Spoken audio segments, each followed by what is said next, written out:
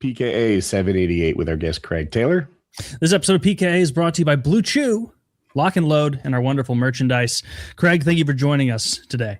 My pleasure. Thanks for having me. So, Chiz gave us just the most wonderful dossier on you, and so many of these things that you've done, I don't peg you just looking at you as having done this. I don't see you. Like if I saw you at the grocery store, I wouldn't think, oh, that guy probably went streaking at a Padres game. I didn't go streaking. I did get arrested for public nudity though. That could almost be worse. What happened? Well, I was the freshman year of college. I wanted to go to a Padres game. My buddies didn't want to go with me. So I'm like, what if I get you dates? And I knew the two girls they were interested in. So I called them up. They said, yeah, sure, let's go. So the five of us went out there. I was the fifth wheel. And game's kind of boring. They had those dashboard protectors where on one side it says Padres. On the other side it said need assistance, send help. And so somebody a few aisles away from me ripped it up to say need ass, send help. So I ran over there. I said, hold it over my butt. And he did. And I dropped my pants and mooned. And the cameraman saw and zoomed. And then and it got on the Jumbotron. And the Jumbotron got on national TV. So a little while later, you're not beating the Chargers. No, you definitely did. Did you give it a spread or just a clean bet? What was that? Did you give it a little spread? No, it was tasteful. It's tasteful. Yeah. And then the security guards come and take me away. Everyone starts booing. I put my arms in the air. I'm like, yeah! They grab my wrists and cuff me behind my back, take me down to the dungeon. And they hold me down there for such a long time that this pre-cell phones. So my friends didn't know what to do. They were just waiting for me out in the parking lot and the game's over. So the two couples ended up making out for the first time. And now both couples are married and 7 kids between the two of them. Wow. And that's all because of you being ballsy and forcing them to come to a Padres game.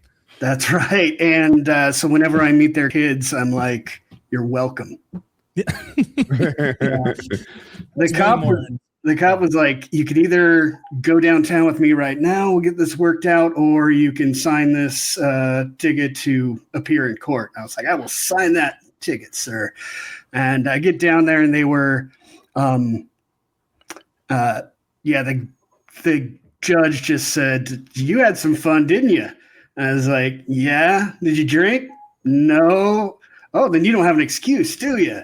Like, damn. That was a real Dumbledore style trick there. Yeah. I would have been like, no, I did not. And he's like, and for that reason, you'll go to jail. That's crazy. I don't even think mooning should be a crime unless you spread. If you spread, that's an aggressive moon. But if it's just an Ace Ventura style silly Billy moon, let's be adults about this. Yeah. Ace Ventura didn't drop trout. Nudity and not his pants. I'm pretty sure he came out of a rhino's ass entirely naked, right?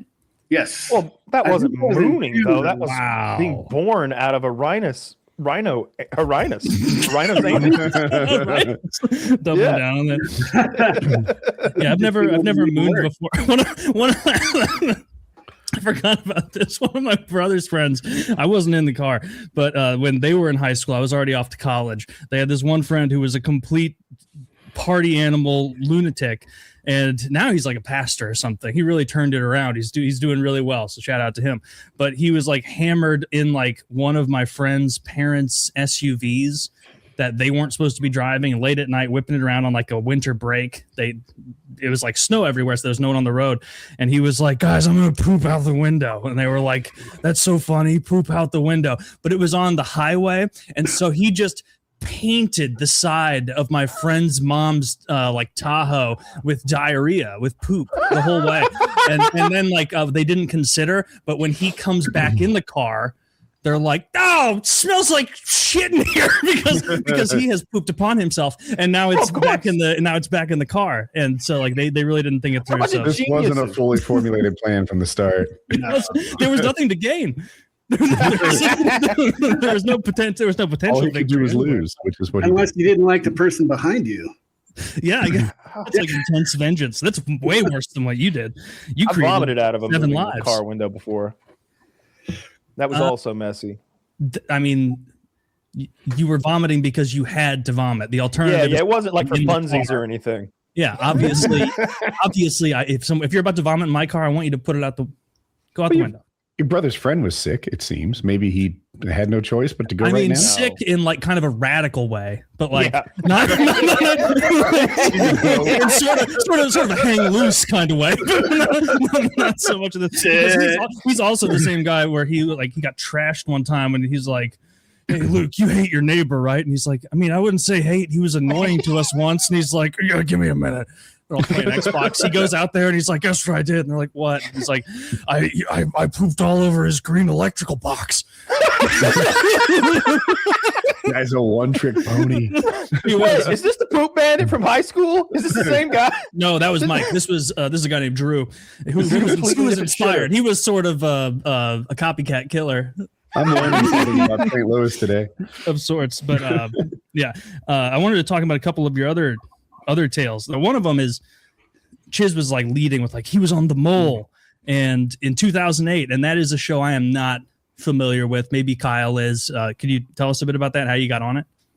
Yeah, sure. I just went to an open audition. The Mole is a kind of like a whodunit style reality show where there's a group of people that travel around, do all these crazy missions, and when they accomplish a mission, they put money into a pot, and the winner is at the end of the show gets that pot of money.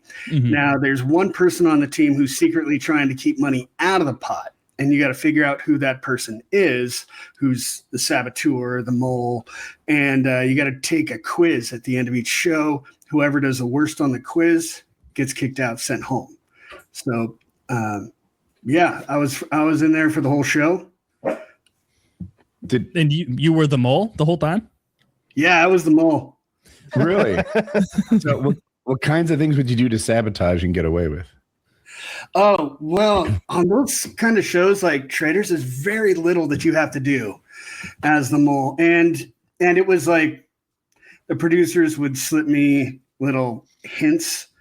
So say our first mission was going over a waterfall in Chile on a raft in the middle of the night, and a huge waterfall. So when we went over, we were attached to a bungee. And the only thing they told me was drop the bag. And so I found out when I got there that I was going to be going over a waterfall, and took my glasses off. I was like, is that it? No. Is that it? Yeah. All right. Kept my eye on there, jumped off, and then the thing like choked me. So I had to hold myself up while I swang to the other end and hit the other side of the cliff. But so I didn't put money in the pot because I dropped the bag because I choked, but I had a good excuse, so nobody thought it was nobody was too mad. No, that was my whole thing. Is I'm gonna try as hard as I can. I'm just going to barely miss putting money in the pot, and people are going to love me for trying so hard and not be mad that I didn't do it. So you were just like, I bet I can Mr. Magoo the next 6 weeks. Exactly. Yeah. And then what was it? I want to know more about this stunt, though. So you rode a raft over a waterfall. Yeah. But then it wasn't survivable, so there was a bungee rigged up that you just bounced on in front of the waterfall? Yeah. Yeah, they had rigged a line going over. The original idea was doing it with a helicopter bungee, but they couldn't get it to work. That's why we didn't do it till the middle of the night. Did anybody back out? Yeah, we'd jump and then pull back up. So they had rigged a line so you would fall down and then slide down the line to the other end, and then there was like an old rickety, rusty metal ladder that went up the cliff that you got you back up. Did anyone back out of the stunt, or everybody did it? No, everybody did it. Yeah, even the little old lady, even the people who were complaining, everybody did it. It was actually a lot of fun. Did you ever have to do something to maintain your mole status that was just like so retarded that beforehand you're like, oh man, I'm really gonna have to play up the bumbling fool thing after this, or they're gonna know? There was a math issue that it was the answer was that it was a Fibonacci sequence, and I wanted them to be able to put money into the pot because the producers were like, hey, pot's low, try to beef it up a little. And so I knew the answers, but I didn't want to take over. So I was feeding the answers to the guy who was putting in the answers, and he comes out of it thinking, I'm some kind of math genius. And I was walking him through it the whole time. Is there a big reveal at the end where you get to kind of come out and do the Kaiser Sose walk and then be normal in front of them and be like, they had like 3 doors as it comes down to the top 3, the mole, the winner, and the runner up. And then, so they revealed us. They revealed, I think, the winner first, which was Mark, and then they revealed me. Then they revealed the runner up. I mean, it seems like you got the best position. Like the most fun position in that game show would be the mole. Yeah. Have you ever seen The Traitors?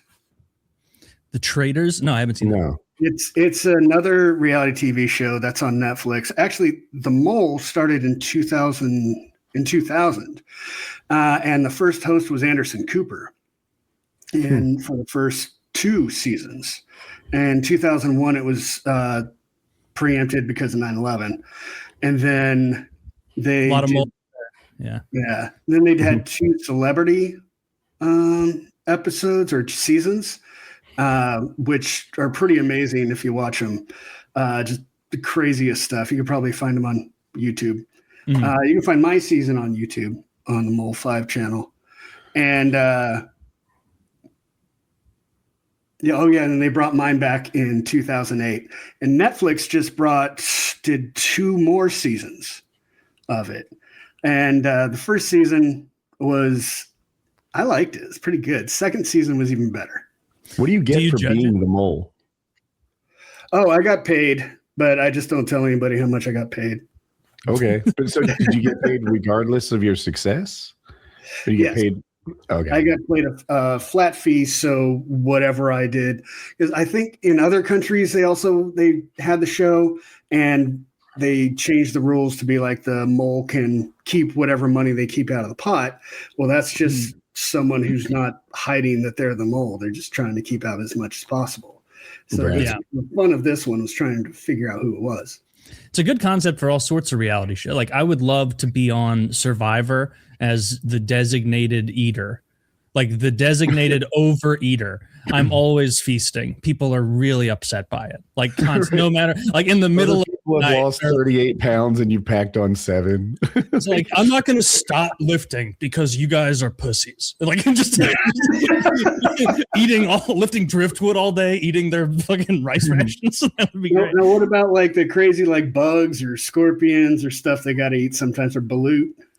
Yeah, the balut I would not do well. Those eggs, it's just such a horrible thing. That's where they almost let the egg become a bird, and then at the last second, they like late term abort it. A duck. Right. A duck. Yeah. I don't like that. Eggs are fine. Feathers and bones and stuff. Yeah, there's still bones in there. I've had friends who have eaten it. They didn't have a good review. No, that was like one guy once who waited too long to harvest eggs and had company over and was like, oh, this is actually, you guys don't even get it. Wait, what? That guy was the ultimate mole. Like, he tricked everybody into eating almost formed ducks out of the eggs. That's very funny. I see also you won a bikini contest, which is shocking to me. That's right. Yeah. Competition. It was with a radio station in San Diego. It was KGB. It was with Dave Shelley and Chainsaw, and they had a guy on the show that was kind of unlucky in love, and they were trying to get him a date, and they're like, okay, we'll have a bikini contest. Winner gets a date with Bromo, this guy on the show, and a date with Bromo, $1,000, and a trip to Hawaii. And of course, I just wanted the $1,000 and the trip to Hawaii. So I entered, and they thought it was funny. So I got in, and it was Dick's Last Resort, and it was by applause. And I think everyone just thought it was hilarious that I was out there. And I did. You had to tell a joke, and instead of telling a joke, I did a Chris Farley motivational speaker impersonation. And yeah. Oh, I ended up dating the girl who was you got the girl. You dated the second place girl. Yeah, I dated the second place girl, and then I had my own contest to see who would go with me to Hawaii. Said whoever I went on a date with, who had the most fun with, I'd take with me to Hawaii. And I did. It was that girl number 2, the second place girl? No. I ended up dating her a little bit later. That's crazy. That's an impressive like art of the dealing a radio show into a vacation and some big titty girl going and hanging out with you. That's all. I'm sure the second place girl wasn't mad because she got to go to Hawaii. Were the other girls in good spirits, or were they kind of peeved? Everyone was true for me. Yeah. I would have held the radio DJ to his word for that date. I mean, a deal's a deal. Free food's free food. Nah, he was pretty pissed off. He just left.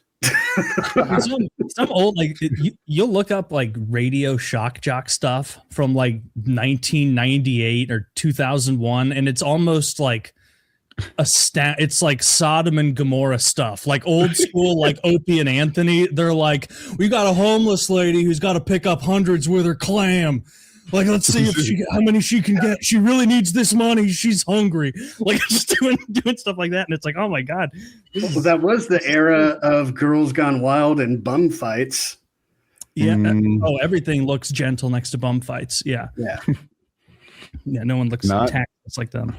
Felon fights. My name for the contest was the Man of 1,000 Camels, because I just got back from a trip to Spain, and this Moroccan man tried to buy me for 1,000 camels. So the name stuck. Now you know your worth. That has to be a lot. That's got to be a lot, right? That's a ton. So a Moroccan man attempted to purchase you. Did he have the camels available? I was at a bar. I was there with a group, and there was this cute blonde next to me who was traveling with me, and she was Australian. I obviously thought that he was talking about her, and then she's like, "No, he wants to buy you." I was like, "Oh, dude, I need at least $1 million." He's like, walks off. So you thought you were about to be very camel rich. If he thought I was worth 6 camels, it would pump my ego. That's 6 camels. That seems substantial. I agree. I know myself. I'm not 1,000 camel man. No. Yeah, well, my friend was in a class, and he had heard the story, and some girl gave a story where she had been offered 2,000 camels. 2,000 camels. My friend was like, "That's a really good deal." She's like, "I know." All right, I'm taking the 2,000 camels. Like I don't know what a camel's worth over there, but went to the ox ranch or whatever. He had a camel, and I was like, "Can I shoot the camel?" And he's like, "Everything's for sale here." And I was like, "How much to shoot the camel?" And I think it was $8,000. Like, you could shoot the camel, you could buy the camel, you beat it to death with a hammer, whatever you wanted to do with it. But $8,000 is what he wanted to get out of that camel. 2,000 camels, that's $16 million. I was wondering what it was. That's crazy. I was thinking it had to be at least $500 at the time, even if they're camels, I mean, even if they're $1 a piece, that's pretty good for one night. I didn't know what it would entail. I didn't get details. I thought this was like he was purchasing you like a slave. Yeah, I think it was a permanent deal. Yeah, that's what. Yeah, I don't think it was a one night. Goddamn minute. So what are you even going to do with 1,000 camels? He's going to be like, "Here's 1,000 camels for your life of slavery. By the way, I own everything you have now." The ultimate switcheroo. 53. Yeah, exactly. Yeah. How many camels for your boyfriend? What the fuck? 53? Is this what Zach is worth? What were the qualifying details? Like Zach is not worth 53 camels. He's tall. He's tall. You can't find guys tall like that. Why is that why are we looking for that? Tall men are worth more. And he's from the fucking expanse. Yeah, he looks like a belter louder over there. He can reach the highest dates on the tree and retrieve them for his new slave master. 53 camels for a date picking belter? No, I want some short little femboy. I like. There's no way I'm buying a man slave. That's. And not everybody likes the same things. No, but over there, they have those T-boys camels. over there. Apparently, they like you. 1,000 camels. Jesus, that's a hefty wage of camels. You think he was talking big? You think he was talking big at the bar? Like, I buy you 10,000 camel, and you're like, camels. Yeah, probably. That's how you brag. Camels where your mouth is. Show me the camels. Yeah, show me the camels. Show me the camels. Show me the camels when you're serious. The giant CAFO of camels you have outside. He just moves aside the drapes right there. My friend. They're all yours. Oh, that's great. I also saw you were big on, this isn't as fun, but the tsunami in Thailand. Did you go there afterward? You poked around, saw what was up? I was there about 2 weeks after it happened, and I stayed for 2 weeks. A friend that I went with stayed for 2 months. It was nuts. Did you go to help, or were you just like horror tourist? Or no, I went to help out. What 130,000 dead people smelled like? Why were you there? He was like, who could use 1,000 camels right now? Actually, they were using elephants. That's even better. Yeah, because they needed to move like parts of buildings and stuff, and didn't have the equipment, so they brought out their elephants and picked up the stuff with their trunks. It was crazy. Gee, the tsunamis are always crazy, and I feel like this doesn't happen as much now, but all the old videos from the tsunamis in like the mid-aughts, before people knew the little signs, like you can see them on YouTube, where like it has that telltale tsunami thing where people are standing on the beach and the water's coming in, and it seems just like a weird weak wave at first, and people are standing around on their primitive phones back then being like, how very strange, I wonder what's going on. And meanwhile, like you look around and like cats are freaking out, running away, like we know what's up. Yeah, that killed 250,000 people. That was crazy. There was nowhere to hide. Yeah, 2004. There was nowhere to go. Graduated. Yeah, that's wild. Like it just wrecked whole cities, seemingly. Was there nowhere to go? It seemed like you could gain altitude like 100 yards inward. I guess it depends on the video you're looking at. And I could be thinking Indonesia. I don't know about the shoreline. Yeah, because most of those people live so close to the shore, right? And they're not in like heavily reinforced structures. Most people there were boats that were deposited over a mile inland. And like big old fishing. Yeah. Well, that doesn't mean it's the highest spot within a mile, though, right? Like, could have gone around the hill. Is it smart to be on a boat? Like if like a big enough boat where you just storm out into it and hope. Yeah, you go straight into it. Yeah, there's video of a boat doing that. I'm not kidding. There's video. Yeah. It's scary. Everybody's like making fun of me. Everybody's freaking. No, the whole bridge crew is freaking out. And he's going straight into it, and they're fucking like going straight into the fucking tsunami wave, and you see everything. He looks at the sky for a minute, and then he's coming down the other side. It's terrifying. That'd be so spooky. Yeah, not as spooky as being on land though. Yeah, I guess I'd rather be in the boat. You know, there's that one Japanese guy, different tsunami. It was the Fukushima event. He's been like looking for his dead wife for like a decade now or something, scuba diving. It's like, dude, what do you think you're gonna find?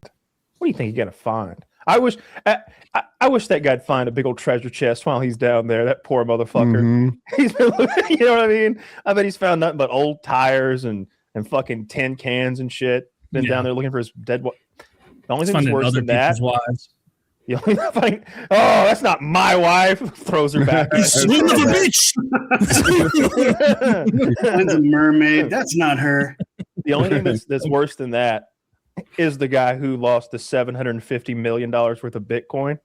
Oh, did you see on Reddit? He just stopped looking. Yeah. It's been a little bit now that he stopped, but I think there was like a whole news article whenever it's about a year now, I think, since he quit looking for it. But basically, Taylor, he he threw away or lost a hard drive that had $750 million worth of Bitcoin on it, and it's in a landfill, and he knows which landfill, but it's one of those like big boy landfills where it's just an ocean of garbage, dozens of feet deep. Not one of those nice landfills. No, it's not some little municipal landfill from some podunk town where it's like, I can get 50 guys out here and give me a week or two and we'll find that. No. Yeah. Right. No. We're all the like already mad in one spot. There.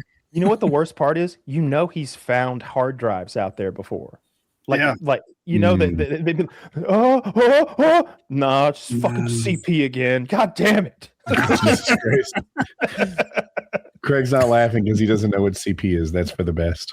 That's true. COD points. It's COD points. It's the currency in Call of Duty. They make you change your dollars into CP so that you feel what did they have you doing when you got to like Turkey or Thailand? Like, was it kind of just you help how you saw fit, or it was a real organization that's like, now you get your ass over there and move this garbage, do this, do that?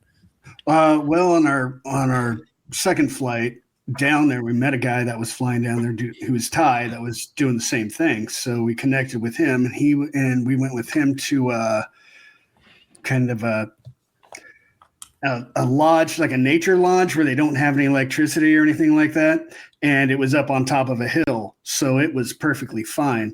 But they were full, so we slept on top of the building, of the main building, and worked with all the people there on the projects that they were working on. First day, we were looking for bodies, and you just follow your nose. Ugh. So you found some?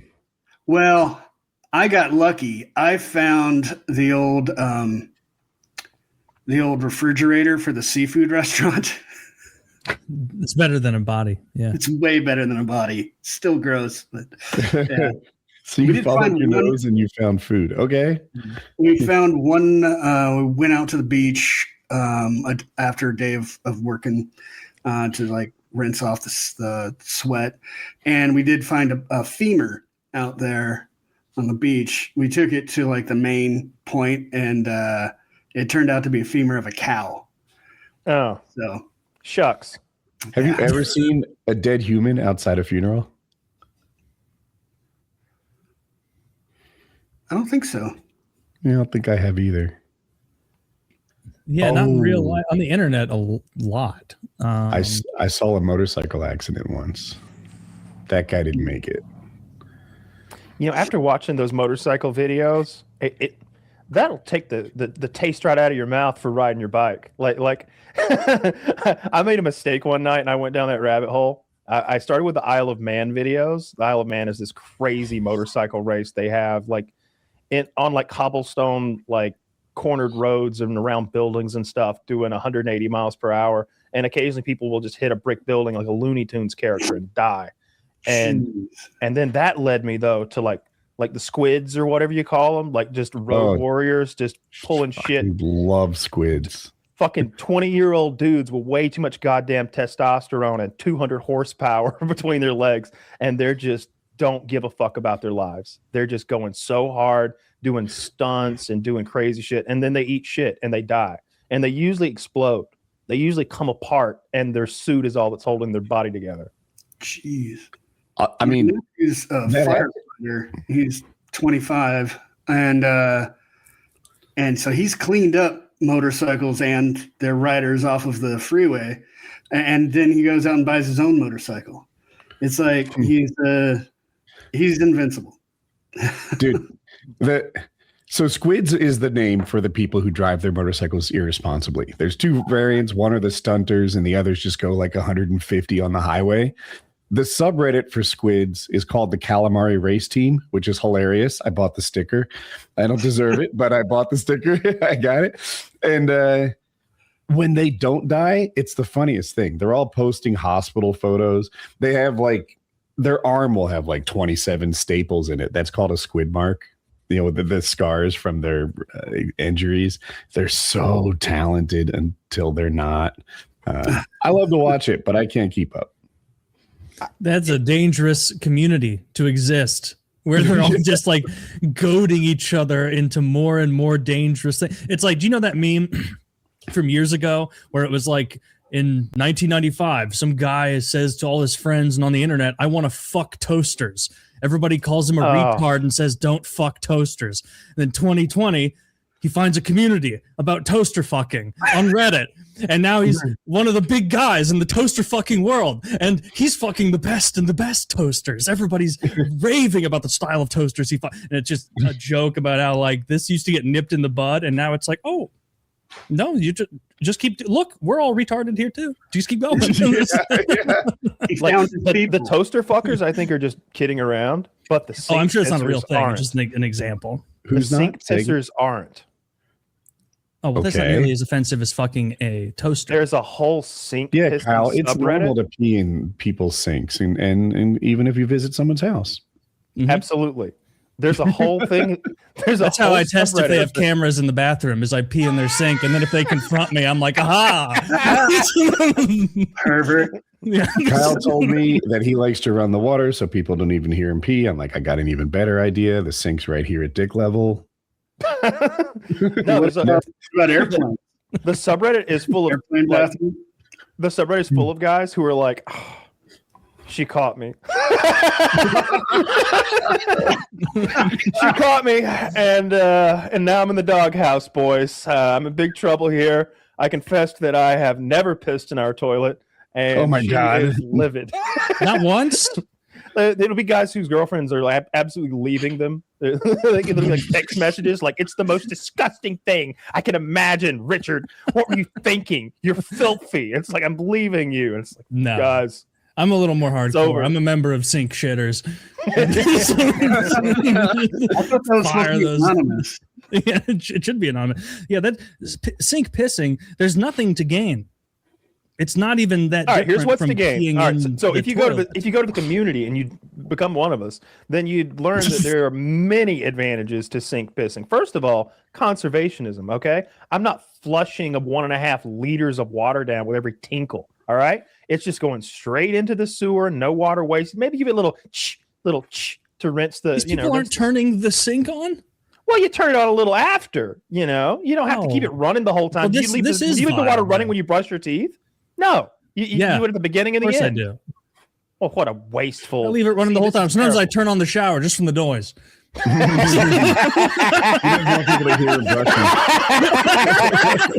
would love to tell that to some African fucker who's drinking dirty puddle water. Oh, I'm not getting in. I'm just here for the sounds. You have the hot water just to be extra wasteful. Shit in it and then use the sound of it to cover it up. Yeah. Kyle, I went to that subreddit. Yeah. I mean, most of these are public sinks. Like you scroll down 6, you've already seen 2 airlines, right? So that's a good third.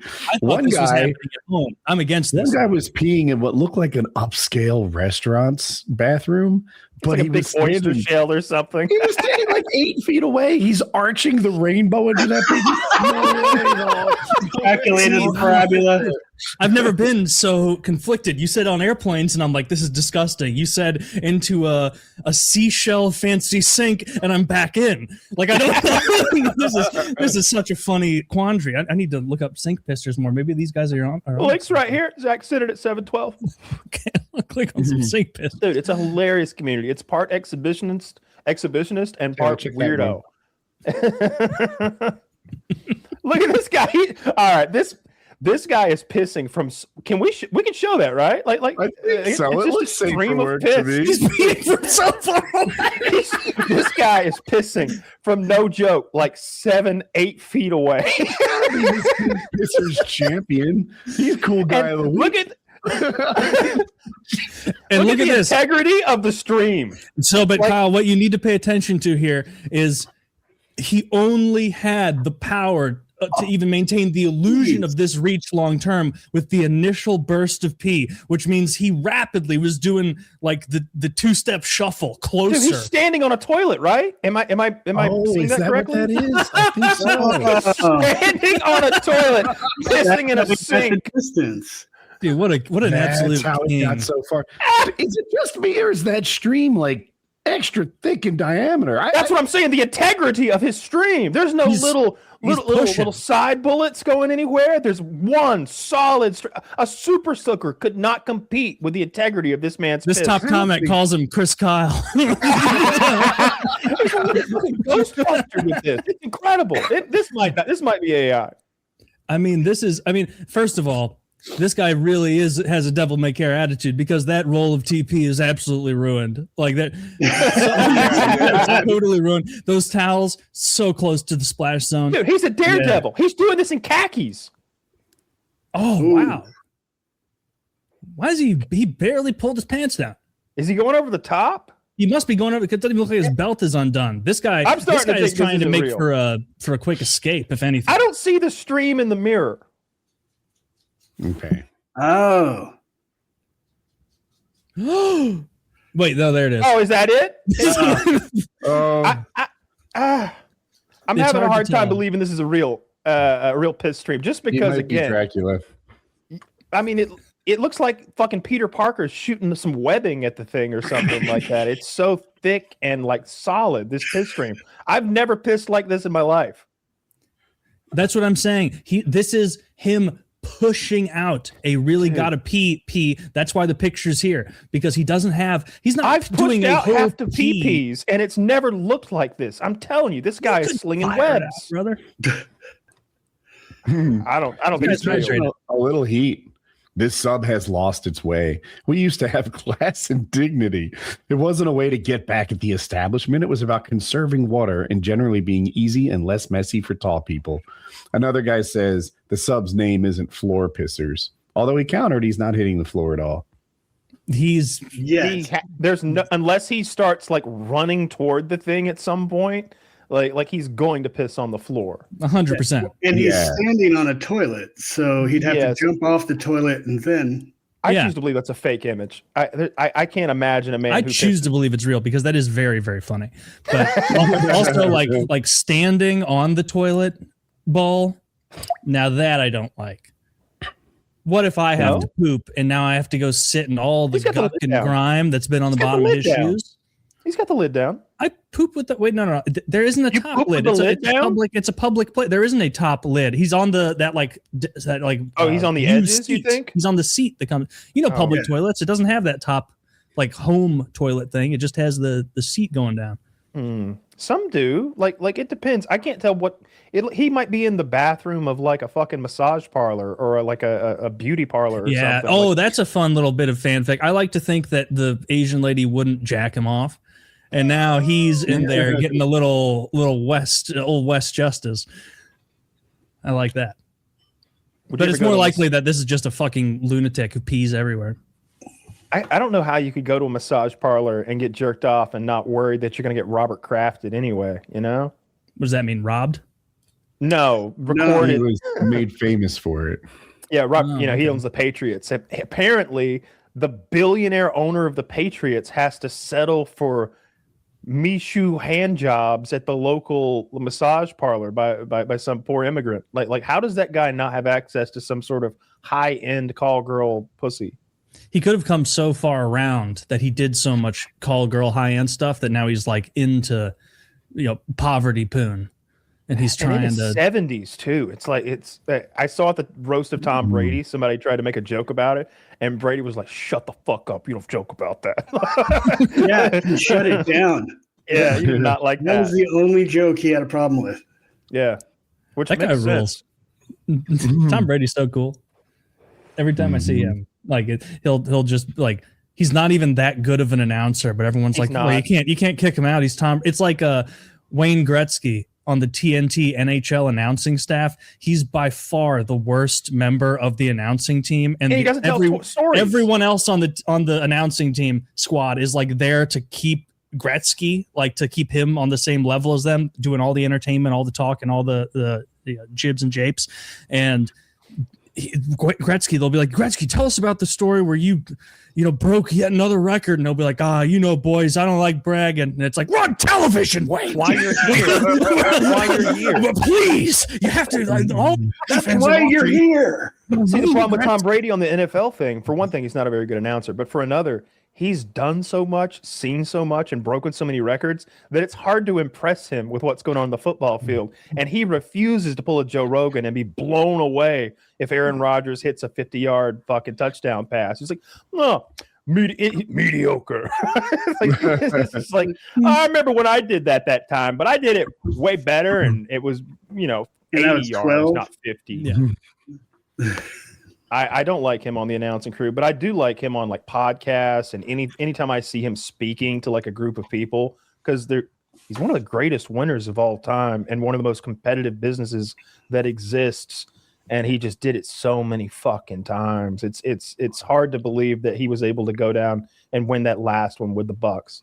That's so crazy. How many Super Bowls does he have? Is it 5 or 6? Six. Is it 7? 6 or I know so many we've lost count. When he does the pictures, he has 2 Patriots and 1 more. Yeah, maybe it's 7. Fucking 7. 02, 04, 05. Oh my god, that's crazy. 02, I was listening to one of his 05. teammates, and I'm gonna mess up the quarter. I'm gonna get the story mostly right, but he had 4 Super Bowls at the time, and they were like going for it, and he had the on his calendar like the location of the Super Bowl, and they're working out in the preseason. It hasn't even started yet, and he's like, oh, this is dope. Like he's got whatever, like New Orleans, February something, and he's like, yeah, we get that one. You pass Theismann or whoever had 4. And he goes, Bradshaw what? Maybe has 4. Maybe it's Bradshaw. He's like, I'm not going for Bradshaw. I'm going for Jordan. And it was like, oh, fuck. Jordan had 6. Yeah, he wasn't setting his eyes on being the best football player. He got it. That last one is so impressive. He's like 41 years old on away from Belichick, away from the Patriot system, and he does it again. That's that stuff that takes away all the counter arguments that would have been thrown at him had he not won that. Yeah, like if he doesn't win that, went to UNC and proved what he can do without Brady. There you go. I mean, Belichick's pussy crazy down there. You've seen that 25-year-old girlfriend he's got running his social media or whatever. That's a whole other pickle. But he's just having a good time now. He's surrounded by women in their early 20s at UNC. I like that. Apparently, I like hearing you say that Brady is like unimpressed with that shit, because I'm obviously Brady, the GOAT of the NFL. Gretzky's records make Brady's look very attainable in comparison. And how many championships does he have? Did he just get outscored? 5. He just had his first major record broken by Alex Ovechkin, and I wanted him to like show a little emotion as far as like, this is a little disappointing, like just something that shows you he was a competitor. But he had the perspective of like he gave Ovechkin a big gift, and he was like, that's so wonderful. Sometimes it's fun to see some of these records broken, because to him it's such a who cares. Like if he played his career wanting to have the most goals of all time, Ovechkin wouldn't have a prayer. He never would have gotten close to it. Gretzky had entire seasons where he was like, I'm going to be an assist guy. I'm going to get 250 assists with 45 goals. And then the next season he'd be like, I'm going to be a goal guy. I'm going to score more goals than I've ever been scored in a season. I'm going to score 893 goals. Like he would just do that. And he just wanted, but he's just only 5 championships though, huh? All of his skill points. How old was he when he retired? I don't know. I think like 40-ish, maybe a little under 40. Not very impressive. I mean, he ended his career the same way that like when I'm playing an NHL be a pro career, eventually I have every record where it's like I've scored more goals than anyone ever. Is it the same number of games? 82 back through the for like because the NFL has been adding more and more games. They're adding another game next year. They're going to an 18-game season. Do the players like that, or are they? Why would I can't imagine the players like it, because it's not like their salaries are going up proportionally. And I don't know how that affects guys who have like bonused or who have like stats based bonuses. Like if you have something in your contract that says, if I, run for X amount of yards in a season, I get X amount of money or something like that. And they add another game. How does it affect your contract? I don't know how that would work, but anyway, they're adding another game. When there's a shootout goal, does that count as a goal? No. Shootout goals don't count. No, and that's a good thing. That would be so fucking cheesy It would change the way records are. Maybe a lot of people would break it, and there'd be asterisks. Yeah, there will be like they have their own shootout stats where people like TJ Oshie. You guys remember? And what was that, Sochi in like 2014 or whatever? Dude, where shot like 6 times. Yeah, in the Olympics, you're allowed to just use the Kyle. You probably knew this story, Craig. I'm not sure if you're a hockey guy, but when we were taking on Russia or whoever it was, you're allowed to just use the same guy over and over in the shootout if you want. And we had TJ Oshie. Or was it not Russia? Was it Finland? I think what it is you have to use 3 people. And then once you can use anyone. And once you've used 3. So TJ went first and then 2 other guys. If I have it right, I think I do. And then he just went again and again and again and again and again. And he couldn't be stopped. It was great. He was still on the Blues at the time. That was very very fun. Did he win a cup with you guys? No, he went to Washington and won a cup there, but then we ended up getting one anyway, so it was okay. I wanted to talk a little about you're hyper into Star Trek, and this isn't my area of expertise, but Woody and Kyle are like encyclopedic level of Star Trek, and I see you've watched 850 hours. You've watched everything. Yeah, I've watched every Star Trek title. In chronological order, which isn't, they have some series out that came out in the 2000s or recently that are actually in timeline before the original. Been a long road. So from there to here. How's the Academy stuff? that is the worst song for the intro of a Star Trek series. It's so bizarre. That's a Star Trek song? All the other Star Treks like come on and then it's like space, the final frontier. These are the voyages of the blah blah blah. And then you get some bum bum bum bum bum or whatever. You get this orchestra, you get this beautiful sort of let's go and explore and get pumped up to like do the good kind of music. And then Star Trek Enterprise comes out in the early aughts and it's like it's been a long road. It's like angsty pop song. That's gay. Yeah. Well, it's because they're going from like old sailing ships Enterprise to metal ships Enterprise to spaceships Enterprise. So you get the idea behind it, but it's still lame. Have you watched the Academy stuff? How is it? If so, I have. I don't think the Academy. I think it starts February 7th. I'm not sure on that though. You say it's out, Kyle? I've only seen like little snippets of people complaining that the cast is too diverse. And I'm like, do you watch Star Trek at all? They've been I do. The cast is too diverse since the 60s. They didn't want any white men in this one. No white. Like even you look on the fucking cover art and it's like brown woman, brown woman, brown woman, white woman, brown woman. Does the Klingon count as a black person or a white person? I don't know. And like the Klingons are like goofy and silly. Starfleet Academy is like the Navy fucking SEALs of the future. All right, this is the Space Navy. The people who are going here are like the best and brightest. These are the guys who are simultaneously going to like killing it. A lot of them were MIT fat in the pictures. I saw. In what? In the little like preview pictures I saw Star Trek fans mad at, a lot of the people in like the head captain room or whatever were overweight, which is not something I would picture with. You're probably just thinking of Paul Giamatti, like he's in it, and he's an old chubby man. There was some fat lady too.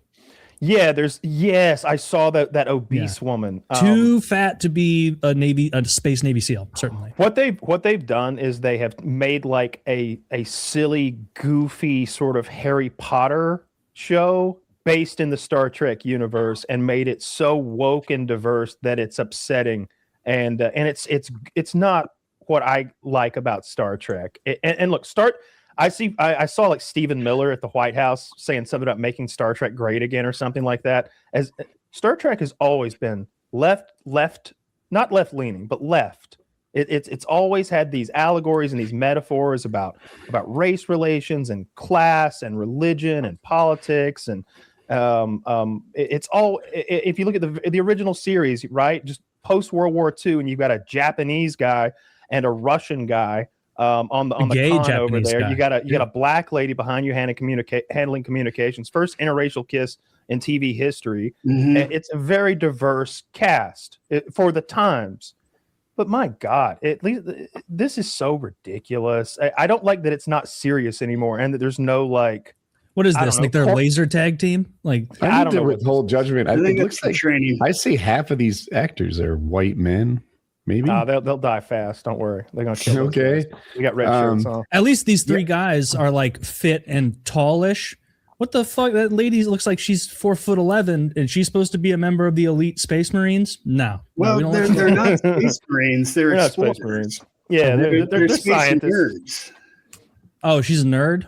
Okay. Yeah, as long as we're not pretending she's like a good fighter, then I don't really care. I'm told this has like teen high school drama vibes to it, but I haven't seen it, and it's too light. I haven't seen it. I don't know if it's to this or to that. We'll watch. I like Strange New Worlds a lot, and it's a lot of people who are like Star Trek purists don't like that one. To me, cartoon one, right? Like what the original series would have been like had they had the budget.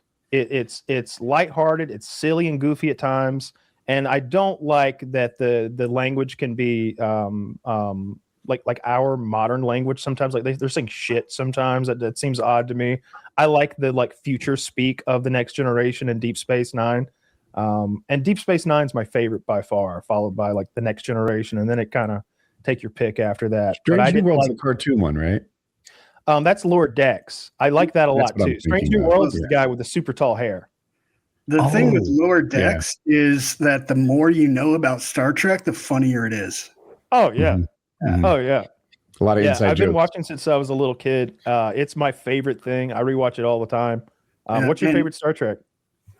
Well, like you just said, the Deep Space Nine. I didn't watch it when it first came out, but I was a Next Generation guy. Same. And the Ferengi. I mean, you get like this whole society based on pure unbridled capitalism. Instead of a constitution, they have the laws of acquisition and all that stuff. And so you're not supposed to like them, but in Deep Space Nine, they get like 2 or 3 main characters in there that like change your mind. You're like, oh, there is more to these guys than. So you probably know this, but Armin Shimmerman, the guy who plays Quark, like the main bar-owning Ferengi in Deep Space Nine, he was one of those original laser whip Ferengi in the Next Generation episode back. I didn't know that. And he was so embarrassed by that portrayal of the Ferengi. They were being introduced in this new Star Trek show as the big bad. You know, we'd made peace with the Klingons since the original series. You know, it's been like 90 years or something.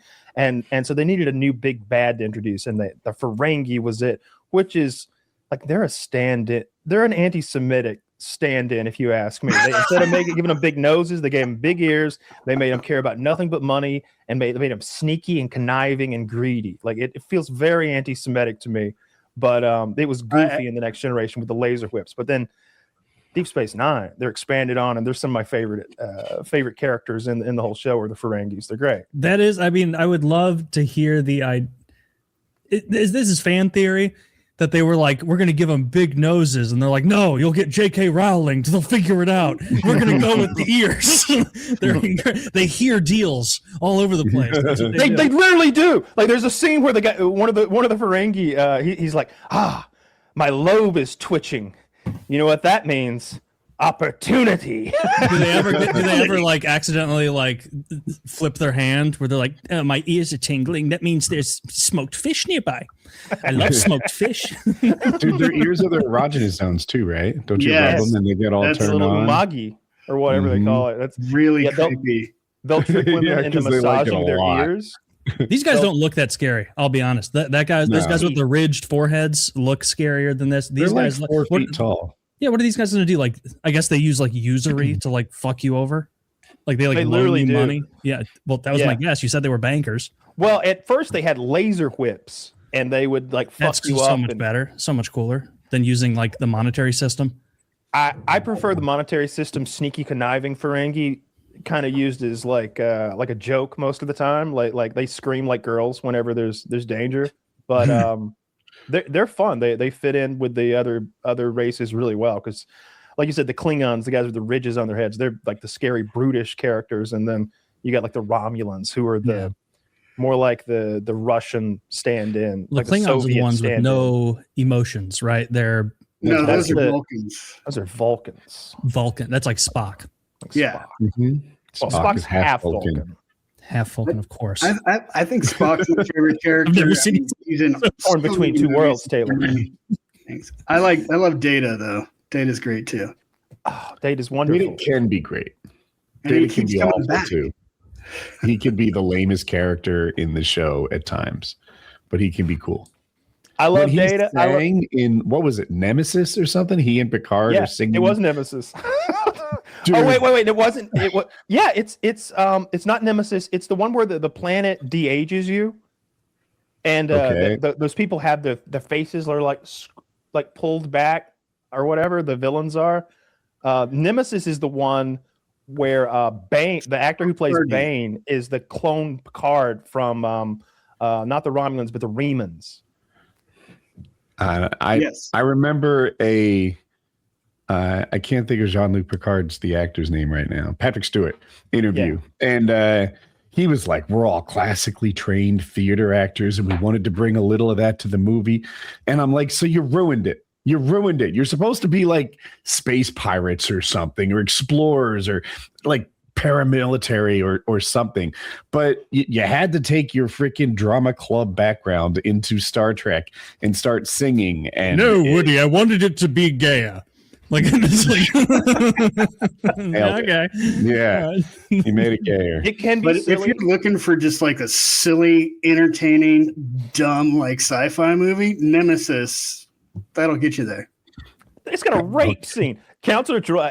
So I don't like Counselor Troy. I think she's a stupid character and she's unnecessary. And there's no reason for her to be on the goddamn bridge because her psychic powers are just vague. Like I could stand there and be like, oh, I think he might be hiding something, Captain. Of course he's hiding something. Of course he is. Everyone is. You just these vague like fucking hints that she gives. Get her off the bridge. She got raped in like every movie and like one of the episodes of the TV show. Always getting raped. Get psychically raped, physically raped, rape attempts. Everybody's always after her. She's not even the hot one. It's pretty bad. What's funny though is she's the only one who dresses like back in the 90s, a woman would get raped and they'd be like, well, what were you wearing? Like that was 30 years ago. Deanna Troi, like, I don't know, form hugging, breast out cleavage uniform every time. And like you said, she's not the hot one, but she's the slutty one. You're telling me they went back to the well of this same character being raped over and over and over? At least twice, maybe 3 times. Yeah. That's just lazy. Well, there's what do you call it? Because she's only half of what she is. Betazoid. So she doesn't have all the head powers. So she gets like psychically raped by another Betazoid. Yeah. Her mom is like the queen of Star Trek. She married Roddenberry. She played Nurse Carter on the original one, and she does all the voiceovers for the computer. Yep. Yeah, so I think she's the biggest unknown Star Trek star. Yeah, Loxana Troi. That one of the most annoying characters ever in the show. I hate her episodes. Is this Data guy a robot? Why is he all pale? He's an android. Yeah, he's an android. Kyle, he's like she was raped. I said 2, but maybe 3, and I would lean toward 3. So I went to ChatGPT, and first off, it chastised me for saying there's no one of that name. Don't spread misinformation and stuff. And I'm like, she's a character in Star Trek, and they're like, oh, that Deanna Troi 4 times. Once in season 2, episode 1, season 6, episode 3, season 5, episode 12. And then in Nemesis, season 4, episode 3, I guess. Yeah. So she also got raped in a movie called I think a Death Wish movie. She gets raped in that too. Like, could you confirm that for me? Typecast. Ask ChatGPT if she was raped in any other films or things, because I'm positive she gets raped in like either, I think it's a Death Wish movie, probably Death Wish 2 or 3. 2. I'm gonna guess 2. All right. This is so funny. I asked the same thing. I said, how many times was Deanna Troi raped in Star Trek? And Grok was like, he just gave me a dissertation where he's like, at least 3. There's other times you could make an argument, but there's 3 very distinct moments. Yeah, sometimes it's implied. Yeah, it's that was weird. The Star Trek you're thinking of, Woody, where they start singing is Star Trek Insurrection. I had to look it up. I can't remember that one. That's right. I don't really like the Star Trek movies very much. The TNG movies. Those two, yes, are the one worst in the whole series, but also fun. The new ones, everyone says they're bad, that they're lame or whatever. I'm here for it. I absolutely love the Star Trek. At one point, they're like, who has hand-to-hand combat skills and base jumping? And like two guys raise their hand. Star Trek's just like that all the time. Like there's one where they need like marksmanship and motocross and some other skills to and piloting to get out of a jam. They blast sabotage, classical. Yeah. I like those movies as movies. I just wish they weren't about Star Trek. I wish it was just some spacemen in a spaceship, and it didn't need to be Spock and Kirk and and all that. Especially like the later ones, like in Into Darkness, they basically rip off Wrath of Khan, and but they reverse the roles of Kirk and Spock, and they have Spock, the emotionless half Vulcan, scream Khan, and then like solve the problem with fisticuffs. Like he literally like rage beating Khan down, and it's like this doesn't really feel like the Star Trek I know. Like if it was just like if it wasn't Spock, if it was Spam and Kevin, and they were and Spam was mad that Kevin had died and he was beating up Pete, I'd be like, that's fucking badass. See how he screamed? But like you're just ripping off like the best ever Star Trek movie, and you're doing it poorly, and it doesn't make any sense. Like I don't. Wrath of Khan was the best. I love Wrath of Khan. Let me develop this question. It takes a second. In professional boxing, they always get me, right? They bring up the hype and I'm thinking I'm going to watch some great sporting event. So two ruthless modern day gladiators. And then the boxing match actually happens and it looks like a pillow fight and no one goes down. And it's 12 rounds of hugging and defense and it sucks until I forget that and fall for it again. Back on topic. For Star Wars, are you ready to be disappointed again? Has enough time passed? No? Because I'm getting there. I'll never watch another Star Wars movie. Really? No, they're making a Rey series. Do you know that's what they're doing now? Is they're making a Rey movie? They're going to try to do 3 more Rey movies. I thought she was largely disliked.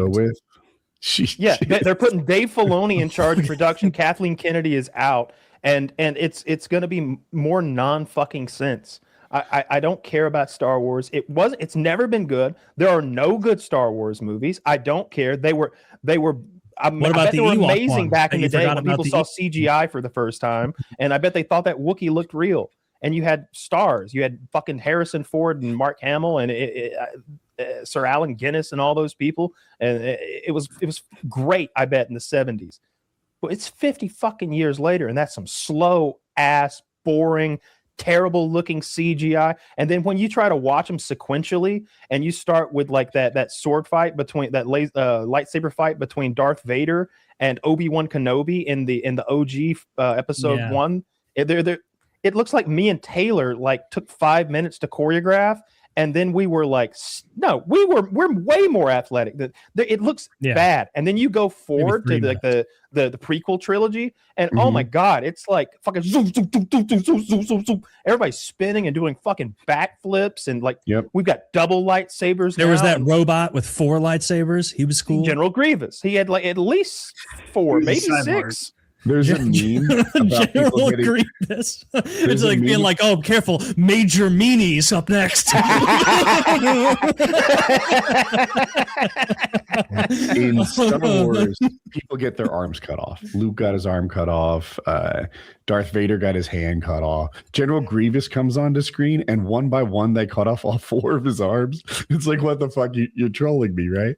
Dude, I was like 10 watching that, 11, 12, whatever one in the order that was watching it, and I was like upset that Grievous didn't get more done. I knew he was a bad guy, but in my head I thought he was so sick, so cool. The same way Darth Maul. I was like, Darth Maul plays for fucking keeps. This guy's gonna hammer you, and then he didn't, and I was a little. They brought him back. Well, yeah, he comes back in an animated series. Yeah, Oh, it's even very after good. he fell down that pit. Clone So Wars. Yeah. his hatred and his force will kept him alive and sustained him, and they built a new lower body for him. That And was then, like spider legs. yeah, And he went then- insane, like more beast than man.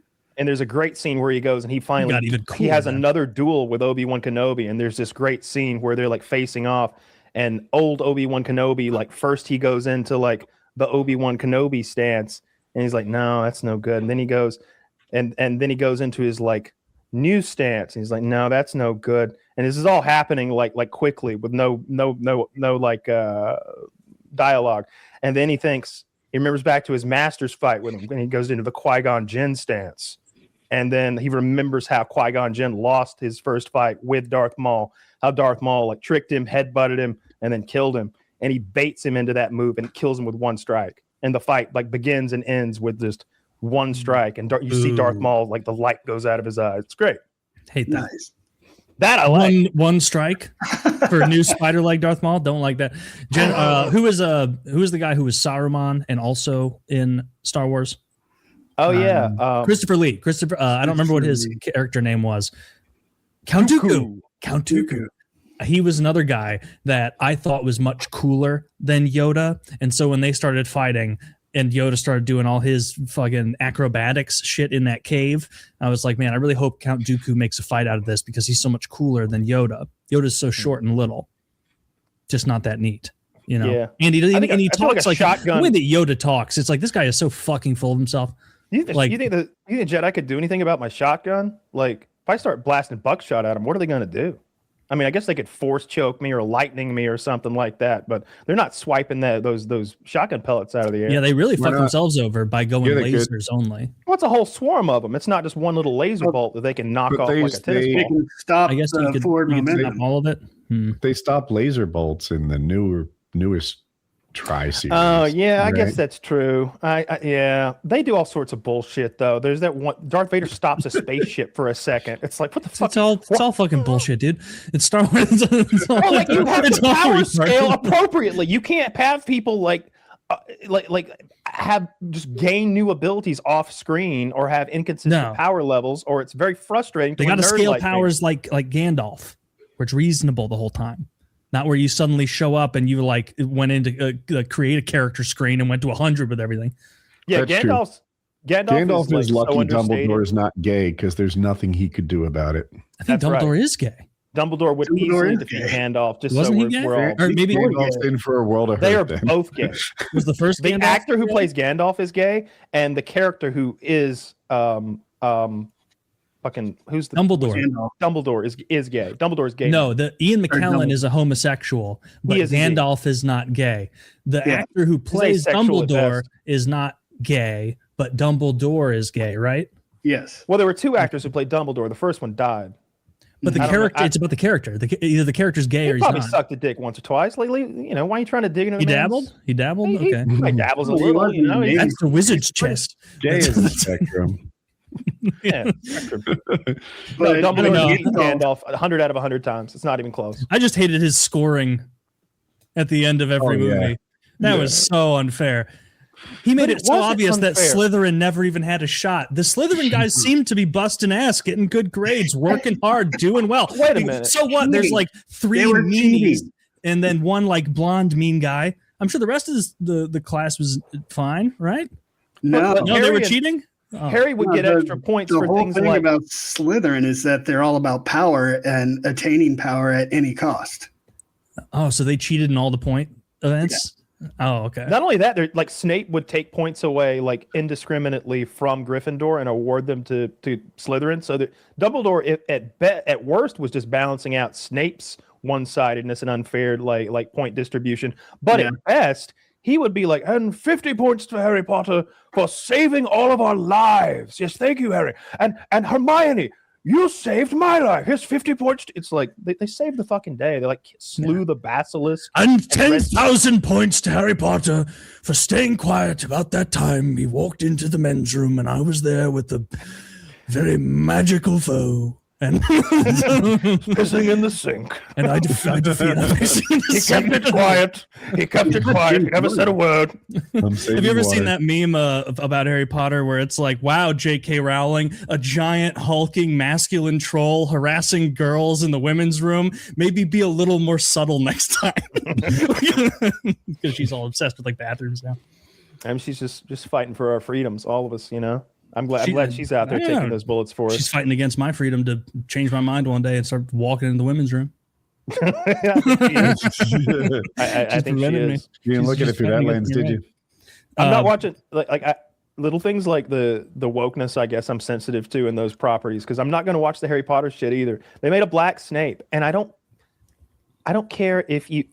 It would make a lot of sense if the school was more diverse. Because in the books, it's not very diverse, except for Cho Chang, the one Chinese girl, and then like 3 black kids. And it's like, I think there's more like black kids in the UK than this. And that Irish kid who like always blows himself Seamus. up.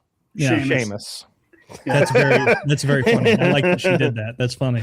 Yeah, there's a lot of that going on. But like, you can't make Snape black because his race kind of plays into his character a little bit, you know, and oh, he's not human? His race? No, he's a white man. Oh, yeah, okay. He's very pale with greasy hair, and that's what they pick on him for. His paleness and his greasy hair. That and he's poor and like underprivileged and I think slightly inbred maybe, but it's been a while since I've read the books. He does talk a little fucked up. He does. It's like it takes him a long time to think what he's going to say next. Oh, Harry, I'm horny for your dead mom. And it's like, stop it. The hell out of here. You have your mother's eyes and her ass. It's like, you're my teacher. And also, like, I didn't know that the way Harry Potter worked, the way Hogwarts worked, is that you basically had, like, I guess, 15 Roger Goodells that could take and give points willy-nilly to the side. Sure. And so, okay, then you're right. I guess Slytherin must have been cheating. What about Hufflepuff? Hufflepuff always seems like they're getting, like, nobody's given them any credence, or is that kind of like an unspoken, like, these are kind of the lowest tier of the gang? Now, Hufflepuffs are like the nature kids. Ravenclaw are the book kids, like the nerds. Hufflepuffs and natures. Okay. I would have been Gryffindor as hell, dude. Yeah, I'm a Gryffindor. What are the Gryffindors? Being sick. Bravery. Bravery. Well, then never mind. No, I don't know. Dude, I'd be all about that Slytherin life. First of all, the Slytherin, no mudbloods allowed. All right, no halvesies. Okay, we're pure over here. That's like an SEC program. Yes, you know, they're losers. Yeah, they're only taking the 5-star recruits. Okay, I like that. Gryffindor. Yes, they never win. They are an SEC team. Yeah. They say no mudbloods, but Snape was a mudblood. He was a half-blood prince. Yeah, you're right. Maybe that's why he's self-conscious about it. But that's not a mudblood, I don't think. I think the mudbloods are like Muggleborns.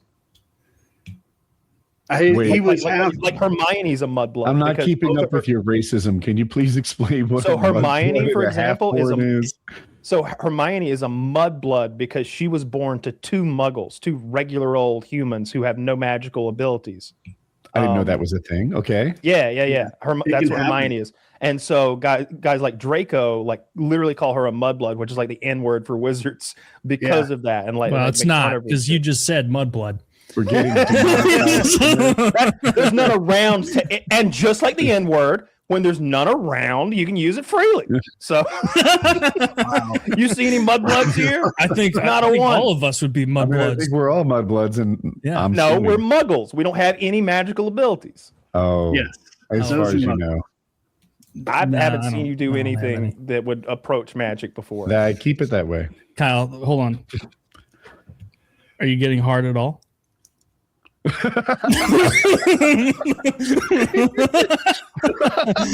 Oh no, but I shit myself. Is that Blue Chew? That'd be my I did take my Blue Chew today. Oh, there you go. Yeah. We got to work on the flavor consistency. I know it's not supposed to be a tasty treat or anything, but sometimes they're like crazy sour. They're too sour, man. I'm sensitive to sour candies, so I like sour. Sometimes I swallow it like a pill. Sometimes, I'm worried if drink it with water. We'll see. Like I wonder, because of the stuff I learned from steroids, if it's better to like chew it up and leave it like in my mouth for a while to absorb it sublingually and avoid the liver, and maybe like you get more of a kick from it. But I just know that's true with certain other compounds. I don't know about the tadalafil. Speaking of compounds, you were drugged twice overseas, and one of those times you were mugged. I'd love to hear about those instances. Well, I was drugged twice. Mugged was a separate incident. Oh, okay. Yeah. One, when I was drugged was when I was coming back from Thailand. I had a layover in Bangkok. And so I just hired a car to drive me around, show me the sights, and take me out to dinner for the night. And then after the meal, I start passing out in the back of the car, and I realized I'd been drugged. So I just got all big and mean and told them to started yelling at everybody to take me back to the hotel. Yeah. And then they tried to raise the price on me. Yeah. Yeah. With like, and you're like about to pass out at the time? The pass out price. So I didn't get up to my room, and I barricaded the door and stayed in for the rest of the night. Did they get you? Did you like just go, you know what? I'll pay their exorbitant, ridiculous price. I just got to get away from these people. No, I just gave them what we agreed upon and walked away. Did you figure out what the drug was? Did you say it? No, I don't know what it was. Okay. The other time was in Spain, and I was at a bar at a club, and I think they just gave me the wrong drink, or maybe they just wanted to see what the American would do when he was drugged. And yeah, I was like passing out down there, and then I rallied. I'm just too big for it to work. Had nothing on me. They gave you a 115-pound girl's dose of roofies. Yeah. You just got for a little bit. Yeah. I mean, that GHB stuff, that's what roofies are. That's no joke.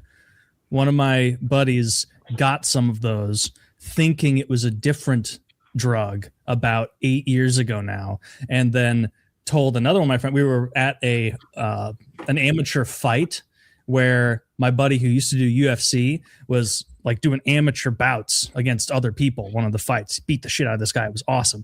And all of us there in our friend group were there to support him. And almost everyone was just drinking. And like, obviously, like, you know, probably taking some edibles or something, eating some weed. And my buddy who had the hard drugs was like, I got this really good stuff. He's like, yeah, I just put a couple drops in your drink. And it's like, I think he was saying it was like Xanax, like liquid Xanax or something. And my other buddy was a big fan of Xanax and was like, drop some in here. Turns out that he had been sold not Xanax, but GHB, which is roofies. And so my buddy, who at the time was almost 400 pounds, got like dosed at this fight. And within a few minutes was like falling asleep. And then we had to get him home. And so me and my other friend had to carry this behemoth like downstairs out into like he was big enough at that time. He's lost much weight now, so this is cool to say. We moved him down, and like when we got him into the car, it was something where it was like, all right, we got kind of it was like putting something in the back of a too small car from Home Depot, where I was like, we got him mostly in. You know, I bet if we just lean on the door, we can get, he's gonna have a bruise on his foot there. Just put him in there, close the door. He was heavy enough that like the whole back quarter of the car sagged. And then he got out of there. He didn't get raped or anything. We didn't touch him. But no, that was very, very funny. Yeah, the next morning, I think your friend might be a rapist, though. I don't know if he accidentally bought GHB. You know what I think? Mm-hmm. I think in one pocket he had his date rape drug for later on in the evening, and in the left pocket he had his liquid Valium for the boys or whatever, and he got them all mixed up. I never even considered this. Yeah, all I know is I know that GHB is used as a recreational drug by some people, but I bet you got to be careful. Teensy little amount. Too much again. Too much again. Straight to bed. Yeah, that's a scary drug. I know a girl who went out on a date with a guy, and he drugged himself because he wanted the feeling of being drunk, but he didn't want the calories because he was really fit. So he turned out to be a male prostitute. I mean, that's just, min-maxing. He's doing his best. Yeah. I wonder what he drugged himself with. Do you know? No. If he was trying to feel drunk, it would have had to be a benzo or I would guess a benzo. Like that's what that is. Okay. A Xanax or Klonopin, something like that. Xanax and Klonopin are kinds of benzos? Kinds of benzos, yep. Anti-anxiety. It's going to make you feel like muscle relaxants, very intense. Very relaxed and numbed out, very chill. Cannot mix those with alcohol or you will die. Yeah, you gotta be careful when you mix them with alcohol. Yeah, that's how a lot of celebrities die. What was that? Isn't that what happened to Whitney Houston? Well, she was in the bathtub. I think that exacerbated things. But yeah, I think she was mixing like wine with benzos and then passed out and drowned. Yeah, Matthew Perry was ketamine, but I think he was in a hot tub or something. Did he drown? Hot tub ketamine, which must feel amazing. Like yes. Like put a harness on, like keep your or have like a fucking lifeguard with you, like bring somebody along for the ride. Don't just. Yeah, that's sad. Like doing ketamine in a hot tub by yourself. That's a friend's activity. Wasn't even a good actor. Well, I only saw him in Friends, and I didn't like Friends. So I've been a bunch of movies. He sucked. He's the voice of like Benny or somebody like that in Fallout New Vegas, though. That's the only thing. Wow! Now that you say it, I feel like he played the same role no matter how it no matter the situation. Yeah, he just played it. I hope it rains on your wedding.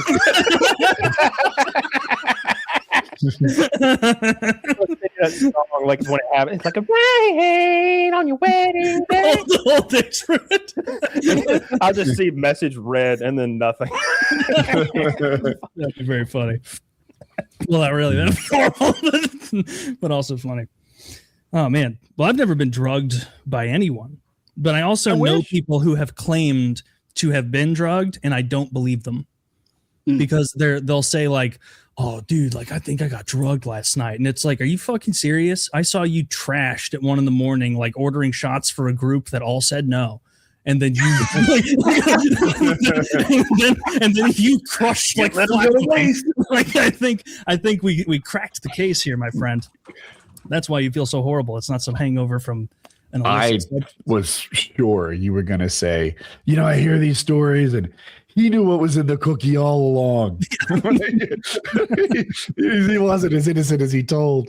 That's like a very low tier overdose thing, but that is a shitty moment when you eat a giant edible that someone made at home and you realize when it starts to hit that it was stronger than they told you, and they almost thought they were doing you a favor by being like, look, it's even more than you thought. And it's like, well, but now I'm almost scared. Like now I'm imagining all the most horrible possibilities in life and things that could happen. I don't understand the homemade edible target. Like you're telling me I meant to have a 16th of a brownie? Homeboy doesn't eat brownies by the 16ths over here. Fuck you with that. All right. You make an entire brownie the proper dose. That's like my dream. Wait, go ahead. What was that? I said that's what got me stoned for 26 hours once. Yeah, too big of a brownie. What I cut it in fourths. Was it brownie? But it was like a medical. It was from a medical dispensary in California back when you had to have a medical card, and I was not. I didn't have much knowledge, and it wasn't well regulated back then.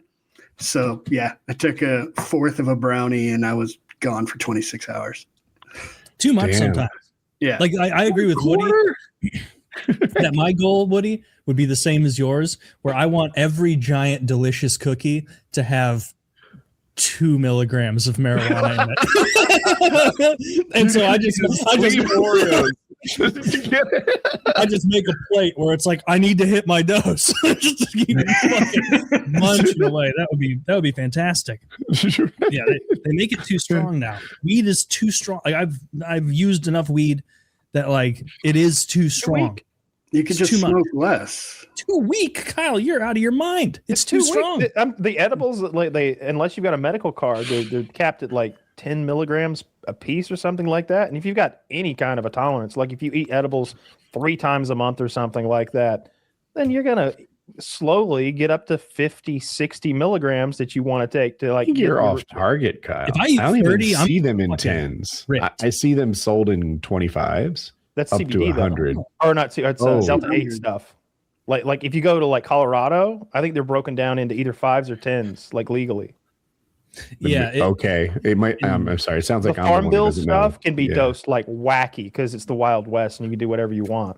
You're right. So all the dispensaries here have the standard 10, or you can go lower to 5, and they even have like 2 milligram mints. And so they'll do like full cookies, like a big chocolate chip cookie or a full Rice Krispie treat, and it's only 10 milligrams. And if you need 75 milligrams to get good and high before you go get in the hot tub or go fucking for a long drive or whatever you're about to do, then it's like, that's so much to eat. Like I can remember being in Colorado and just being like, they're not even good.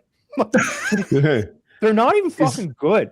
Is there a Delta 8 to real pot exchange ratio, like currency, where or like if I'm like, usually a 25 gets me where I want to go, do I need a 2, a 10? 10. Probably a 10. Yeah, but 25 10 is about as low as you go. 10, even for a new person, is gonna like not be overpowering, especially for a grown man. You're gonna feel stoned, you're gonna feel weird. You shouldn't drive, but you're not gonna get scared on 10 the first time. Yeah, you might. That's the thing with pot. People don't seem to look at how big you are very much. With alcohol, everyone does. They see a guy who weighs 270 and they know that that's different than a girl who weighs 117, right? Everyone just acknowledges that. In pot, they don't seem to do that much. Yeah, I think it's partially because it's such a crapshoot with the dosing anyway. Like I know they lab test stuff that's medical, and I suppose they get the dosage right, but I just don't believe that it's always going to be 100% consistent. I don't know if there's a way to test that in an edible, like accurately, even the same way that you could test, say, the consistency and the potency of like what I'm smoking here, like this goo in here. You could take a sample of it's all homogeneous, but with a brownie, who's to say if there's a little more oil in this part of the brownie than that part of the brownie, or if this bit of oil was more potent, or if this got too hot over here and the cannabinoids got all like vaporized out because it was near the back of the oven, and this one's going to be, you know what I mean? There's a lot of variables. I've had thoughts like some nights a 25 like hits hard and other nights it doesn't. And I'm like, is it something I did? Maybe I was better fed one night, or is it a concoction that wasn't well stirred? I bet that's what it is. Yeah. Like sometimes you're getting a bit of a hot shot and you're like, ooh, oh boy. And then other times not quite as much. At least the ones I get from the legal dispensary here in Missouri, they're all the 10s are consistent, at least. So like if I take a 10, I know exactly what to expect. If I take 2 10s, 3 10s, whatever. And that's about where I cap out. Like 30 milligrams, I'm very, very high because I've kind of gone down over the years because it's just getting scared level high like Kyle likes to do. That just does not appeal to me anymore. I don't like to get scared. I like to get to the point where a normal man would be scared. But not you, because you're a gladiator. You're a Titan. I've been there so many times before. I'm like that Alex Honnold guy who like free solos mountains. Yeah, I'm afraid, but I've been here before and I've mastered those fears. I do the same thing. Like by scared, I just mean an unpleasant high.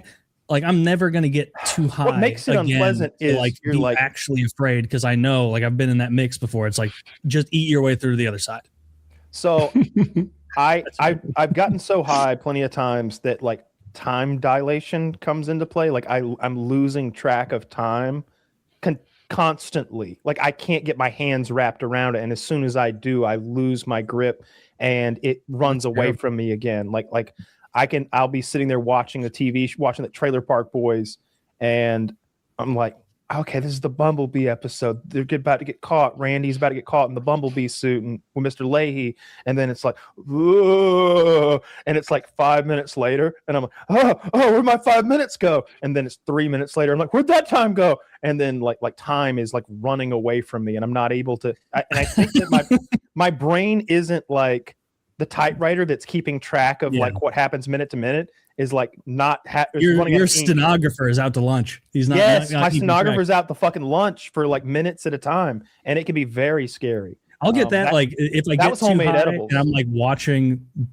some show I've seen like Seinfeld. I will sometimes be like, "Oh, sick! This is the episode where Kramer gets harassed by those gay guys for not wearing the pin for the AIDS run," and he does, and then it'll feel like 2 hours later, and they're still like, "Why won't you put on the pin? Huh? Why won't you put on the pin?" And I'm like, "Oh my god, is this like a 2-hour episode? How's this been going?" It's like homemade edibles are like that. Like the times I've gotten like the most scary high have always been homemade edibles. That I just had no concept of how powerful exactly they were going to be. That time on the show when I ate that gigantic amount of brownies and I did the math, it was 1,000 milligrams. I don't remember much of that. I remember vibrating. I remember feeling like I was like, you ever like get off your motorcycle, Woody, and you still feel like you're like vibrating, that tingling. It was like I assume that's nerve damage. Maybe, or it's a little bit like after your foot falls asleep and it comes back and it's like tingling and pins and needles, but everywhere. It just felt like I was in a pins and needles suit. That was awful. That's terrible. The ideal level of high is when you get in bed and the covers are softer and you're like, oh, and you move your legs under the covers and it feels so nice. That's the level, and that's only like a 3 out of 10. That's the ideal. That's where you want to hit. I want to be impressed by unimpressive things. Like I like to get good and high if I'm going to like the aquarium, because every otter, every little fucking clownfish. That's a shiny ass doorknob right there. Being high, like with the advent of like AI videos and everything, like being high on Twitter late at night, and like you come across a video where it's like Jeffrey Epstein saving Charlie Kirk, and then they do like a Jai-Ho style end of an Indian movie song and dance, and I'm like, what's happening? Like, you're just so flummoxed by the whole situation. Something I want to ask you, Craig. Walk us through causing a pile up of people tripping at a Super Bowl halftime show, because the list of these stories is almost Forrest Gump-esque. Yeah, where you just found yourself in all these situations. How'd that happen? They were. It was a San Diego Super Bowl. It was pirate themed. The Bucks versus the Raiders. And they just put out a casting call for dancers, like background dancers for the show. So I went into, I think, 2 rehearsals, and then they had us waiting outside the stadium during the Super Bowl. And then we ran on the field, and it was Shania Twain and Gwen Stefani. And so I'm out there dancing. I mooned again. And then like, okay, it's time for us to run off the field. And I was like, I want to stay out here. I'm in the middle of the freaking Super Bowl. So I see this big cable running across about the 50-yard line, and I catch my foot on it, do a big old pile up, and 20 people to pile up on top of me, and we got to hang out on the field some more. This was Super Bowl, I guess, 17 years ago. Yeah. And the Raiders and the Bucks. Can you imagine that Super Bowl? Like, it seems so unlikely now. Are you a dancer? No. No. Well, I can confidently dance badly. Oh, I can do that. Yeah. How did you get past the tryouts? Audition. Well, they were just taking everybody. Yeah, they just needed enough people. It was a giant crowd of people on the field. Did you get caught mooning that time? Did you get in trouble? No, they didn't get me on. Same stadium, didn't catch me that time. Wardrobe malfunction. Yeah. You danced to Man, I Feel Like a Woman? No. That's what Zach said? Oh, yeah, I guess you did sing that. That's hilarious. This is all just like prime back in the day trolling. Just like fucking trolling, goofing around. That's hilarious. I bet they don't do this anymore. Like, I bet now that it's so locked up, they're like, we're going to go to this dance firm and only these people are allowed. They're not doing open calls. I don't know. Probably because of guys like you storming the beach. Yeah, your own little Normandy. Well, I met a guy in the Padres home office, and he knew me as Naked Guy. And so I said, hey, remember that time in like 97 where some guy got arrested for mooning at the Padres game? He's like, yeah. I was like, that was me, man. He's like, oh! So he had to deal with the fallout. Every time I close my eyes, I see it. So you bribed cops in Tijuana? Twice. What happened there? Well, I went to school in San Diego, so we're right across the border. So Sure. you could take the trolley all the way down to the border and just walk across and walk back. And back then, you didn't need to have a passport or anything. So we were down there. Some of my friends from high school came by. I took them down to TJ, and we were at the clubs dancing. And then my friend, it smells like urine all over the place. So it gives you the idea that you could just kind of pee anywhere. But the cops were looking out for that. So my friend went down an alleyway and peed and got busted by a cop. And we ended up giving him my friend's watch. And we were able to leave. Was the watch worth a lot? I have no idea. Okay. Was he upset as if it was worth a lot? My friend? Your friend, yeah. No, he was just like, here you go. Like he'd done it 1,000 times. Wow. And then another time I had driven down there in like a big van, and I was over 18. I think I was like 21. The rest of the people in the van were like 18.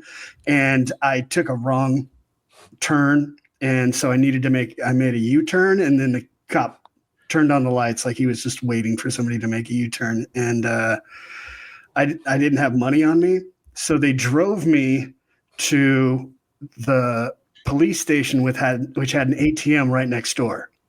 And they said, which one do you want to go to? So I took the ATM and I just kept taking out the smallest amount possible. And they kept having me go back until it was enough and we were able to leave. How much did it end up being? Probably like $80. Okay, not horrible. Honestly, if I'm in a foreign country, I almost hope it's the kind of country that if I get in trouble, I can like give them $30 and go away. Yeah. That would be better. Like way better than like Singapore. They catch you like chewing gum and so they cane you. Yeah. Yeah. Although people say Singapore is really nice, so maybe there's something to that. People say caning is dope. I bet it's Do they? I bet it's fun if you're not the one being caned. It's like, yeah, look at you, public spitter. Every Dom has a stub. Every Dom has a stub. Yeah, some people don't pay good money for that. I think some of those Singapore laws, they got to make sense, right? Like the don't spit in public or we're going to cane you. I bet they don't have a lot of spit. I bet that works. I mean, I'd rather have a little spit than get beat up. What if you got to spit? What if you just took you need to spit? And you got to hide it. You got to swallow it? You got to swallow it. I don't know about that one. What if you throw up in your mouth a little? Sometimes it's not swallow quality. Yeah. That's fair. Maybe they are a little harsh. Yeah. Singapore.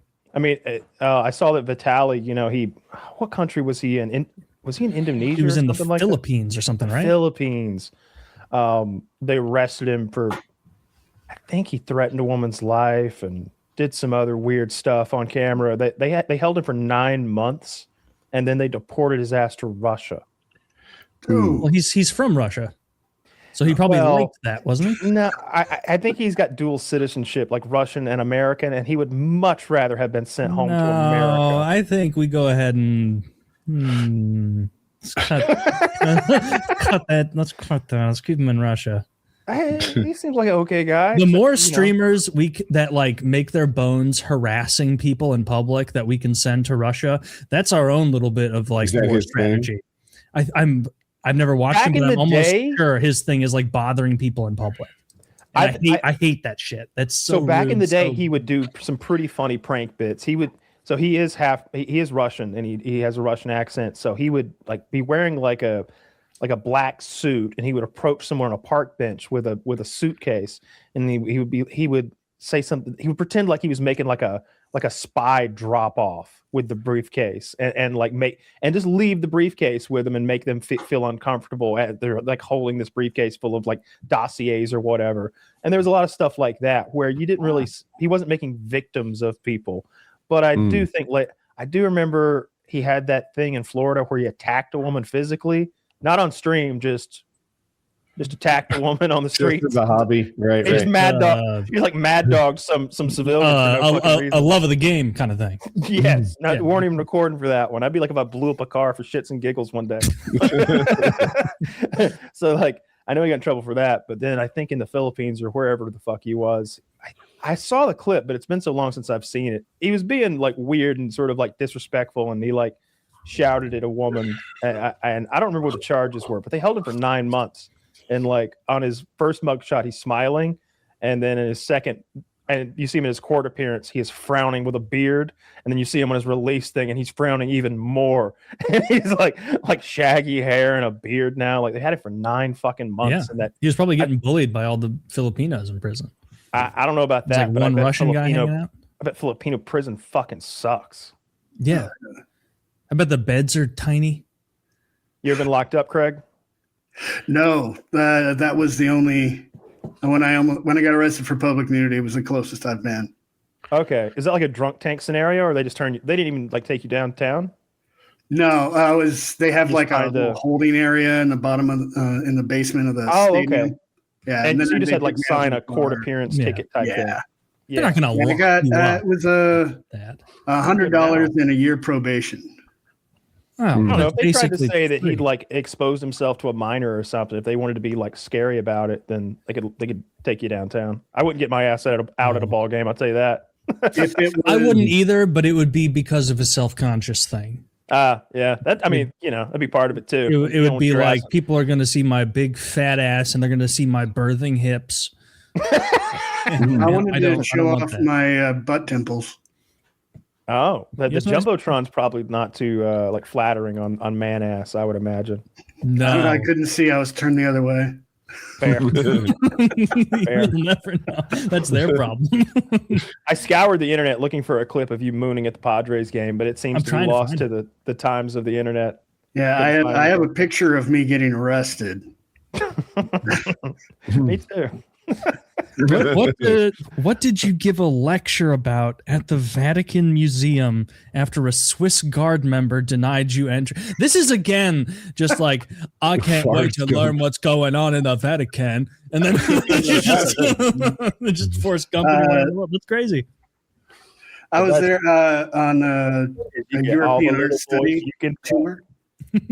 What was that? Wait, you were there for what? A European art study tour. And so we had to like pick 2 things to learn about and then give a presentation of it. And so we were going to the Louvre that day. We were supposed to be going the next day, just ended up there. And I was wearing shorts. And you can't wear shorts not the Louvre. Vatican? The Vatican, yeah. You can't wear shorts to the Vatican. Good rule. So I tried to sneak in. And those Swiss bike guards don't take our hijinks very well.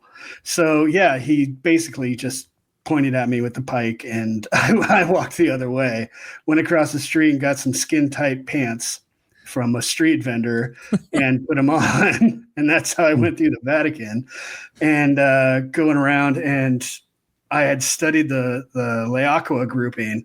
And so I was there just really into it, just talking about it and everything. And I was there with a group of like 12 people.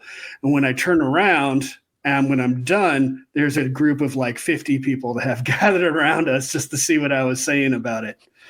Yeah. So you were given kind of your own sermon on the Mount, right there, right in front of the Vatican. Mm-hmm. Did the same guard look at you like, you piece of shit, you know what you're doing with your Spanx on, walking back over here? Yeah. I technically have to let you in now. I can't skewer you with my halberdier. Exactly. Halberd. Okay. We were talking about the Swiss Guard just the other day and how we didn't know how tough they would be. Like, if you cross them, apparently pretty tough. Yeah. Well, they're wearing the funny costumes, so is that one of those things where like you dress something up funny just to make them tough? Like a Boy Named Sue sort of thing? It could be. Yeah. I mean, we figured out it's not easy to become one of those guys. They have like minimum height requirements, and you probably also can't be fat. Yeah. Jet Kyle. Come on. You gotta suck some Catholic. Oh, actually, I said you can't be fat, and then number 4 or 5, right? Yeah. Everybody else looks like they're hitting their dietary requirements. Got extra holes in his Swiss Guard belt. What a fucking chubster. Look at Four Eyes over here. I'm not sending him into battle either. Stop it. Lots of people have glasses. We got these guys in the front row. Slide them back to the back. Can you imagine what's behind them? Oh my God, there's a girl in there somewhere, I bet. Oh no, I bet the Vatican's very strict on that. We checked. Oh, preference. We don't want any pussy in here. It is disgusting. Making me want to vomit. Yeah, fuck these guys. I don't know. I think it's kind of neat. I think it's exactly what they do, Kyle. I think they do. I'm not a fan of the Catholic Church. Me and Taylor were talking about this the other day. I'm not sure I consider them Christians. Oh, you would probably be. I'm hearing a message from the early 2000s. Time travelers texting me. One moment. Is someone going to tell us who won the 2012 election? Oh my God! I didn't even know that was an option anymore. Did that dog crate kennel on the roof thing really cost Romney the win? What does your phone sound like? I have whatever the default ring silence. Is. My phone hasn't made a noise, but I think I have the same ringtone as Craig. My phone's like a beaten housewife. It don't make a peep. It just sits there and keeps its mouth fucking shut, or else it doesn't vibrate. It doesn't beep. It doesn't make a noise. It flashes on the screen when I get a notification and I check it. It hasn't made a noise for years. I pretty much keep mine on silent, same way. Yeah, I usually keep it on vibrate, but since it's connected to the computer, which I'm using, that's the sound the computer makes. Hilarious. Yeah. Yeah. Last week, I was talking about how Queen Victoria didn't bathe, and you fact checked me and I was wrong, and I couldn't wrap my head around why I was wrong. Right, she was fat and ugly.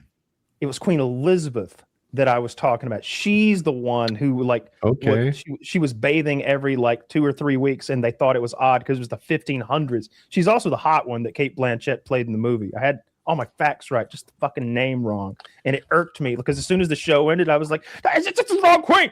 It's the wrong queen." And people think I think it's the right queen. It's not. I know it's the wrong queen. Like all day for all week, I've been annoyed by saying the wrong queen. I'm sorry about that.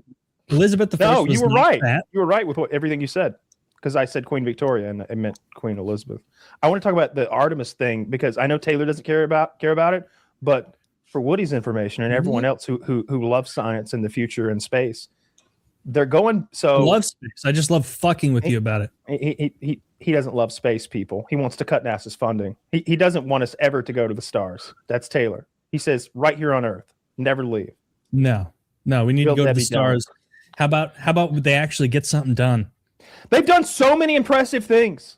There's video from you were bragging about them doing a fly around the moon in 2026. Taylor, they promised to do that no sooner than 2026, so that could be any day. It's the 6th of February. It's February 6th. They said no sooner than 2025. Let me just say this. I know. Look, I know they've missed lots of dates. Part of it's because of funding, and part of it's because going to space is fucking hard. But is it? You made been there. Who else has though? Like, no one else has done what we're about to do but us, and we haven't done it since like 1972. What they're about to do with this gigantic Artemis 2 rocket century ago. It's on the landing pad or the launch pad now, apparently, I think. February 6th, no earlier than February 6th, which is like weather could happen and they could delay the thing. Is there a poly market? It's loaded up and ready to go, and they're sending. Woody and I are going to get rich on this poly market bet. They're sending 4 people. They're sending a black guy, a woman, and 2 white dudes. And they're going to go around the moon, and they're doing like a figure 8 around the moon. They're doing like multiple, like different kinds of orbits around the moon. And they're going to be looking at the South Pole, I think, because the South Pole is where the Artemis missions are eventually going to build their base. But the first step, just like in the early Apollo programs and stuff, is to go around the moon and come back. No, it's not like the early Apollo programs, because the early Apollo programs got us on the fucking moon. But at first, they went around the moon. That's what we're doing from around the moon to on the moon in like 10 years. This time it will be 100. This time it will be 100 years. They're trying to no less than 100. My mistake. No less than an eon. They are trying to make us impressed for something that they did over half a century ago. I don't think they're trying to impress you. If the iPhone re-released the 3, we'd be incensed. And that was like 15 years ago. Like that's fucking insane. It's all granular. It's all shitty now. By the way, no other country has ever done what we're about to do. Like no other country has ever sent a person around the moon. No country has ever sent a man. No other country has ever sent a man nearly as far as they're going. They're going 200. This is what America does best. We establish new finish lines that we pass first. Orbiting the moon is a good finish line. It's 250,000 miles away, 244,000 miles away. As the finish line if you've already landed on the moon. The finish line is a moon base. Farthest from Earth is a record I'll accept, though. I think that's kind of neat. We should be on Mars by now. We should have already sent someone who died horribly to Congressman Taylor. Like, what do you mean we should be on Mars? If their budget's like $50 billion a year. By the way, that Mars thing is a crock of shit. They got to the moon with a bunch of paper clips and rubber bands and slide rules. They kind of just went, look solid, launch it. Like when we did it, and it worked out. But they only needed food for steering with a yoke. Have you seen the lunar module? Terrible. And they made that work. Don't make fun of the limb. First of all, the limb is one of the most impressive pieces of human technology. I just mean the pictures, like where it just looks cheap and shitty. It doesn't look like 2026 technology. We could have one that's all like chrome, looks like a fucking MacBook. The new one doesn't look that different. To buy the lunar module, put some velvet rope around it, and let us get up close. I would like that. They made a bunch of them. There's definitely one. Craig, like where are you coming down on something this? Like that? Are you crazy like Kyle, or do you think it's insane for NASA to try and bloviate about doing something they did? They're not bloviating. 60 years ago. They're sending a woman around the moon. I need you to accept my completely unfair framing uncritically. Aren't they looking for ice, like at the poles? Yeah, there is ice at the poles. The plan is to build the moon base near the South Pole ice areas. So that makes sense. I'll pop a guy down. Let's see what's up. I don't know how that's going to look. I don't know how that's going to work. I'd be surprised if we have a moon base by 2035. That would be very impressive to me if they did it in 9 years. I doubt they will. But going to Mars is crazy anyway. I don't know how. It's a pretty terrible planet. Well, I mean, for the people that go there, I kind of like the idea of us doing it just to put boots on it. But the idea of living there and staying there for an extended period of time, I don't know how they get back. Like the only way that Mars things works is if they send fuel there and then land the fuel tanking stuff there, or have it in orbit waiting or something like that. Because you got to refuel to come back. It would have to be a one-way thing. Like we need some like real. We're not sending a one-way thing. Or you can't leave. If you go there, you can. If you stay there for too long, you can never leave. Like there's going to be a period of time that. So like that Eagles song, it's like a Hotel California. It is like the Hotel California. Yeah, because your body's going to lose a ton of bone mass. You're going to be exposed to a ton of radiation on the way out there anyway. Because you're going to be. Our astronauts, even when they go into the moon, they're somewhat protected by the Van Allen radiation belts and all that shit from the Earth, from the cosmic rays. But in space between Earth and Mars, you're just at the whims of reality, getting bombarded by charged particles the whole time. I thought the Van Allen radiation belt itself also was really demanding on like capsules and things on the way through it, on the way out, right? I don't know why it would be. Because it would be bombarding you with a bunch of shit. Right? No, it's the magnetic field of the Earth that's shielding us from that stuff, from the cosmic rays and the solar wind from the sun. Mm-hmm. So once we get past that is when it gets bananas.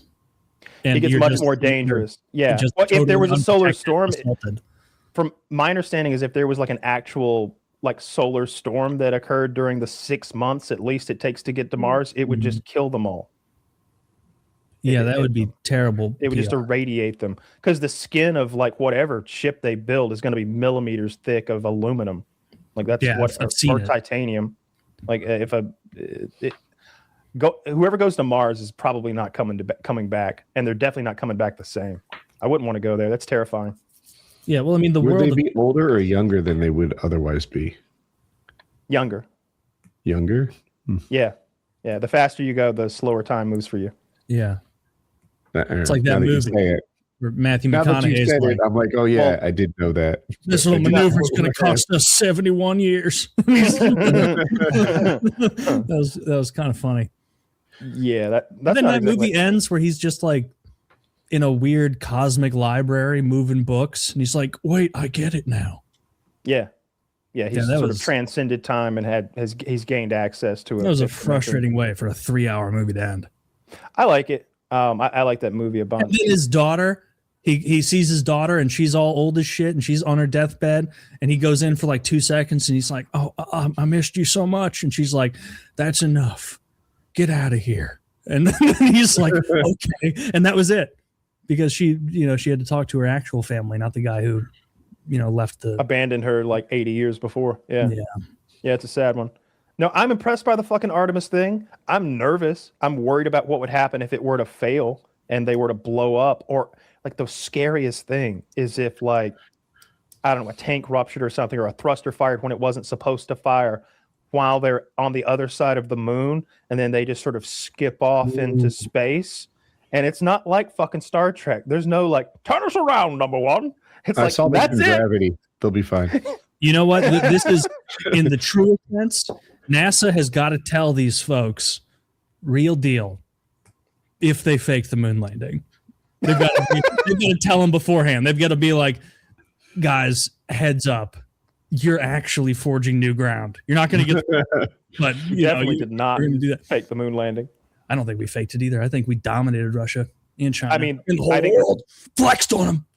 I mean, China and Russia would have called us out on it, or the Japanese or somebody, because they've gone up. The Japanese wouldn't call us out. They're our buddies.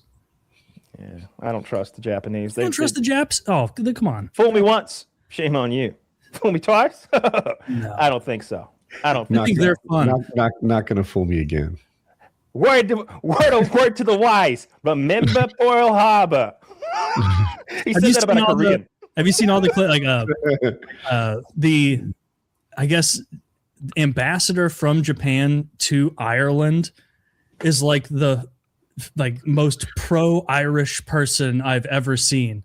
All he posts is stuff like, "Oh, once again, living a wonderful life in Ireland. I try one of their new foods. It is so fun." And then it's just like him like giving the Trump thumbs up, but like he's not like, but like genuinely, not for like a meme. And it's like, and everybody loves him there. And that's what ambassadors should be.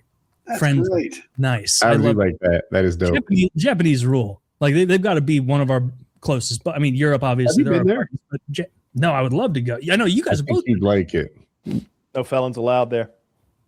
Did Kyle? You got in? No Who felons else allowed. has been there? Me and Craig. Have you been to Japan?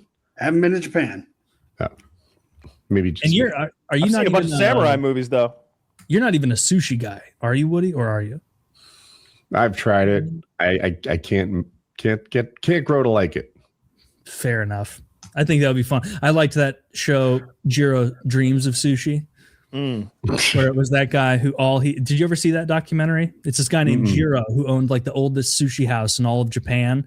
And it was about how this motherfucker dreams of sushi. Like all he does is think about sushi. And so like it would go through how he as a master trained an apprentice. And it's like beyond Navy SEAL level time training where he's like, it's being translated. And so it's like, this is Jiro's second apprentice.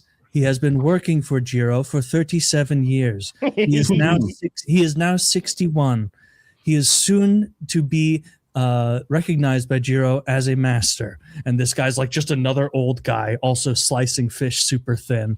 And that's well, but that's fun. I like that. I like their culture with that. They spend so much time perfecting the man. Oh my God. He's not spending time perfecting it. He's just cucking the guy. That's the culture that you're digging. You're taking this guy. He's like very dishonorable. No, he rules. Jiro rocks. R.I.P. I assume he's dead. He was assistant to the sushi master. Assistant to the sushi master. Yeah, I love. Are you a big sushi? I like that documentary. It seems I like sushi. I just won't. I don't usually have it in places that aren't on the coast. Why not? They freeze it anyway, right? Yeah, they freeze it. And I mean, logically speaking, yeah, you can get anywhere in America with fish that was caught yesterday. But then you think about that Las Vegas sells the most shrimp in the world, and it's a landlocked state. Nevada's a landlocked state. So that just doesn't seem right. Yeah. I mean, I think of shrimp as like near the lower tier of seafood. Still tasty, but like you can nab that anywhere, and it's going to. There's a lot of people that don't like fish will still eat shrimp. Yeah. Well, we will get back to more debates about Japan food, but first we're going to hear from Blue Chew, folks. Blue Chew. This episode is sponsored by Blue Chew. Let's talk about sex, guys. Shouldn't you always be at your best? 2026. Is the year to maximize your performance in the bedroom. Listen up, BlueChew.com. Blue Chew is a unique online service that delivers the same active ingredients as Viagra, Cialis, and Levitra, but in chewable tablets and at a fraction of the cost. You can take them anytime, day or night, so you can plan ahead or be ready whenever an opportunity arises. The process is simple. Sign up at BlueChew.com, consult with one of their licensed medical providers, and once you're approved, you'll receive your prescription within days. The best part, it's all done online. No visit to the doctor's office, no awkward conversation, no waiting in line at the pharmacy. Blue Chew's tablets are made in the USA and prepared and shipped direct to your door in a discreet package. Blue Chew wants to help you have better sex. Discover your options at BlueChew.com. Chew it and do it.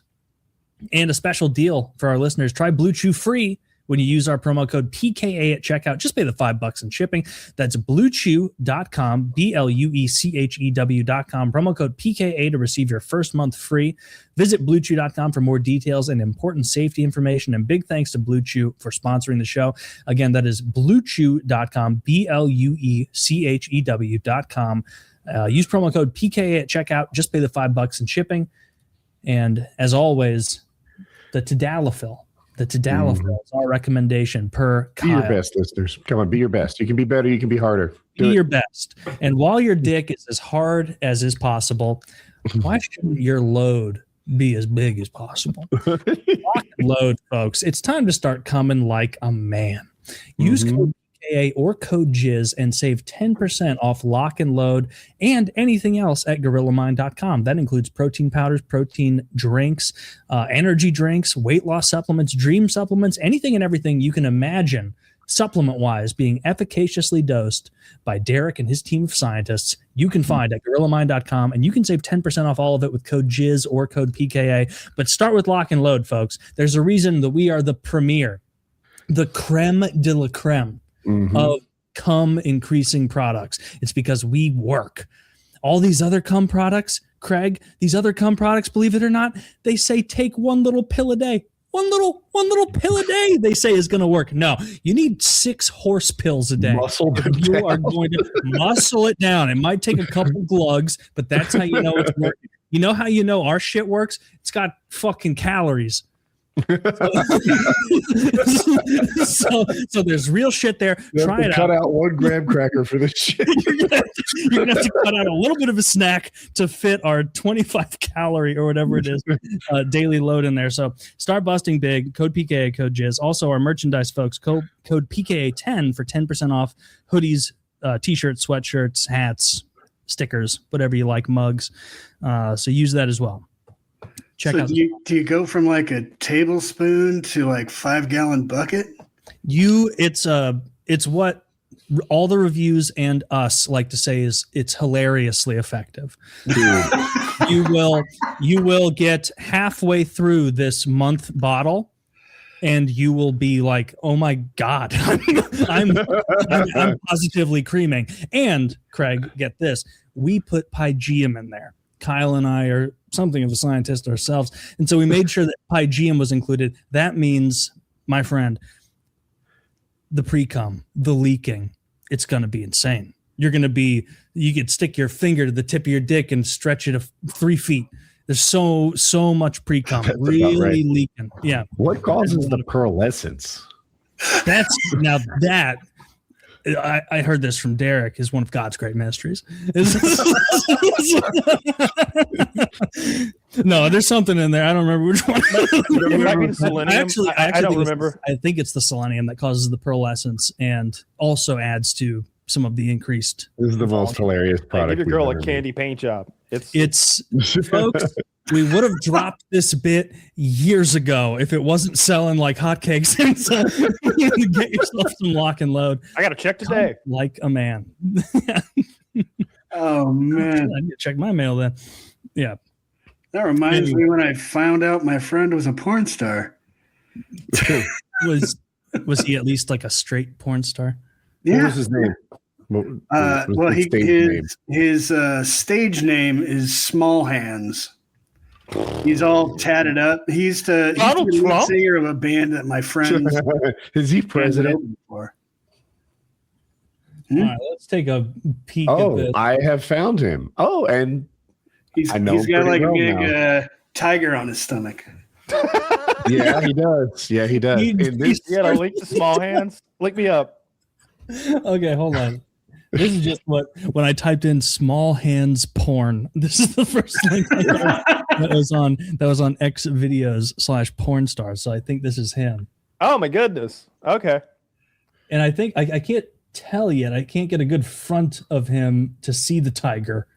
He's all tatted up. He's got like a big rose on the side of his head. He's got a whole fucking cornucopia on his 10 back. pictures of him. You see him fucking this green bitch? I'm looking at it right now. And look at how much her like hilarious. Look at how much her like clam paint faded. She's green. And it rubbed off like the Lady Hulk or whatever. It looks like she's doing like that. She-Hulk. But very low rent version. I don't see that picture. I can say Small Hands really likes rimming. Is that what he's about? A connoisseur. I'm pretty sure. I might just be the, you did what the director asked of you, Woody. You know, not everything's going to be your favorite thing. It's probably method. Oh, how can I get into the mind of this guy? I just don't know. Yeah, apparently he won some awards. Being a method porn star. I have to be Jack Sparrow. You're doing like an intruder porno, and you're actually stealing things from the set on your way out. You got to make sure that guy claps on the way out, so you can tell he's not carrying anything. You never heard that joke? Porno must be such a weird job. Like, must be. I've seen like behind the scenes porn, and it seems like it's very like casual, and everybody's having a good time. Like I've seen like the cameraman, like he's like snacking while he records or whatever. Like no, everybody is completely beyond the wonder of like naked people. They do it all day, every day. Yeah, like what I've seen from behind the scenes stuff is they have like a a bunch of shots they want to get, a couple different positions, and this is how they want it to end. And they're just like, do you have enough reverse cowgirl? All right, let's move it on to the next thing. We got it. And they're just here to get the film, and then they'll edit it later. It does seem like it's beyond anything that's like passionate. Yeah, it doesn't seem fun. It just seems like, don't fucking come. 45 fucking minutes, 18 positions, 3 women. When am I allowed to come? He started dating a porn star, and she's like, "You should do movies with me." Do you know if it paid? Yeah, I don't know. Yeah, I think I've heard that the guys make like $1,000 or $1,500 a movie, and the women make like 5-10 times that. I wonder if it's changed, or wonder how it's changed because of the internet, right? Because like back in the day, people would buy VHS or DVDs or something, and there was some sort of revenue model here. You had to own your porn. Does anyone pay for professional porn anymore? OnlyFans. I hear you, but that's not the kind of professional porn I have my mind on. Like OnlyFans is seemingly all solo girls, or at least mostly. My guess is that the like big websites pay to have it produced so that they can then put it behind like paywalls to get like the good stuff, or definitely the 4K stuff. Because it just whole business model of there being like a porn studio that just films pornos and then sells the DVDs. Like I got to imagine that world has just really withered on the bottom. Yeah, like I know it's a thing, but I wonder if like there's DVDs died in general.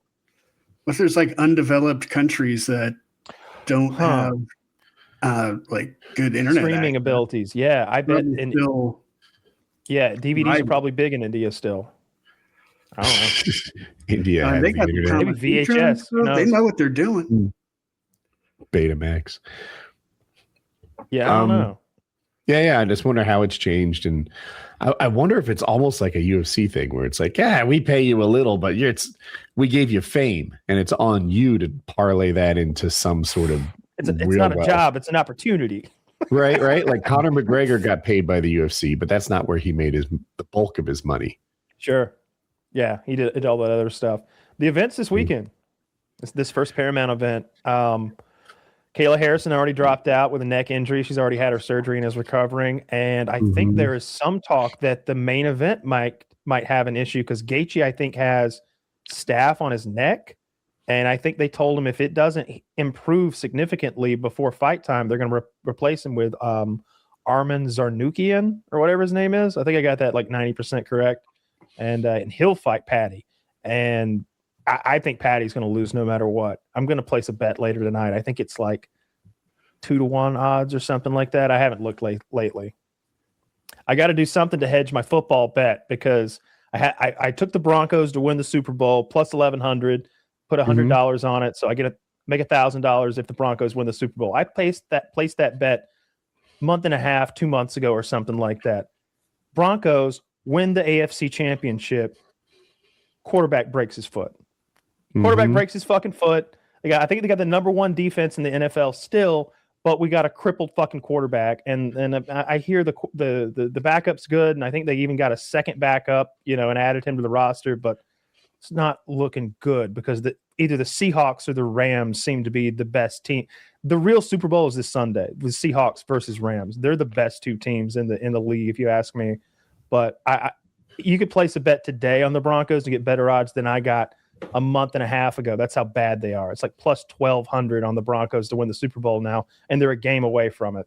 So they have to very beat the disappointed. Patriots. Having said that, Eagles faced the Patriots in the Super Bowl with a backup quarterback, and they won. So Patriots not good against backup quarterbacks. Just saying. I need to win the Super Bowl for the bet to pay off, so I have to look past the Patriots to the Seahawks. Looking past the Patriots, always a winning strategy. I was so happy when I watched that game. They came from all year. They've come from behind in the fourth quarter over and over and won. That's why I placed the bet on them. I was like, these guys are clutch. Like you can't get these guys out of the game. because like every single game they'd be behind in the fourth quarter, and they just rally and come from behind and win the thing. It happened 4 or 5 games in a row or something. I think they won 11 games this year. I think they won 11 games this year. They lead in the fourth quarter. Didn't they? Am I wrong? I might be wrong, but I thought they were winning, and then the other team came back to tie, but then they won in overtime. They went back and forth. I don't remember the exact cadence of it, but they ended up winning by a touchdown or a field goal in overtime. It was a wild game. There was like a really controversial catch/no catch on the poor Bills. Their quarterback was crying at the end. I felt bad about that. And then also that week, the week before rather, when the Steelers lost and Aaron Rodgers, like, I guess it's kind of the end of his career most likely, and then their coach retires in the locker room. Everybody's crying. Everybody's apologizing for their failures. It's so sad. They booing Aaron Rodgers off the field. It was rough. I felt terrible for Aaron Rodgers. I like that guy. He's fun. Yeah, I don't know. I'm an Eagles fan. I don't know much about losing. Wow. You must be right. Playoffs. We're the defending Super Bowl champions. No, you're not. The defense is over. Well, no longer defending. You were the former NFL champion. They were the defending champions. Well, then who's the Super Bowl champion right now? You are. Okay. I don't know if you guys get to hang on to that trophy the way they do, like Lombardi or whatever. Gets a little bit of the credit. Yeah. I mean, he invented the tush push, so I mean, he's got that going for him. I like that. He calls it a little something different though, but he invented it. Craig, I put my own spin on it. So I've always been fascinated by eating competitions, and I see that Chiz says you participated in a flautist eating competition, which tells me you didn't perform well. What was? Well, I was. I had an advertising agency at the time. I owned it, and one of my clients wanted to put on a flauta eating competition to advertising the company, and they needed people to go on the news at like 5 a.m. and eat as many flautas as they can. Flautas hours. I wouldn't want to eat a bunch at 5 a.m. Yeah, that's rough. Yeah. So I won, but I did not want to do it again. So I could have competed in the real competition, but that would have been against like real, actual competitive eaters. I wouldn't have done anything. How many did you put down, and in what time? I think they did it. They timed us for a minute, and I got down 6. Oh, okay. Yeah. They're like pretty normal. Flautas for the audience are like Hispanic food with like meat and cheese and a tortilla, right? It's like it's like a taquito that's in a flour tortilla. Okay. And then fried. Yeah. Damn. 6 in a minute. That's solid. Clearly enough to win. But I've also watched that Japanese guy and the true king of competitive eating, Joey Chestnut. Yeah. That guy, back in the day, it was all about Kobayashi. Seems like Joey Chestnut is like the undisputed GOAT of competitive eating. I don't know. Do you follow it at all? I don't too much. I just see the Nathan's thing every year. Oh, it's up to me. Oh, yeah. You probably don't give a fuck. No, I don't follow it very much, but I saw a documentary that was about this guy that was a competitive eater, and he was there. He had gotten together with his competitive eater friends, and they went to like an all-you-can-eat buffet, and they had an intervention for him. They're like, we're not always training. He's like, I understand that. I just thought we were training this time. What a nightmare for that poor Golden Corral owner to be like, oh my God. They ate me out of house and home. They're eating every bit of, they took the whole tray of chicken wings. They took the whole thing.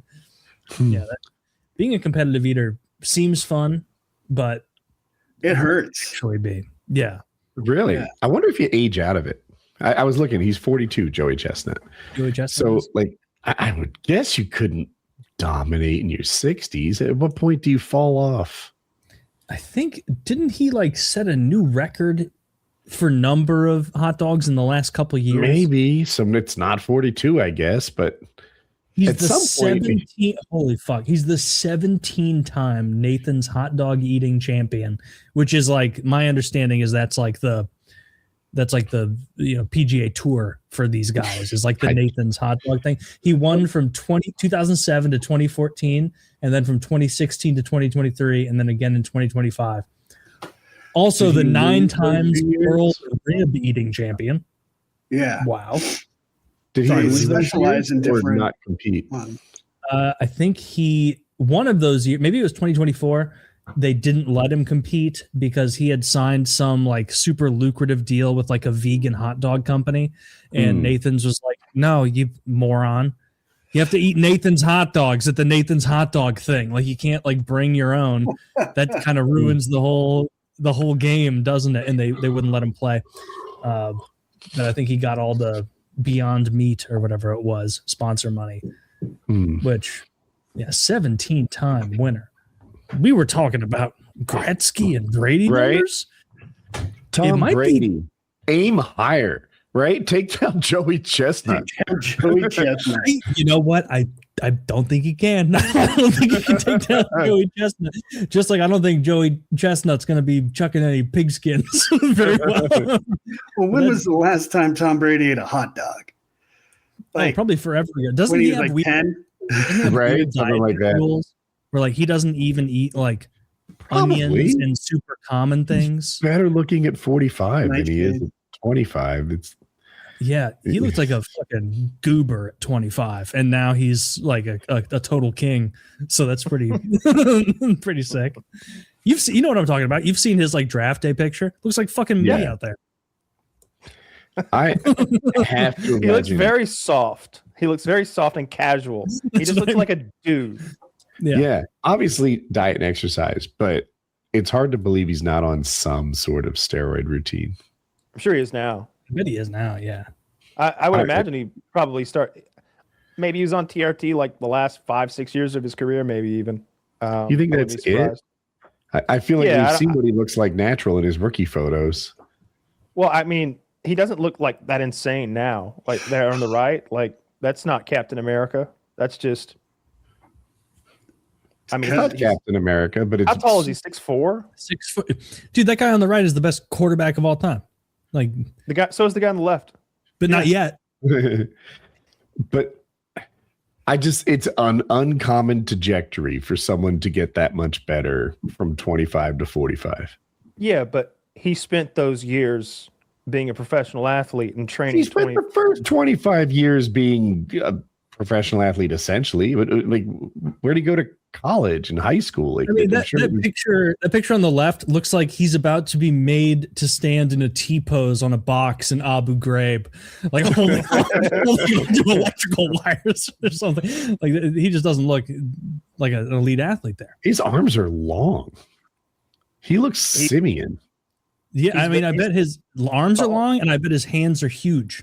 Like that's probably part of throwing the ball well, right? Being tall as well. Like tall, long arms, big hands. Because otherwise, why would the? Because I feel like that's like I've always thought it was interesting that the NFL more than other sports has like these almost like slave auctioneer metrics where they're like, get a load of this guy's hands. We took a hand measurement and we also made him lift a heavy thing. See how many times you could do it, and then we made him dance for us. And it's like I love the combine. Yeah, the combine's fucking cool. I like seeing because like sometimes it's hard to like gauge just how athletic somebody is, but the combine is the perfect measure of that. They get that. I see him do that vertical leap, see him run the 40, and even the big guys, like even the guys who are like 300 pounds, are running so fast, so much faster than I can ever run. It's terrifying. That's the impressive shit. When I see, I think they do like maybe it's 225. 225. Yeah. They do 225 for reps, and like I think the record's like over 50 or something. Justin Ernest, I just looked that up. Justin Ernest did 51 reps with 225, which is a lot. Remember, I think it was the year he retired. I'm not positive though, but Jason Kelsey, he was a center for the Eagles. He was watching his brother play in some playoff game, and he's big on like drinking beer and like being with the fans. That's like part of his thing. And he jumps out of the skybox window, like drinks with the fans, and then jumps back in. And he was so athletic.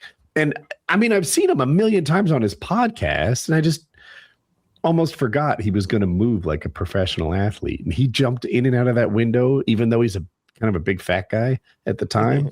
It was wild to me. You forget how athletic the big fat guys in the NFL are. Yeah, because it's not really fat as much as they're like built as hell, and then they add fat around their gigantic jacked forms because they're huge. They're strong as fuck. They're prepared for a bad winter. They're strong as you're saying. Everybody in the NFL is amazing. That was one of the comments. I don't know if you've seen that montage.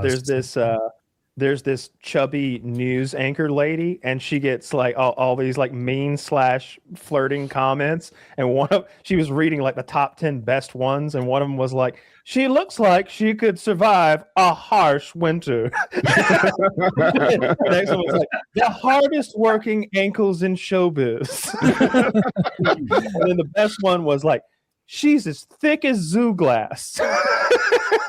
I like that one. Oh, damn. That's one that I wish I'd thought of. That's funny. Yeah. And she's definitely overweight and too overweight. She's gone beyond thick, but she's also like very pretty and like pretty well built. And she's too thick, but it somehow hangs on her optimally. Most people with that level of body fat start getting folds that you don't want, and she somehow avoids that. Yeah, maybe she's got Spanx on or something. Yeah, did you ever hear of Richie Incognito? No. He was an NFL. What position was this guy? An NFL guard who is like one of the biggest humans I've ever seen, just as far as like overall size. And apparently this guy Richie Incognito, which is a sweet name by the way, Richie Incognito, that's awesome. Apparently he was a problem even in NFL locker rooms for being a bully. Do you know how huge you have to be a bully in an NFL locker room, and for people to be like, I don't want to upset Richie. I don't want to. He seems like he's gonna lose his fucking mind. Yeah, that's just make you incognito. Yeah, he'll make you incognito. That's cool. And but they just look fat as fuck. But you can tell based on how they move that they're not normal fat guys. Because I see normal fat guys at the store all the time, and they can't jump or move. I don't believe that about the sumo guys. The sumo guys are overweight. Dude, did you ever see the sumo guys with the NFL linemen there? And the NFL lineman's job was to move the sumo guys, and the sumo guys were laughing at them in a way that like maybe is cool in Japan, but pretty rude here. It's probably rude both. Really. Yeah, he couldn't move me. That makes sense. I would imagine that they would be good at the one thing that they do, which is not get pushed out of that circle. Yeah. Then why don't we grab a couple of those guys, throw them on the line in the NFL? Because they probably don't have they don't have the chop feet. They can't chop their feet. They can't move fast enough. Maybe. I think there's a lot of like people who are amazing at other sports. How many of them could excel at football?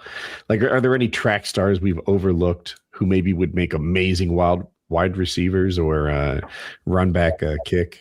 I think it's the other way around. I think there's tons of people in the NFL. I think the NFL is the highest paying, most prestigious sport that draws from the largest talent pool. So it's what you've probably got is a lot of NFL players who could be the greatest swimmers, the greatest sprinters, the greatest baseball players, the greatest whatever, MMA fighters for sure. I bet there's been a guy in the NFL there's a guy in the NFL right now that could be the baddest man on the planet if instead of football, he'd picked up some boxing gloves when he was 4 and been working at that his whole life. He'd stomp anybody. Basketball players are far more athletic than most NFL players. There aren't many who could. And who else would say? I definitely disagree there. Basketball players earn so much more. If NFL players could play in the NBA, they would. Basketball players earn more because the roster is so limited. It's hard to make the NBA. So it's more distributed. Tony Gwynn has still holds the San Diego State basketball scoring record, and he had a choice to either play professional basketball or professional baseball. He chose baseball.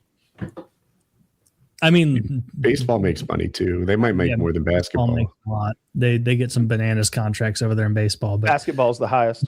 Basketball is like basketball's the highest. The problem with because basketball rosters are like what 11 guys. It's what like about peak for peak? Like highest paid athlete. Yeah. Oh, that's going to be soccer. That's not going to be one of ours. Going to be Yeah, soccer, like Formula One, soccer or because something. they gave that. The Saudis gave that guy like I don't know. It's like hundreds of millions of dollars or something to come play on that team. I don't. But amongst what I'll call the American sports, I always thought the highest paid guy was going to be a baseball player. And I'm not. They seem to have these like $500 million contracts or something, like ridiculous stuff. Who's that Japanese LeBron guy? James is the highest.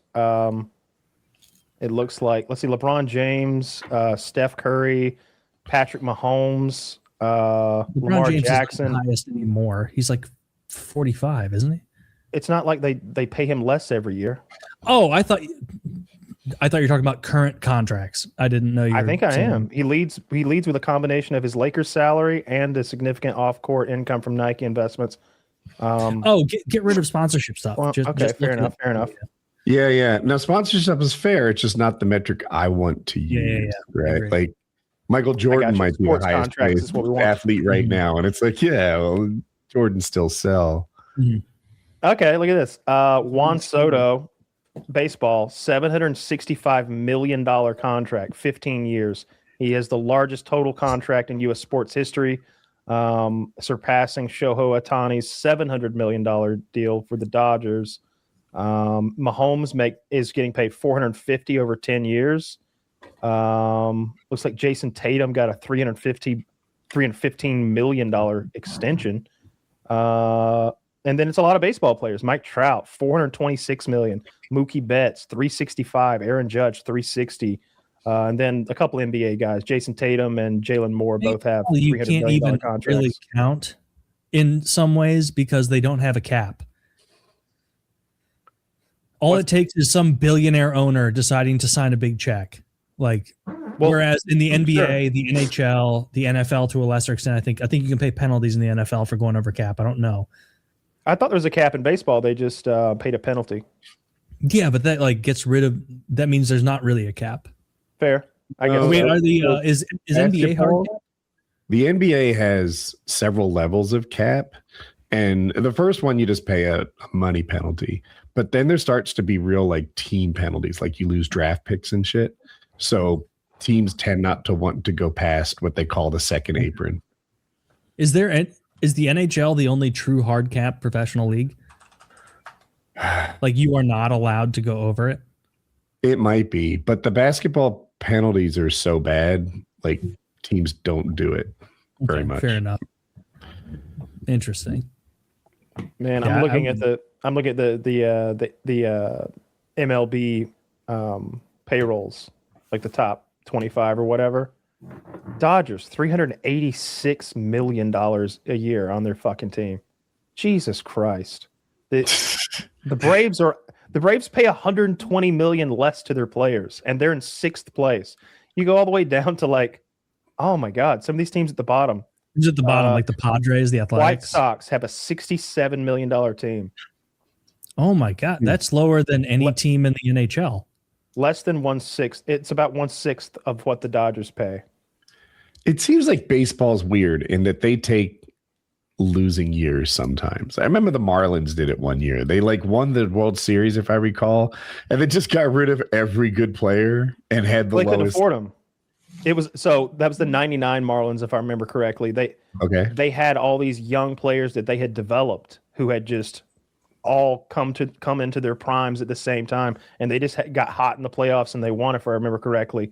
But in the next year, all these guys, they can't afford to keep them because they're all going to go on to big. They just proved what they can do on in the series. The Dodgers and Yankees of the world are I want that pitcher, I want that catcher, I want that first baseman, and they just picked them clean. Yeah. There aren't many other sports where you lose your whole team after a good year. Sometimes their contracts just happen to end after they win a championship, but sometimes teams are poised to win multiple championships, and then fucking COVID happens, and then the cap can't go up, and so you lose your all-star defenseman and one of your best forwards for nothing in the What are we talking off-season. about? Your local badminton squad or something? Right after the Blues won the Stanley Cup in 19, we had it right in the bag. Everybody knows Right in the bag. We could have maintained that championship before you profile. get a second asterisk championship. Ooh, that'd be great for you. Oh, this would hurt my feelings if you knew your ass from a hole in the ground when it came to hockey. But you don't. I mean, you know it's true. I bet if I search asterisk Stanley Cup, it'll just be nothing but the Blues.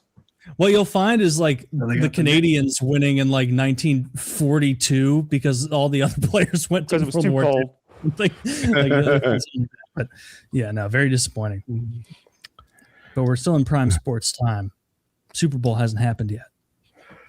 I was saying earlier, but if the Broncos fall out, I'm going to be so upset because of that goddamn broken foot. That's such bullshit that I want to win this one. I want to win. I already lost my Georgia bet. That $50 is gone. I'd like to win this $1,000. That'd be sick. Kyle, you're the guy mining, and you're about to strike diamonds. You just have to keep gambling. And some people say to bet more than you're comfortable with. And bet over your head, they say, not with your head. Key to wealth is sports betting and bravery. Mm-hmm. Yes. And those are fortune favors the bold, as they say at placeyourbethere.com. Yeah. I am going to place a bet on this UFC fight to try to quash some of my losses on the Georgia game. I watched a movie. Oh. I was going to say I watched a movie called Bad Lieutenant today with Harvey Keitel, and it's about this like dirty cop who smokes crack and is like his life is falling apart. And it's coinciding with, I think the Mets are playing the Dodgers for the National League championship. And I think the Mets fell behind 4 games to none. And Harvey Keitel's character is this degenerate gambling cop who's, again, smoking crack. And he keeps betting on the team that's, behind 4 games to none. And they keep winning. And he keeps doubling his bet. And he's betting with the mob. And his buddy's like, these guys will blow your fucking house up, all right? They'll kill your fucking wife. He's like, I'm gonna be okay. Basically that. And like while he's like smoking crack and running around solving crimes, in the background, there's always a radio broadcast or the TV's playing, and he's lost again. He's losing again. And every time he loses, he's like, double the bet. You know what? At game 7, he has $120,000 worth of like 1990 money as a detective bet on this fucking game, and they lose. And it was like I was feeling stress for him as he was like losing money he didn't have to the mob. And in the end, they literally shoot him in the head. That's how the movie ends. They like drive up next to him and shoot him. Hey, cop! And like shoot him in the face and drive away. That's how the movie ends. They didn't even lean on him for more money. They just he didn't have it. He didn't have it. He had bet so far over his head. He wasn't going to have it. It's $120,000.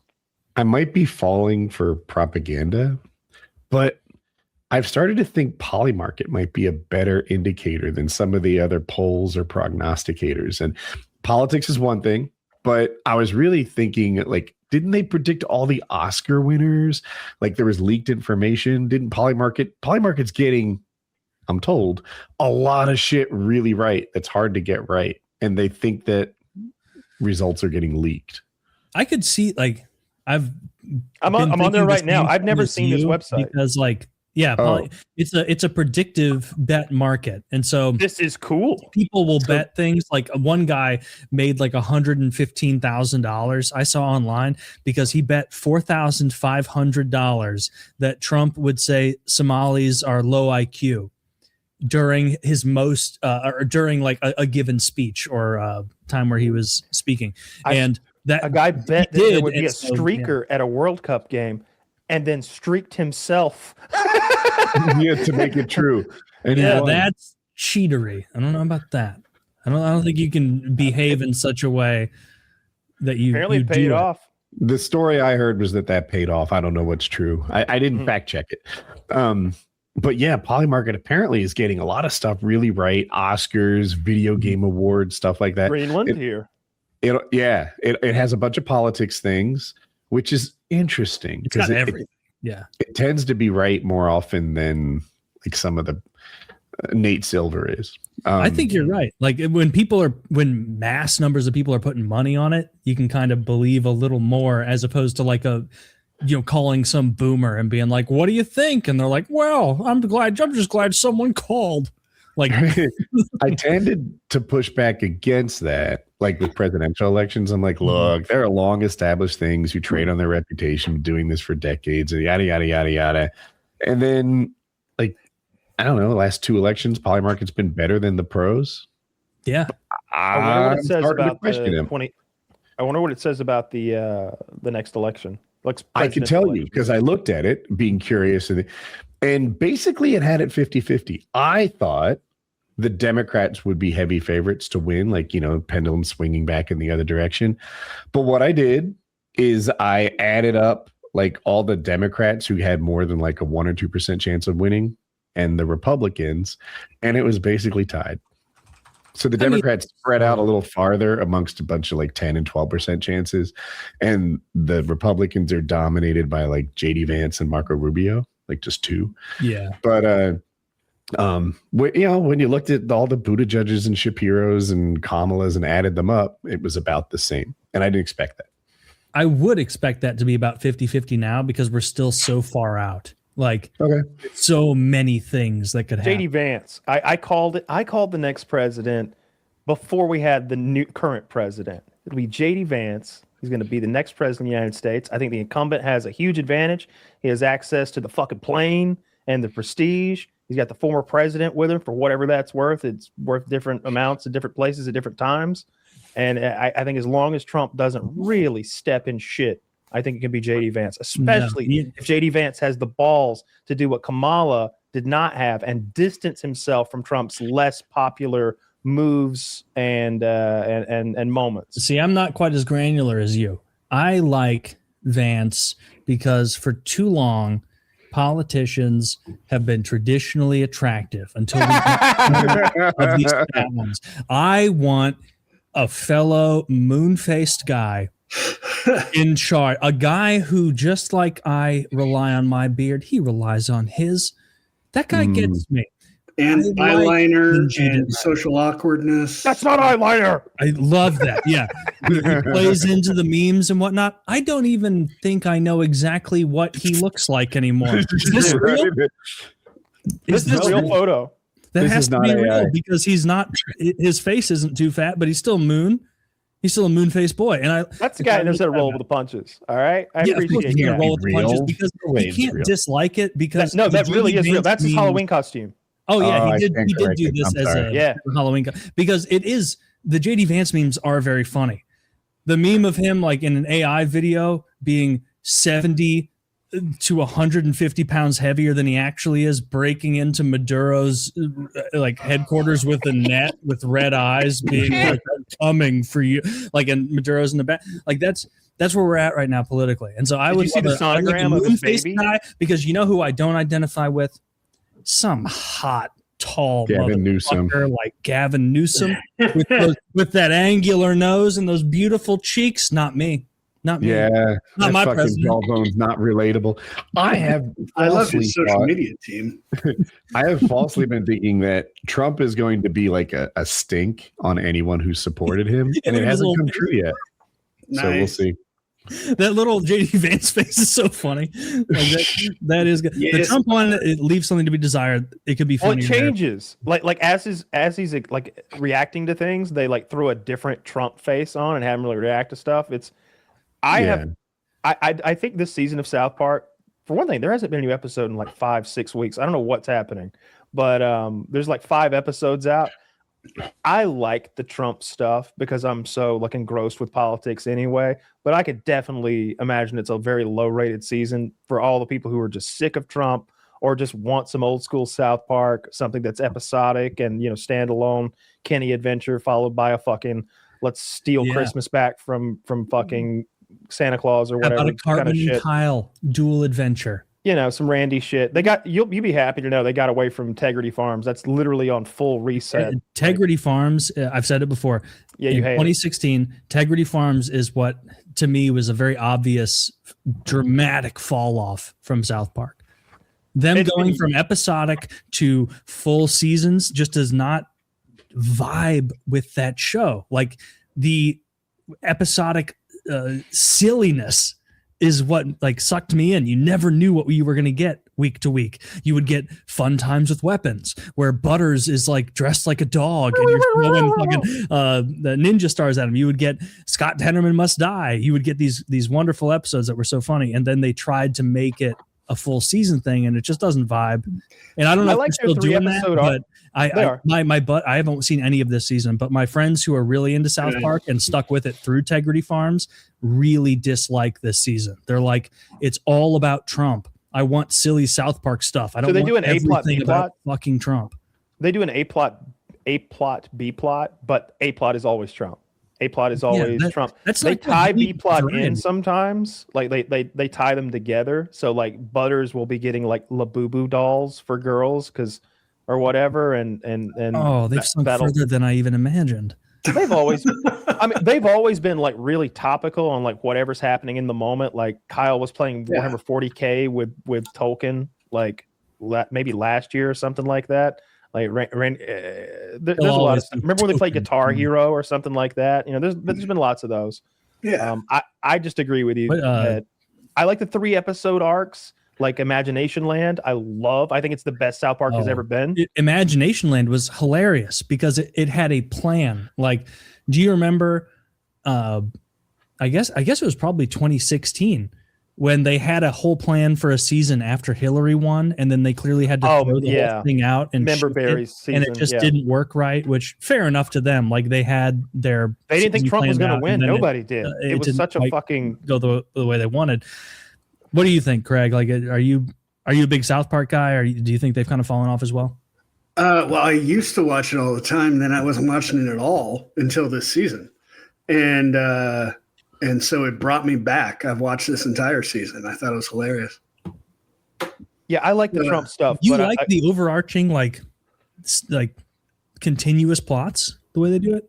Well, the only continuous thing I know you were asking him, but to like clarify, the only continuous thing is they check in with the White House. You go to the White House and you see what is Donald Trump and JD Vance and Stephen Miller and Robert Thiel or whatever his name is, like those, and Peter Thiel, Peter Thiel and Secretary of War, whatever his fucking name is, and the whole gang, puppy shooter, all of them. Well, they all get their own episodes. Like each of them has their own episode. Like, no, it's just I like it. Like I want silly absurdity. I want nonsense in my South Park. I want to be laughing at the absurdity of the situations they find themselves in.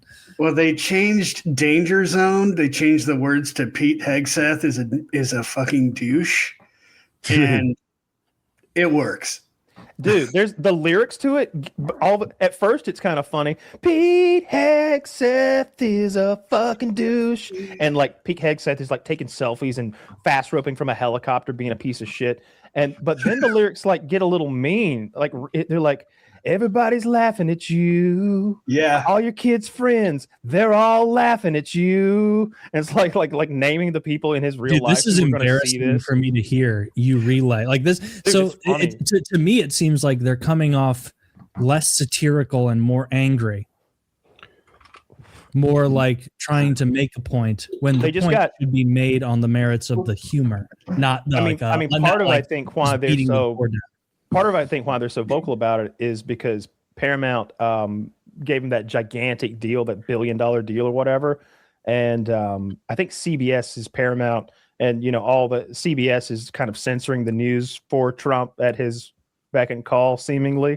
And they're kind of sticking their thumb in the eye of the network, Paramount, CBS, and the administration all at the same time by saying like, it's bullshit. But I agree. If you don't like the Trump stuff, you won't like the new season. Like you have to be looking forward to seeing Trump stuff. I just don't want that to be the domineering theme. I want more silly Billy stuff from South Park. Well, they're worked into the world of South Park. So like Pete Hegseth, like descends upon the South Park turkey trot. The turkey trot in its own right is funny, but when Pete Hegseth gets there, I think it's even funnier. I like the season, but I like all South Park. There's very little South Park that I don't like. There's maybe like, see, it makes me like I trust your takes on so much media. I don't like the seer. I don't. All right. So what I don't like the Integrity Farm stuff tells me that you and I disagree on what makes South Park good. I don't like the Integrity Farm stuff. I just don't mind that Randy's in a different house. The stuff that focuses on the weed business itself, maybe 3 episodes, 4 episodes over the course of 6 years. You know, it's not like every. It pulled Stan away from the core gang.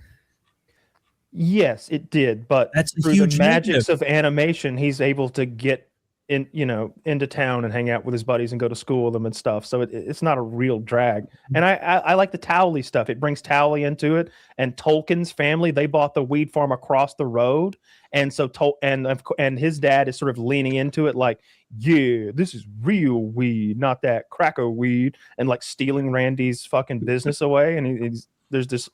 I like all that stuff. What I didn't like was during COVID, they did all those specials. They did all those like Paramount, like those weren't very good. I watched a couple. I watched the COVID special, and it didn't feel like South Park. And I know I'm just like I'm stuck in my ways. I don't like when shows change their format. Do you think it jumped the shark? I think they jumped the shark with Integrity Farms. I think that Matt and Trey realized they were bored as hell doing regular South Park after so many years, and they were like, we need to create for ourselves a way to write this in a different way, or we're just going to get burnt out and end it. And so I get why they did that. It just didn't play to me the same way, because I don't want to see Randy running a weed farm. I want to see Randy being like a semi-inept geologist. Like well, he is again once more.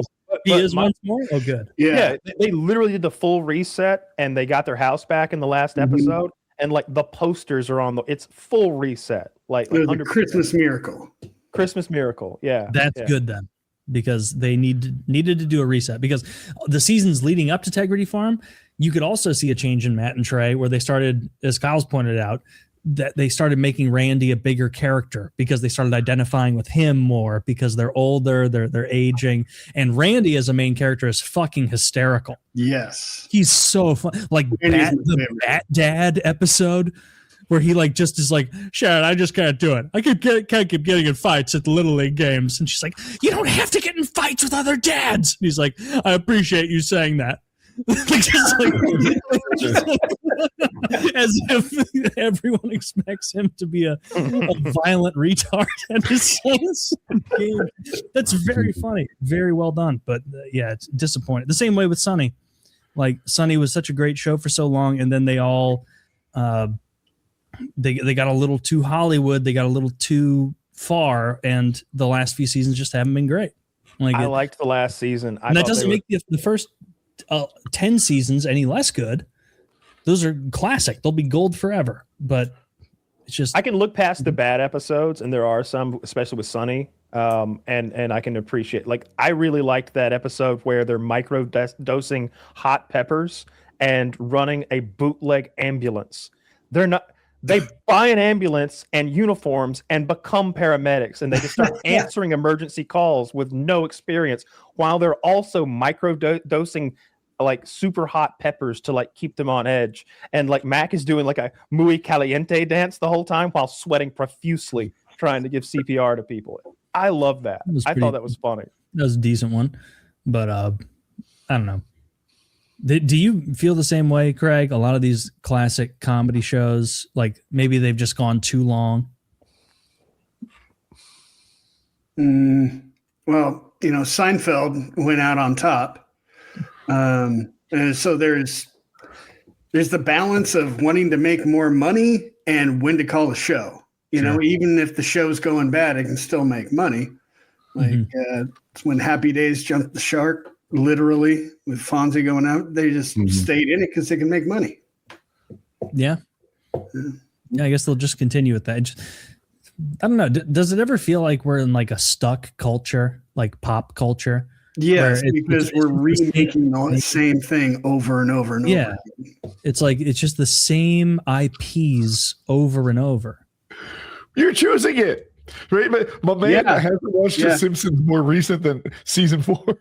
And he's like, does it feel like we're stuck in 1998 for some reason? I wish we could go back and live in 1998. Remote control. You know what? I sit here and I watch old Seinfeld and lift weights, and I start to wonder if I'm stuck in the culture. Like, we might be a little bit stuck. All right, touche on that. Very funny. But like when I do watch new South Park, new Simpsons, new right, I know. What I branched out to 2006 King of the Hill, and I feel like I'm in a rut. I am. I'm just a Grinch, really. I always say there's something like something died inside of you. Some little bit of like innocence and joy. I took the pills. It's just not there anymore. You can't appreciate these wonderful things. Like when your lack of like enthusiasm for us going around the moon and coming back, that's so insane to me that somebody's going to go do that. That's so terrifying. Yeah, I saw the spaceship they're going for the in. first it's time not that in big history, right? Or has it been done in the past? Oh my has it been God! done but like, please tell me it hasn't been done in like the way past. It hasn't. We've never gone past the moon. Well, we're doing the same thing we did. Well, we have. We've gone around the moon. A bunch of times. Wait, what? Wait, you're saying we did when like Fonzie was like a relevant like character? Back when I thought Fonzie was actually tough. The thing is, no one has ever done it that wasn't an American. First of all, no other countries managed to do this before.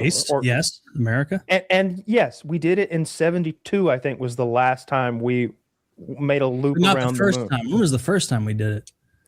Probably 67.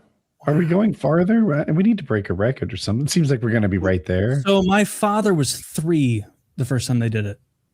What is your point? Is that it's not I feel like you're building my case. It hasn't been done in 50 fucking years. No one has been able to do it. And we're going back. And the point of our going back is this is a stepping stone to landing on the moon in a year or two and then building a moon base in 5 or 10 years after that. This is the thing happening that you're always asking for. And you're like, biggest rocket ever? What a bunch of bullshit. Oh, a new cool 21st century fucking lander? Who cares? They're sending a black man and a woman around the moon. I don't care. What do it's you fine, want? dude. A What lot of do you gay need guys us are to stoked do on it. to It's be- like to appreciate the incredible technological like accomplishment that this is. I would What you need for them it to do? not have happened in 1966 too. Oh my fucking God. I think in '72, when they were going around the dark side, they picked up a strange radio signal that they still can't identify. So we might get some. I would be interested in that. aliens after it. Yeah. Some ancient radio signals from foreign civilizations, Yeah. or just like something we caught from like Russia. Maybe. No. You don't think that's real, Kyle? Well, I mean, like radio doesn't really work out. No. I think NASA's doing You the might have right used the thing. wrong word. Yeah, I'd It like might to have see been NASA. unknown sound. If NASA Unknown could sound. invent some other stuff, I think that'd be dope. Like a phone that fits in the palm of your hand, or a digital watch, or some other like groundbreaking shit that we've never seen before. If they made something sick like that, like imagine if they made a phone that let like an astronaut talk to Nixon in the 60s from the moon. Imagine if they invented that. I don't know why you act like that's nonsense or that it's not an incredible feat Does it bother you? Technology. Moving pictures with audio, huh? Talkies, like Oh, the talkies.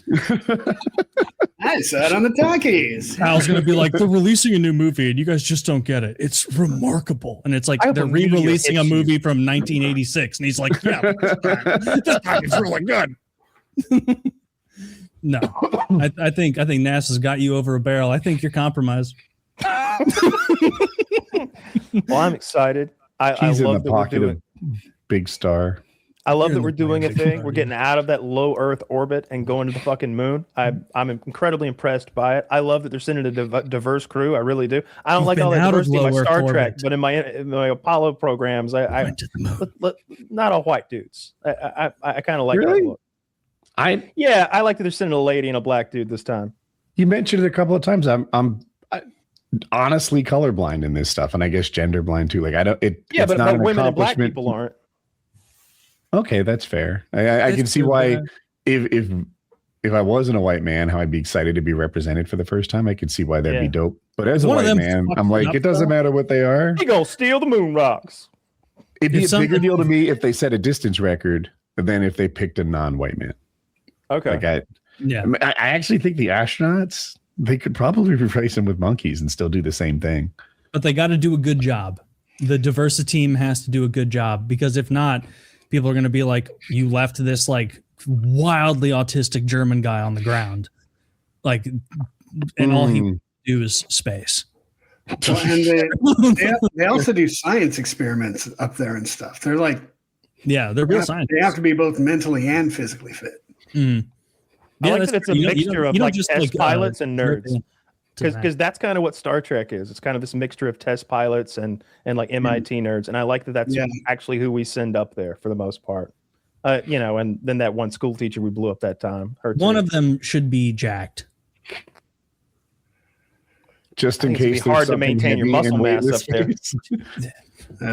See, mind meld, Woody. Exactly.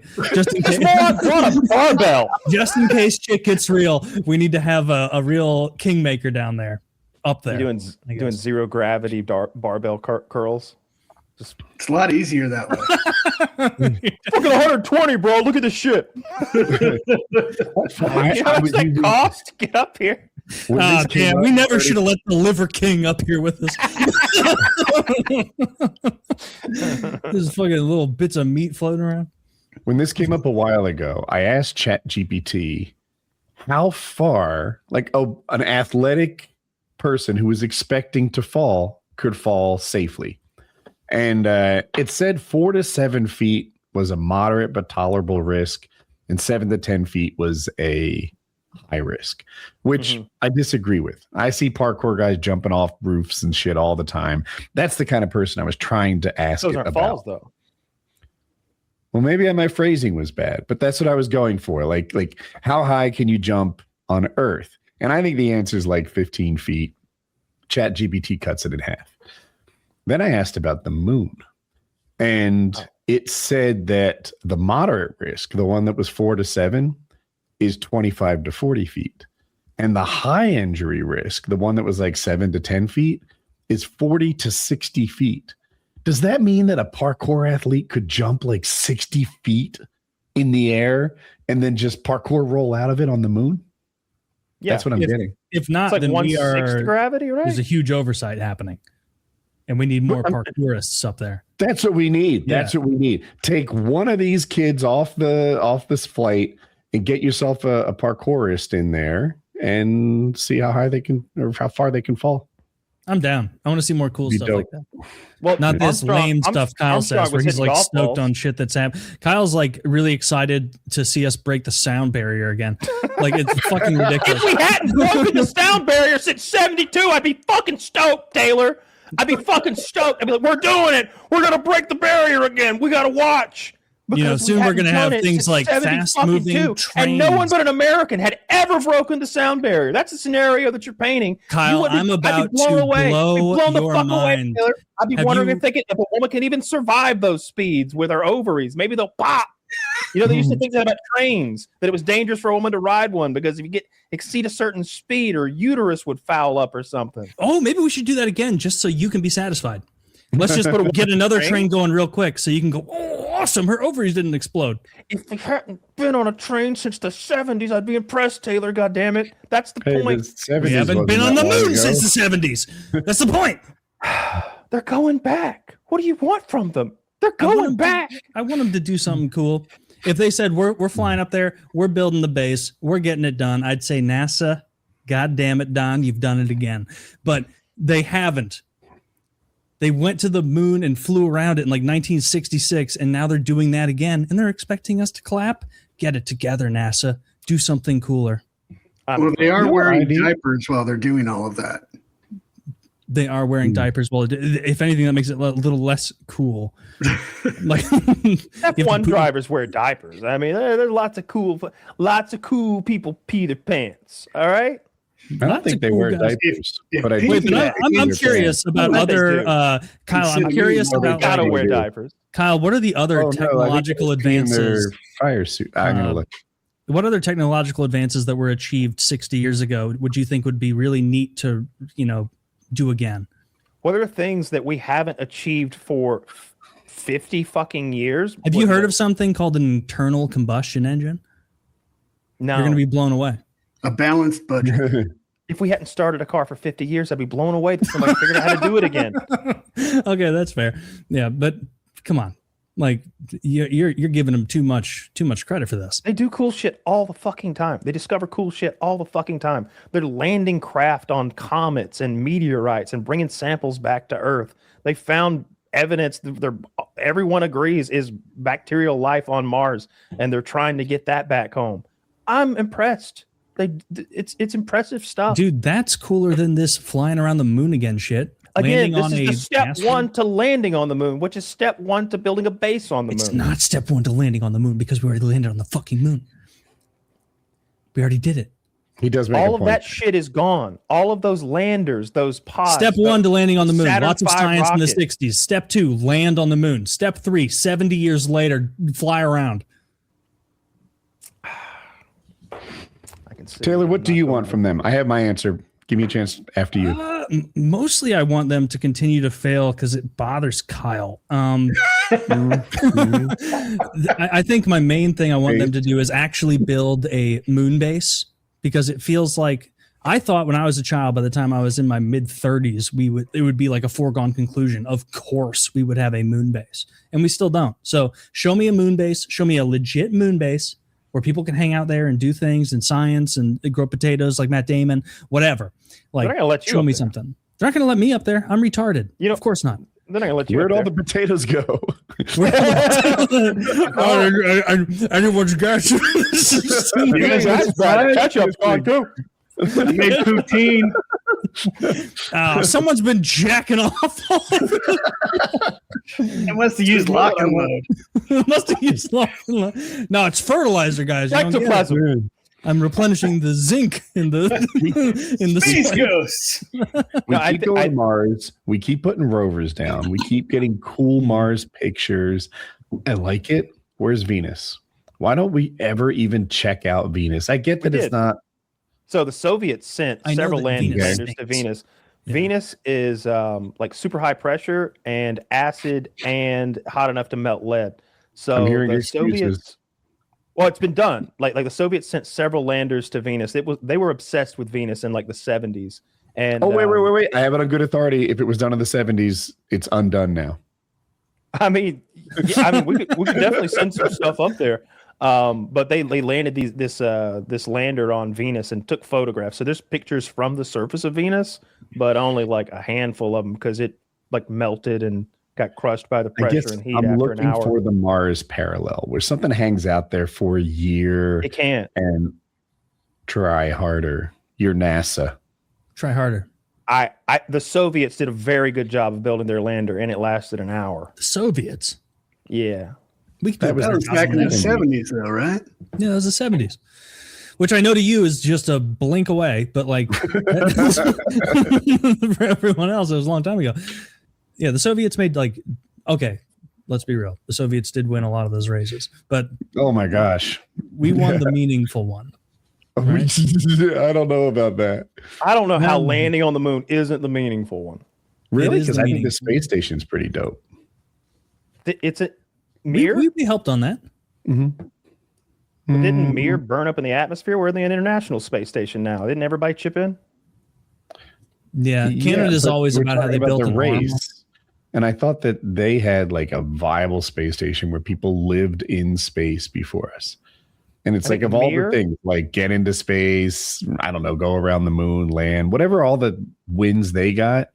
And then I look at landing on the moon, which is a dope one. I'm not trying to minimize it. Sure. But living in space, I think, is as cool as visiting moon. And no way.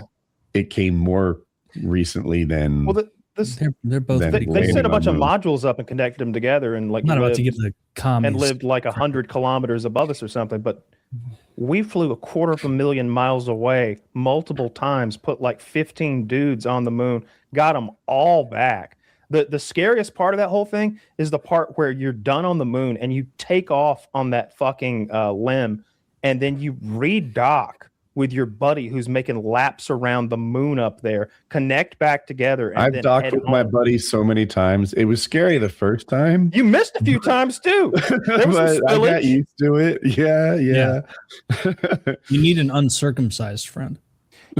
Well, it won't work otherwise unless you penetrate the other man's penis, which I think is a thing too. I think you go in the pee hole. Like if you've got a guy who's been sounding that bad boy, coring her out, if you will, then you got a less hung man. You can penetrate the pee hole. Oh my gosh! Please tell me America did that first. Who else? I think that's a Greek achievement, actually.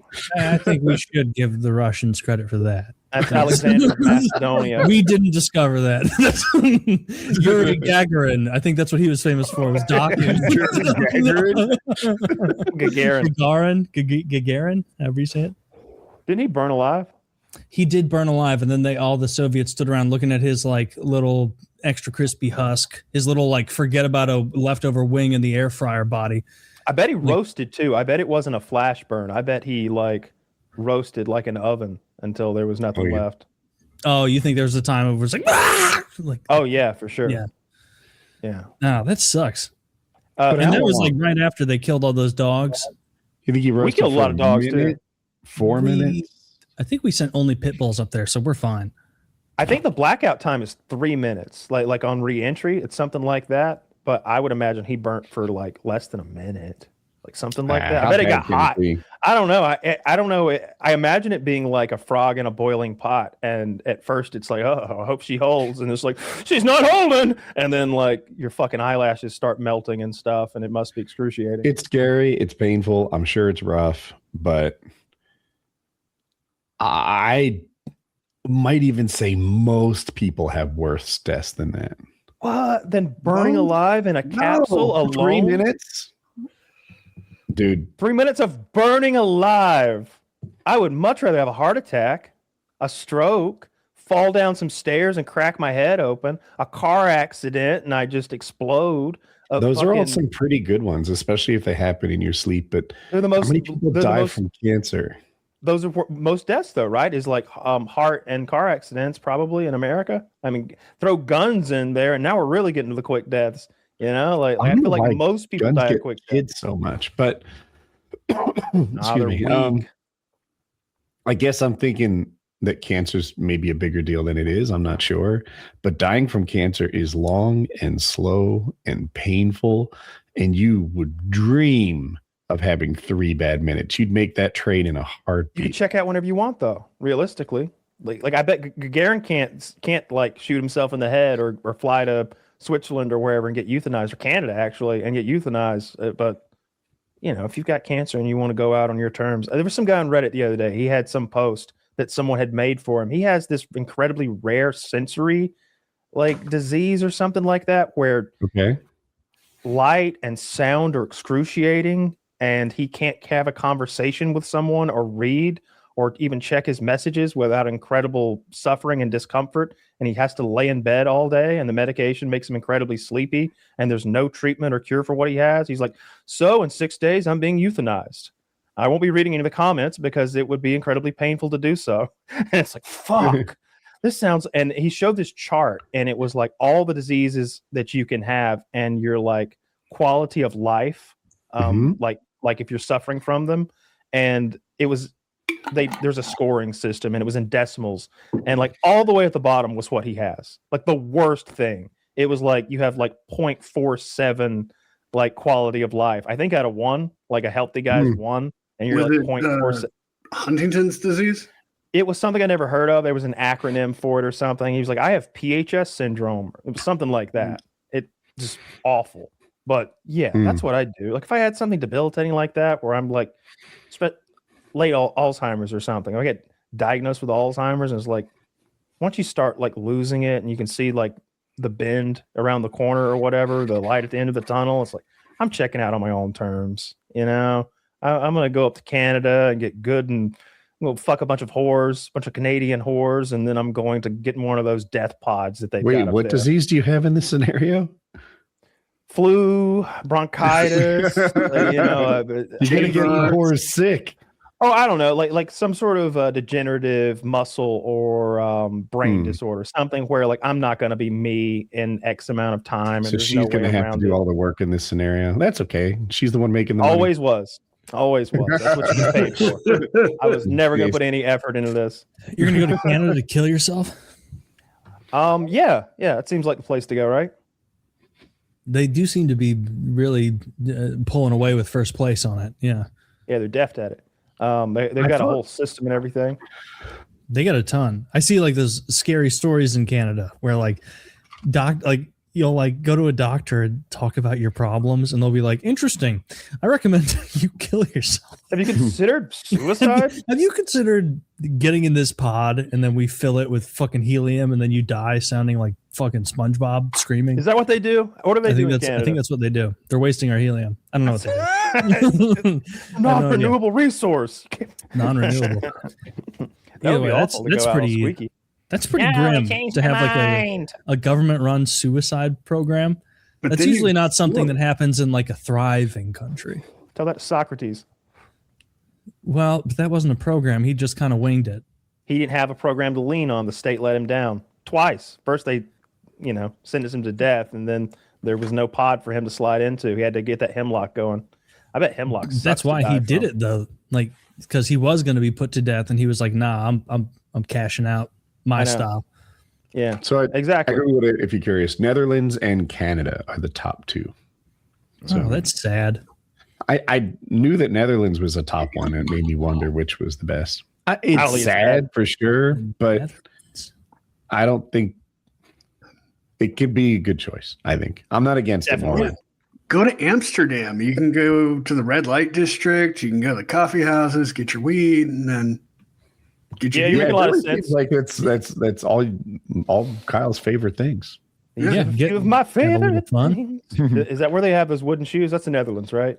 Yeah. That would be Holland, which is part of the Netherlands, right? Yeah, that's confusing. That's like the UK thing all over again. Yeah. Get out of here with that. See, that's how when we were talking about Greenland for so long, you just kept saying the Netherlands owned Greenland. The president called it Iceland 4 times in Europe. All right, get off my back. We're all smarter than try to defend that. That's true. Did you see Caitlin Levitt or whatever her name is? Caroline Levitt. Is she Caroline Levitt said that he was referring to a land covered with ice, which it is. He never confused the two countries. And I'm like, there's another country called Iceland, and that tells me he did confuse it. There's a country called Iceland right fucking next to it. Like, which, by the way, Iceland is probably sitting there being like, stay quiet. Nobody's going to. Nobody's paying attention to us. You didn't know about us. We're a lot smaller than Greenland. The real Iceland is like, he's not. He doesn't mean us now, right? He didn't just switch targets, did he? Like Iceland would be a harder target. He fell for it. They named Greenland because it's icy and Iceland because it's green, and he fell for the old trope. He fell, and also Iceland would be harder to conquer because think about the Icelandic guys. That's half Thor Bjornsson. Iceland has like 200,000 people, and 160,000 of them are strongmen. And they have volcanoes they can weaponize. If they can weaponize volcanoes, we need to be asking them for tips. Nothing can stop them. How can we? Actually, if they could weaponize volcanoes, they would have weaponized it to make Iceland bigger. So I don't believe that because they would have had it just be erupting, so it creates a bigger Iceland. Well, right? They do have volcanoes. Like they're lousy with volcanoos up there. They are. Yeah. They're lousy with them. They're like I long for a dead caldera. No, he was a complete embarrassment on his little European tour, as always. Just looking like a petulant fucking dummy. Just why does he have to embarrass us so much all the time? Did he even what was the end game of it? Is now we're gonna own tiny little bits of Greenland? No, fuck no. There was no end game. There's nothing. He quit. No. He gave up. He tacoed out, and nothing changed. Nothing changed. He bent the fucking knee. He blustered. He bullshitted. He broke agreements. He upset every one of our fucking allies. He humiliated us, embarrassed us, made himself and anyone who voted for him look like a goddamn fool on a global stage, while our enemies laughed and snickered and they made memes about us. And then he backed fucking down. All that would have been worth it if he'd actually conquered the fucking place. But he didn't. He got all the shit and none of the land. And he's like, "Oh, we have a framework in place now for the takeover of Greenland." No, you fucking don't. There was a framework already. There's like 8 different frameworks. One that says we get our military bases. One that says they'll do whatever we tell them, and another that says we can have mineral rights if we really push them hard enough. It was an embarrassment. He's such a so now we have mineral rights. We always the minerals were never really a thing. How are they? I do have. I know you said they're like. Go ahead. About he wants Greenland because he's thinking of Jefferson getting on Mount Rushmore because of Louisiana Purchase and the whole writing the Declaration of Independence thing.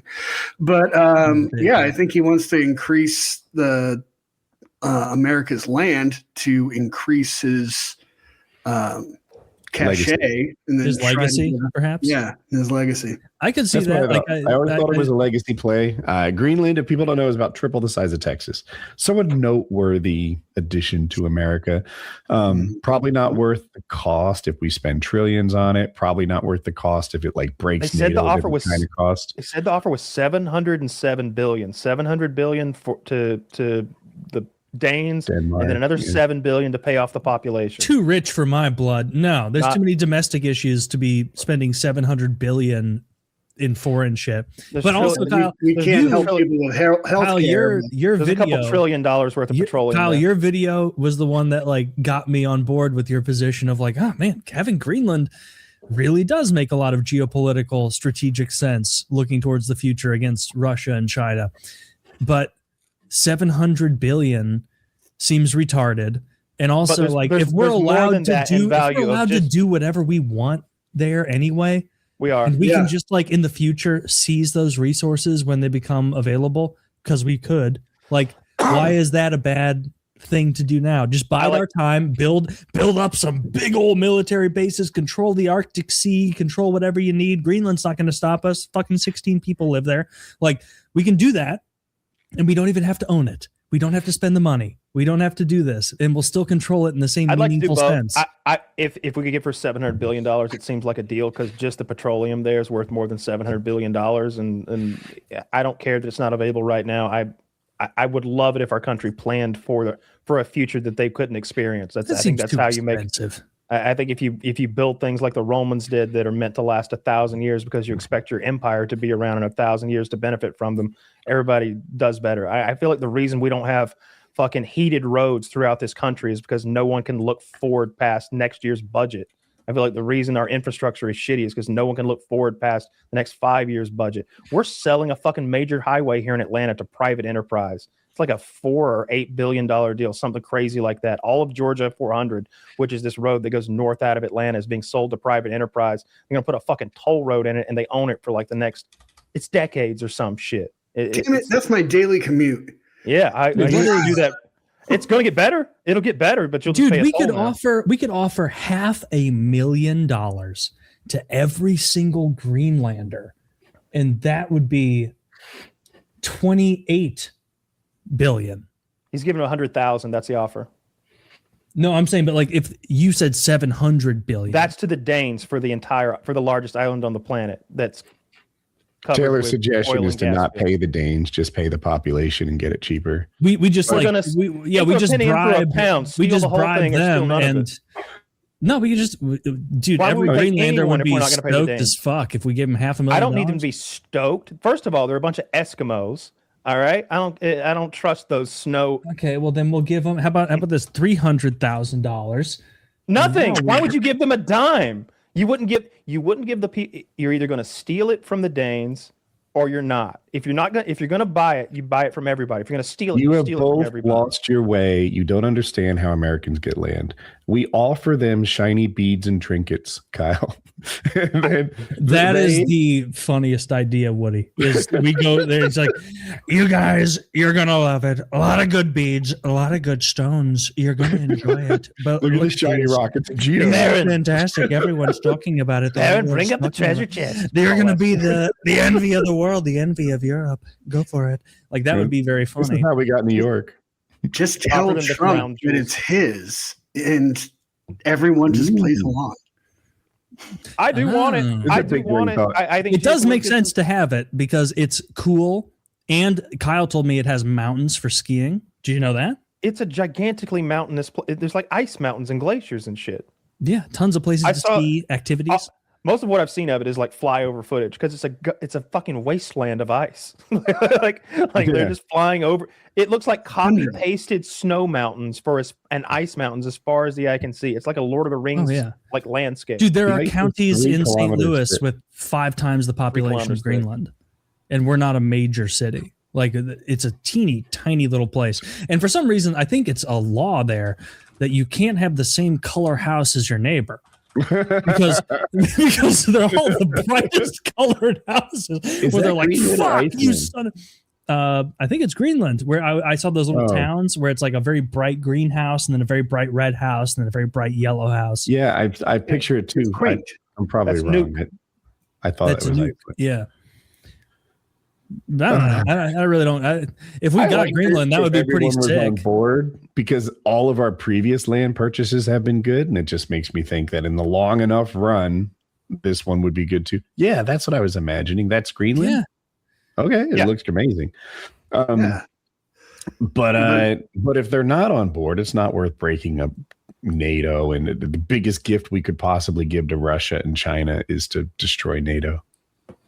What if we? Well, we just need to make sure that what if we can partner up with Russia and China get any control of that North Arctic region outside of what they already have by being Russia. You know, I mean, we border Russia. Why don't we? Europe's on the other fucking side of the Atlantic, but we're neighbors with Russia. Why don't we just partner up with them? You know, they got and go against all these weird Europeans with all their tiny quarter state sized nations that can't even agree on anything. No, dude, Russian food is terrible compared to you don't have Italian, to eat the food. That's not Spanish, part of the deal. I don't know why you thought it was. I don't know how you couldn't think that would be the first thing I'd say is that like Russian food. I'm not in on it at all. We'll have to switch to an all borscht diet. Nothing but beef soup for everyone. Okay, how about this? We ally with Russia, but we still keep the good food countries on our side. We get Italy, France, and Spain, and Portugal. Throw Portugal in the mix. They have some tasty food. Italy's always been sort of flexible as far as morality goes. Like they've been on the other side of the coin before themselves. So Italy has been the coin with Rome. Taylor, I feel like you're missing out on Asian food in this thing. I don't know what it is about the Asian cultures, but it's banger after banger after banger. Thai food. Chinese solid, right? Vietnamese food. You want some fun? I mean, love some fun. Banger after banger after banger coming out of these Asian countries. Sushi, yeah, Japanese sushi. I love that. I know Woody doesn't. I think sushi is it's not for me, but people love it. Sushi's the peak. Yeah. This is where the best food comes from. I think they're looking at France and Italy, and I think they're not looking far enough. Now, something we should make note of is that orange chicken is something we came up with. Yes. Yeah. And so we do deserve some credit there. But Asian food also, the only big negative to Asian food is there's no cheese because like Asian people don't do well with dairy. And so they've got no cheese in any of their dishes, which is an enormous oversight. Mm-hmm. Like that is one strike against them. What Japanese food would be better by adding cheese? See, no, none of them would be better by adding cheese because they've formulated everything to not need cheese. Exactly. But man, I love cheese. Yeah. Cheese rocks. There's a Philly cream cheese and a Philly roll. But I think I hate those. Those are disgusting. I don't like those either. I don't like any of those rolls with cream cheese because it doesn't feel like I'm even eating sushi anymore. I'm eating some like Americanized nonsense. I just taste the cream cheese. I don't taste anything else. Yeah. You eat some like spicy tuna roll and there's nothing in there but mayonnaise. Get out of here. Cheese works on a bagel. I know I'm shifting topics a little bit here. I just wanted to stand up for cream cheese. Bagels I like cream cheese. It's on a bagel where it's supposed to be. And bagels are good. Shout out to the Jays for the bagel. I think they came up with that, right? As far as I know, I don't know. Yeah. I think a bagel anyway. Like, what do you mean? Is it the shape? Like yeah, it's the shape of it. And it's what if you took the same bread, but you just made a square? Does anyone else probably make that Italian bread, or Turkish? That's a bialy. What's a bialy? Honestly, I maybe doesn't have the hole all the way through. Oh, okay. Oh, in my age, I've come to appreciate other breads. Like if you were talking about peak food 20 years ago, I wouldn't have been calling out banana bread or all those candy breads, but they're kind of top of the. They're better than I gave them credit for back in the day. Banana bread is solid. Pretzel bread. What's the banana bread country? Let's take them over. Pretzel bread should be the base bread, really. Whatever normal base bread is sourdough. See, Woody, we need to conquer Germany. I think those are the pretzels, right? We can get pretzels without a global war. We can have the best pretzels. I think what we should do as the global hegemon is just turn all our allies into little food stores for us. They create all the tastiest food. All that Spain is.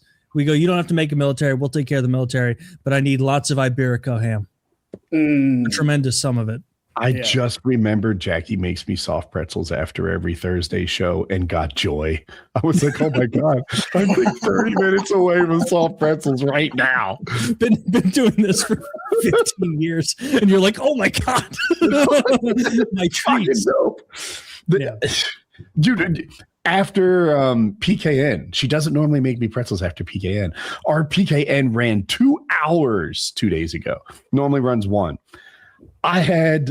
You know what? You can't even call it a soft pretzel anymore. She had that thing done on time and then left it in the toaster oven on like keep warm for the next hour. And it was basically a hard pretzel, but I muscled it down. I was equal to the challenge. Love it. Proud of you. There have been so many times that I've like seen the show at like 4 hours and 5 minutes, and my internal thought is like, Woody's pretzels are getting cold. Because I'm very snack conscious. And so I'll think like, we got to get him out of here. Those pretzels are not going to hold that moist integrity for long. Titles, and I'm like, boys, the clock is ticking. What is the best regional food ever, Craig? Like what's top number one? Biscuits and gravy. Hard question. Regional worldwide or regional as in American? Worldwide? World. I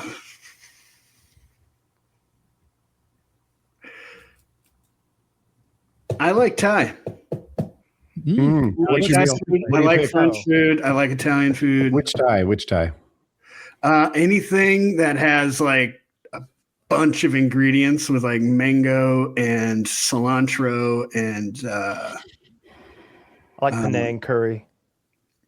Penang curry is good. Lemongrass. I get it Thai spicy, and then I bring like a whole bunch of Kleenex because I have to blow my nose like 4 times through just eating one plate of it. I can't eat it around other people. It's embarrassing because I'm going to be crying and like snots everywhere. It looks like it's like I get hit with pepper spray.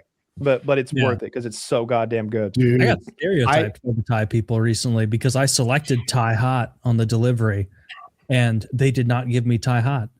They saw my white name and were like, "Oh, he don't actually want Thai hot." Did you? And then I did, because I started eating it, and I was like, "There's no spice here. There's nothing here." I'm not on your level, perhaps. I went to a Vietnamese restaurant and got pho. And it has this like, the green peppers and the beef and whatever. And I made a display out of myself. There's a pile of Kleenex 18 inches tall. My eyes are crying. My nose is dripping. I'm powering through this Vietnamese dish that I love, but I'm just not built for. And they asked how spicy I wanted it. It was like 1, 2, or 3 peppers. And I'm like, 1's good. And I'm like, did you violate our contract? I did my best, but I said, I'm not a Vietnamese. I can't hang. Dude, white restaurants need to start doing the same thing for delivery where they're like, do you want a white person amount of dairy or a non-white person amount of dairy? Because if you're not white, you're Westerner, please. Fucking toilet for the next few days. And it's like, nah, give me the milk, give me the cream. My ancestors, you need 3 slices of cheese on that burger. You sure you can handle that? I have so much thanks, my European ancestors, for just storming the beach of cheese over and over and over, being like, eventually we'll be able to eat this tasty treat without having a disaster. And they did. They did. Speaking of disaster shit, you might be overlooking the black people. They add cheese onto stuff at a level that you might be unfamiliar with. Oh, black people are way more lactose intolerant than white people. Yeah, I'm going off a small sample size of my black friends, and they can't fucking get broccoli without that shit dripping in cheese. Everything they get is add cheese with that. That's how my mom got me to eat vegetables as a kid. She put cheese all over the vegetables. That's terrific. She couldn't get me to eat otherwise. I would throw a tantrum and she'd be like, all right, I'm Midwest. just melting a bunch of cheese on your peas. And I'd be like, oh, cheesy peas. Hell yeah. Not even good. Think about that. Lactose intolerant?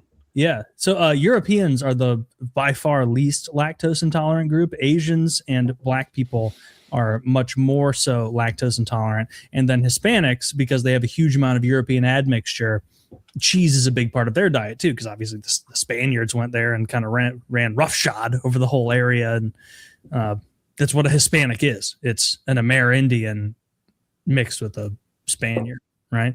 Yep. You're right. I ChatGPT'd it and it agreed with you. I didn't. Yeah. Again, I'm just going off my friends. That's where Europeans win. Cheese. Big win. Huge historic win for cheese. Kyle, you don't seem convinced. I like all the dairy. Like I love sour. That's significant. Like I love fucking sour cream so much. I love butter so much. I love whole milk, as RFK has told us, is a health food. Ice cream is so goddamn good. Like all of the dairy things are wonderful things. I love sour cream on a baked potato. I lick the spoon clean. I love it so much. Do you think RFK drinks a lot of whole milk? I don't know. I don't know. I've seen him shirtless, and he's in his 70s, and he's top 0.1%. He strikes me as a guy who watches every calorie. He seems like a guy who survived a brain worm. I just don't trust much. He's a guy who uses a lot of steroids. Yeah, sure. but still, like you know, I think he's. I don't think he's steroid. I think he's clearly on up, steroids. though. He's on T. Same difference. He's on both. I don't think But if he's not doing a caloric restriction, he wouldn't look like that. Assuming he looks like that. I haven't seen him lately. Yeah. I mean, as far as like 73-year-olds, the guy's like astoundingly shredded. So there's got to be something going on there. It's just testosterone, Taylor, and working out. If you That's what I said. I said it was T. You would look like fucking Dolph Lundgren. You would be so ripped up and enormous. You wouldn't be able to sit lower his body fat? I can't do that until I not enough like kids. Because it's going to shut down my testicles, and I won't be able to. Taylor, he's locking I'm low. going to need triplets out of you this year, okay? That would actually be kind of nice, just to get it done. All at once, just have a hellish 1 year period, just to get it all done, and then a hellish 22-year period, and then you're done. Yeah. I'm gonna be coming to Woody all the time, being like, "How the fuck do you deal with this?" I was right, you son of a bitch. I was right. Why didn't you tell me? And Woody, tell Kyle that I'm asking you these things because he's gonna know. Kyle will gloat. He'll gloat. You know he will. He's petty like that. He's a real faggot sometimes. He got me Plan B as a wedding gift. It was insane. That would be so insensitive. Plan B. That is hilarious as a wedding gift. I got you, bro. Man, I feel like we've solved a lot of geopolitical conflicts tonight. We could solve them better than he could. We could solve them better than he could. We literally could. We wouldn't do worse. We could do nothing and we'd be better.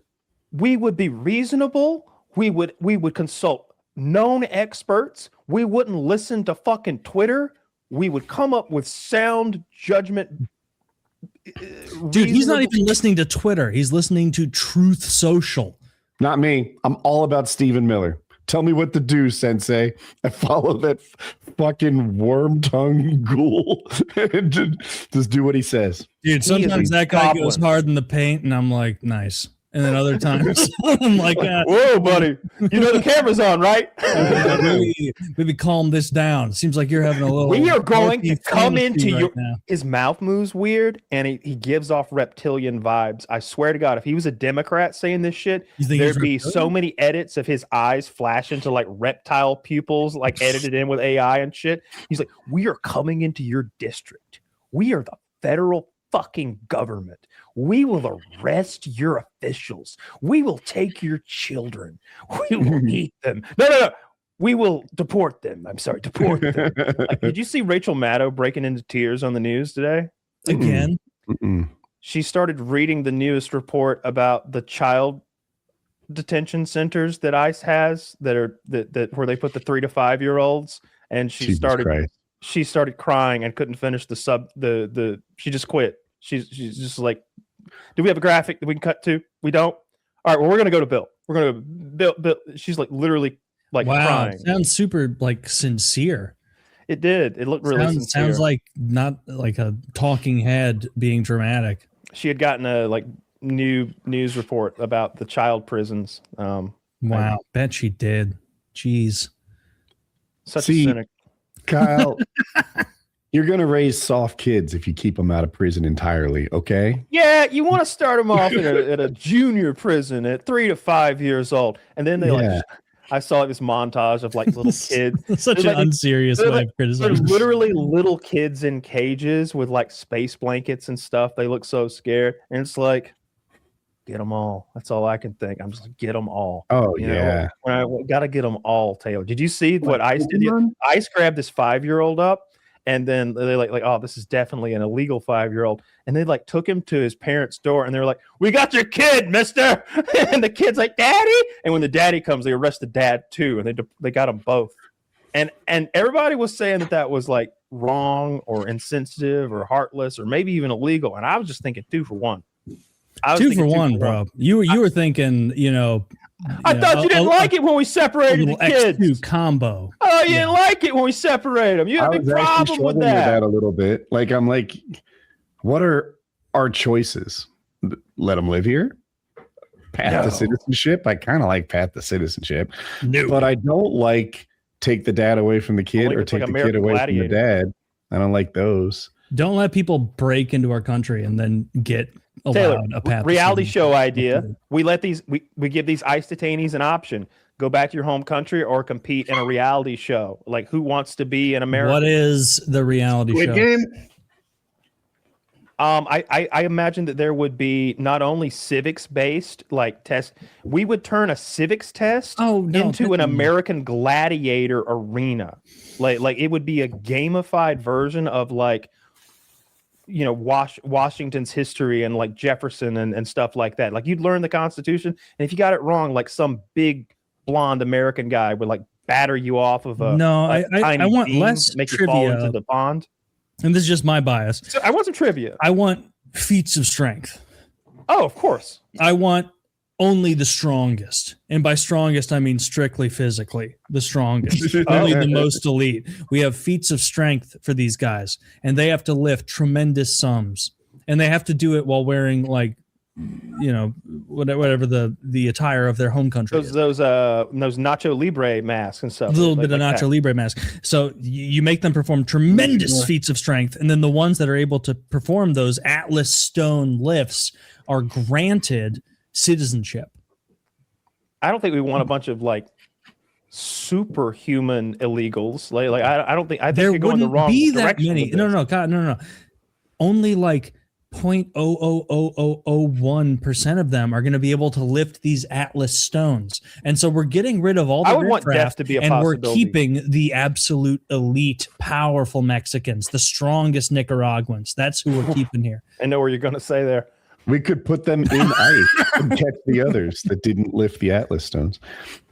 Oh, and that's another thing. We have to make ICE agents lift the Atlas stones as well.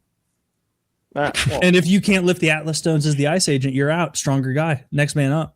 Most of the ICE guys generally look pretty fit. I've seen some embarrassing ones, but they're mostly the bullies from high school. They're mostly. I don't think bullies from high school. I think they're mostly those guys have affliction former military, right? They're mostly just like cops and former military. No, they're not. They're taking anybody that'll fucking sign that paperwork. Who do you think is signing up? It's former military, bro. I think anybody that listens to the sound of my voice and takes it seriously, because they're giving you guys $100,000 bonus to start, all right? And they let you wear a mask so you can do whatever you want. They're going to let you gas people, all right? They're going to let you pepper cannon people. You're going to get to travel across the country, collecting a per diem in a government vehicle, getting maybe some sort of clearance, definitely getting experience that you could leverage into the private sector later on. Join ICE, even if it's just for the next 3 years. Join ICE. It's a no lose scenario if you join ICE. Best case scenario, some nut job bumps you with their car and you get to collect disability for the next 30. So you get to go army mode and like wreck your knee skiing and then be like, I get $4,800 a month for the rest of my life. Dude, join ICE. Taylor, in case you're curious, it's 30-70 military, non-military. If I were not actually higher than I thought, but that is actually higher than I thought too. Okay, so if I weren't a felon, I would 100% join ICE just for like the stories that I could bring to the show. And like, you can't be a federal agent if you're a felon.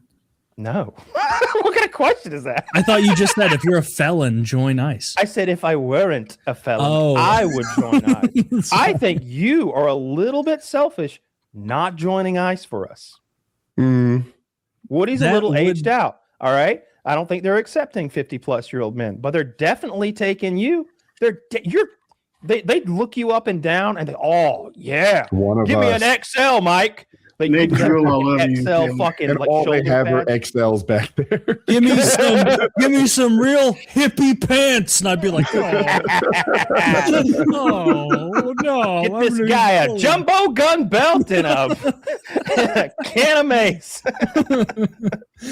Yeah, that would be kind of fun, I guess. Like, I don't know what maybe you could do. Look. Once you're like in, you could maybe mention like, hey, I don't know if you guys are any social media ambassadors, but I actually run a little podcast. I could help, put a good face on ICE. I could be kind of your eyes on the ground, showing our side of this story, because too often it's the liberal agenda that gets put forward and these skewed views and these edited clips. Let me show the world what ICE is really about. The trained professionals that are keeping America safe and enforcing immigration law across the greatest country in the world. Fucking hit them with that one. All of a sudden, you're not even running around with mace anymore. You're running around with a cameraman and a microphone, dressed up like fucking G.I. Joe. And a mask.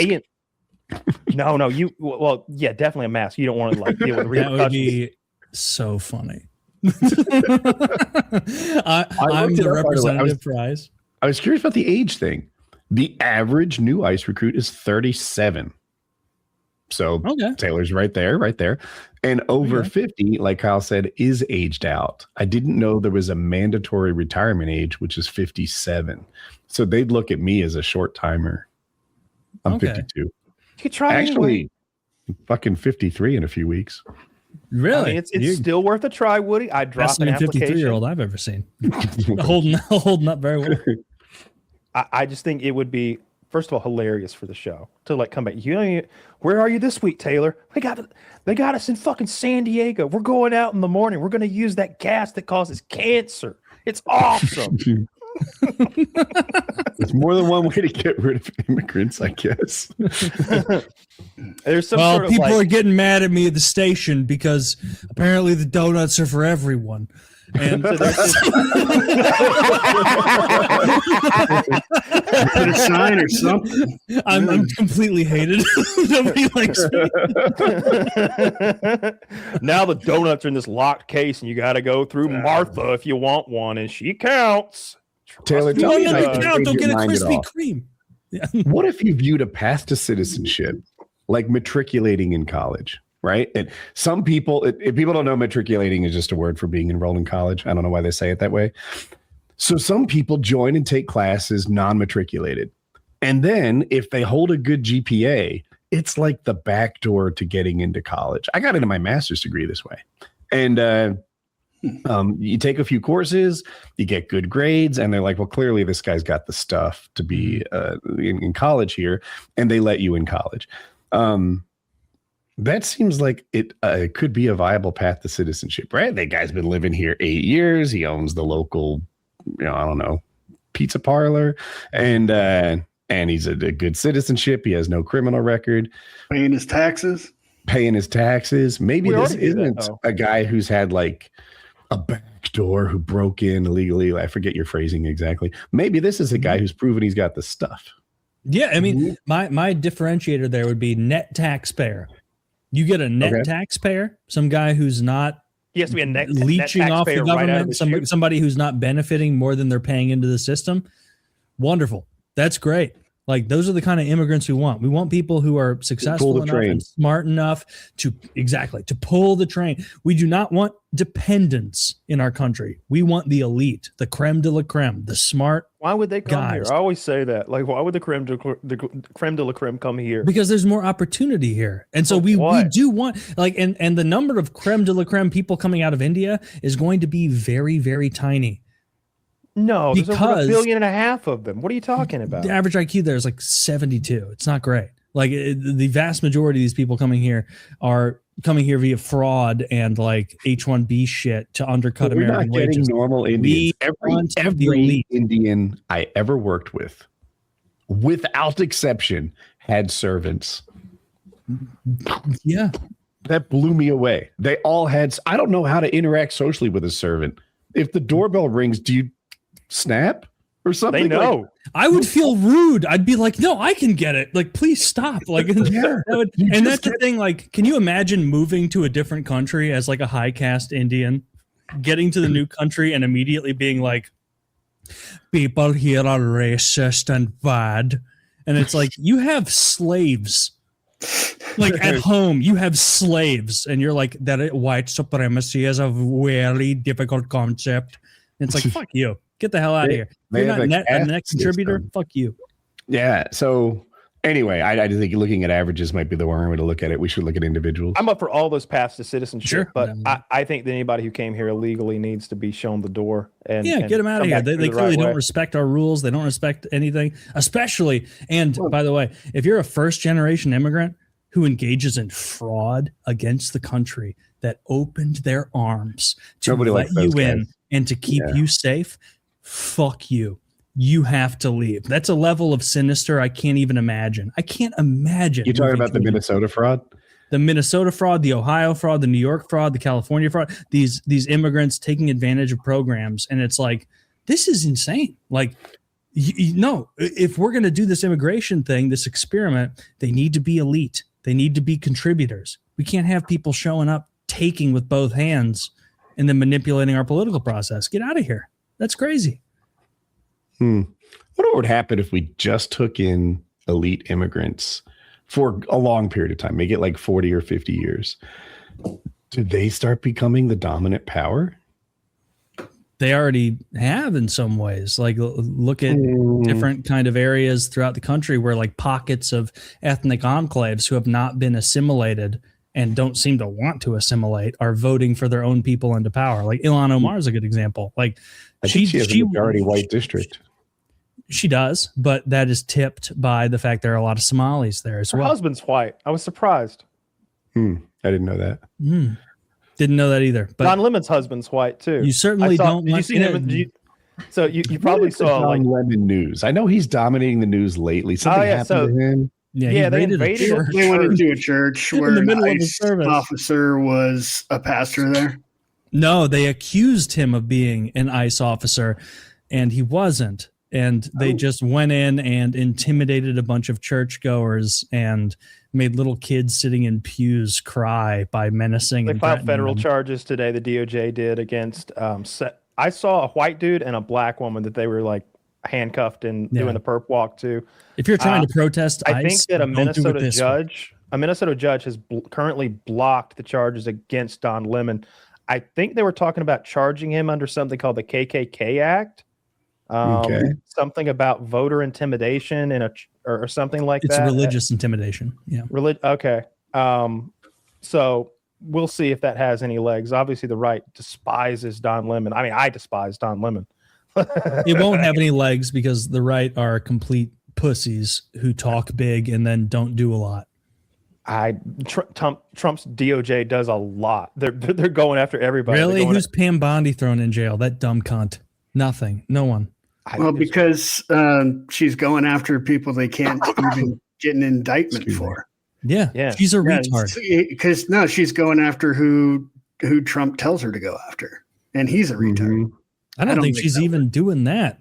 Like, it doesn't seem like she's even like hammering home charges goals. against What is the list? They went after Bolton, they went after Comey, and they went after someone else like on the same day. Well, the guy who sets the interest rates. What's his fucking name? Powell. Powell, Jerome Powell. Powell. Yeah, they're filing charges on Powell. James. It's his enemies list. I feel like his the conviction rate would go up weird. if he went after guilty people. Yep, exactly. I don't know, but what Jerome Powell do? He won't lower the interest rates like he's been commanded to do by the king. What he did or how he could get out of this. He's like, well, if you lowered the interest rates, like you gave away the game, you dummy. He doesn't care though. He should have lowered them himself rapidly. A dictator yesterday in Europe. He called himself a dictator. Yeah.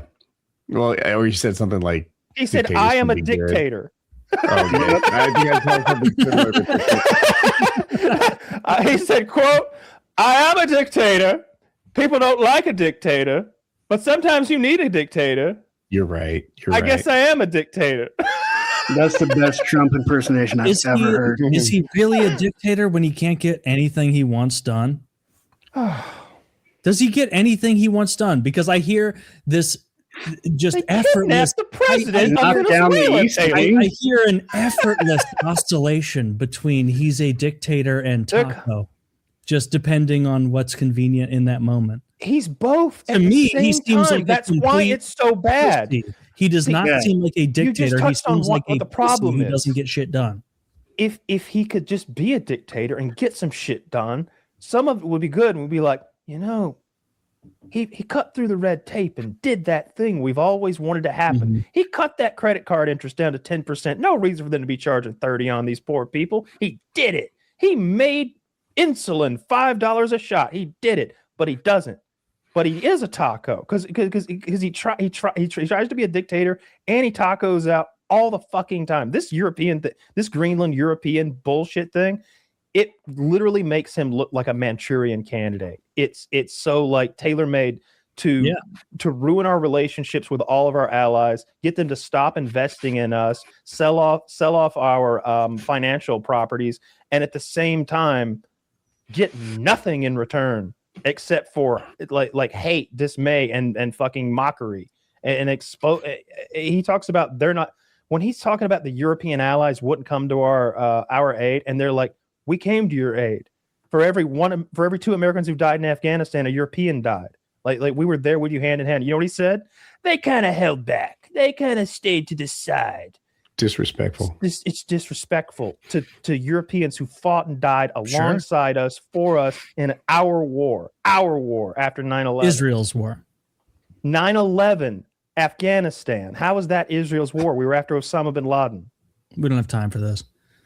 Do you think that Israel 9/11? I'm going to say that at any point in the show. Next time I'm wrong.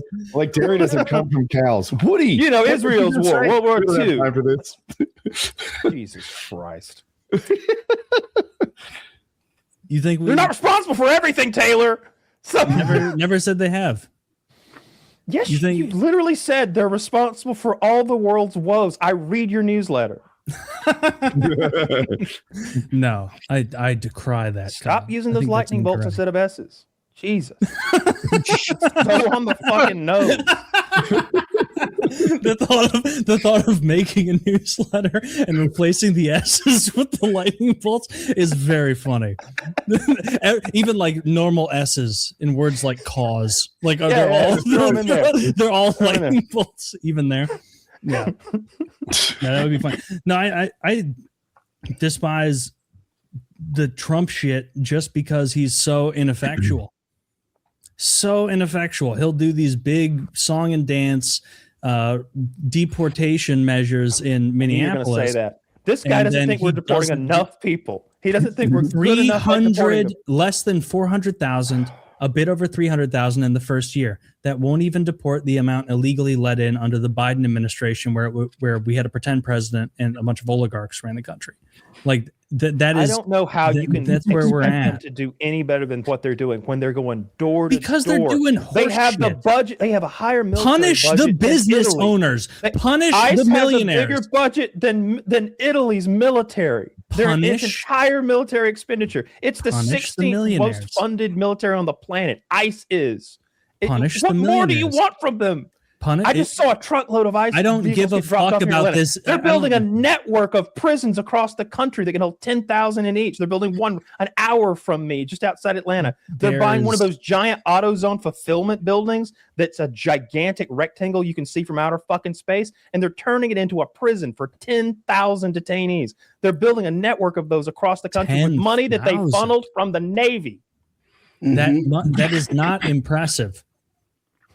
That's not impressive. I love that. 10,000 is 10,000 is. Wait till you see Doc Al 2.0. You're going to be blown the fuck away. Joe Biden let in over 10 million people illegally, and then illegally used federal funds to shuttle them all around the country. No. I don't care. What are you talking? I'm talking about the network of prison camps that are being built. Who gives a fuck? That's meaningless. What you need to do if you want to change this is you go after business owners. If you're a special advisor to the president on immigration and naturalization policy, what's one little phrase that you'd put into his ear about what he could do better? Get more of them. I've been saying this for the last couple of minutes. You can't punishing the business owners isn't going to do anything to deport the people. That's going to solve your economic woes. Door to door, because that's like a shock and awe sort of approach to exhibit strength. And they're not doing that very well. What you'd actually want to do if you want to solve it is you start going after millionaire business owners and billionaire business owners that hire illegals. And then you punish. It works very well, because as soon as these people aren't able to make money effectively in our country, they will leave on their own. And so you punish they won't turn to crime? The billionaires and the millionaires who own these companies. They live here with undercut wages for Americans in order to hire They'll illegals. Get another job. You go after them and you make an example of a couple. You throw them in prison for a decade. That won't look. I think that's a good idea, but I don't think that's going to get million. You think 10 million illegals that are already in our communities will say, "Oh, I got fired. Better head home. Pack up, family." No. How about this? We do that, and we have a 100% remittances tax. Boom. That's not going to change anything either. Wait. How would they'll spend their money here and it won't go home? Okay. So now they'd spend their money here. Where were they spending it for? I didn't ask you how to deal with the problem of 10 million illegals having snuck into our country on a tax level or on a budget level. I asked you, what would you say to the president to catch more of them? Because you don't like 300,000 a year, 400,000 a year. That ain't enough. You want a million a year. You want 2.5 million a year. That's the number you need to hit just to break even. So how do you get our numbers to 2.5 million so that you'll be happy? And at the same time, what do we get NASA to do at the same time to make you happy? Well, what can anyone do to please King Taylor? The problem is that you are not understanding the full extent of how incentives and payment keep people You have here. misunderstood my question, sir. I'm not trying to solve the tax issue or the employment issue. How do we get those 10 million people out? Because we're only getting 300,000 or 400,000 a year right now. How do we pump those numbers up, as Matthew McConaughey would say? Fucking told you. You start punishing the large businesses. All right, they're all punished. Now, how do we catch all those? You're interrupting because I'm answering it earnestly. What you do is you start punishing business owners who knowingly employ illegals because they are cheaper than Americans. That's like a level. That's like traitorous, like not paying Americans a fair wage so you can hire slaves from the third world. Fuck you. If you're a billionaire or millionaire business owner who does that shit, and even if it's at Mar-a-Lago, if the manager of Mar-a-Lago is doing this, throw him in jail too. Fuck these people. They are engaging in practices that harm Americans and the working and middle class. Immigration as a whole harms the working and middle class, and I am against it. So I understand Taylor's vision, right? Like Trump's vision is kind of cruelty is the point. They want people to be scared that we're going to separate moms and children. They want people to be scared that ICE will beat them up and self-deport. Cruelty is his point now. But Taylor is like, opportunity is the point. People are coming to America for opportunity. If we remove their opportunity, then they'll leave America. I'm like, I'm against any sort of meaningless cruelty for no reason. But just remove the incentive, and I'm not endorsing the idea, but I do think it makes sense. So tell me where I'm wrong.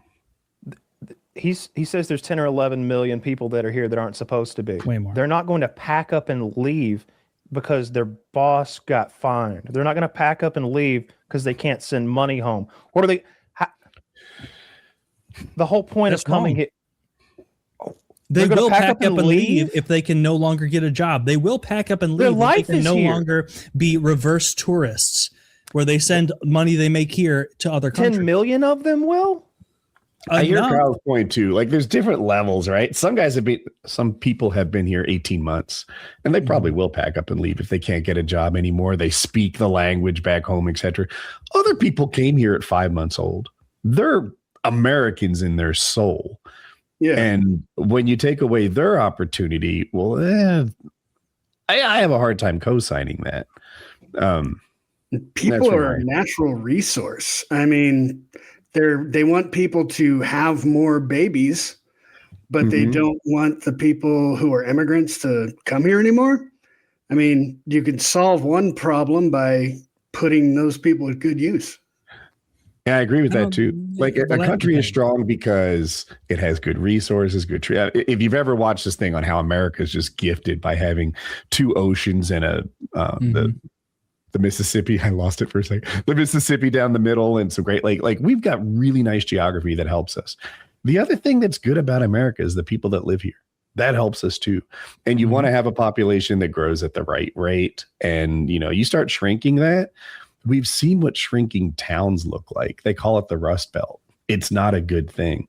And a shrinking tax base is a bad thing. And if you shrink populations or don't grow at the right rate, you have to manage that resource better. Is there a better? I know I see on Reddit all the time, 20-somethings say they're not having kids because of financial issues, not because of a lack of desire to have kids. Yeah. That's a tough thing to solve. You're going to make houses cheaper across the way, especially when we tariff the lumber. Smart thinking. You don't have my whole point with the deportation thing is that Trump is needlessly taking on these horrible optics that a lot of people in America think are cruel for a very teensy tiny little gain, when you could make more meaningful gains. Because my goal, unlike Trump's, is to actually handle the illegal immigration crisis. And that means you punish business owners, you punish millionaires, you punish billionaires, you punish big tech oligarchs for defrauding the H-1B program, for example. What will that do to costs? Who gives a fuck? Americans will have better jobs. You complain about beef every week. People will have better jobs.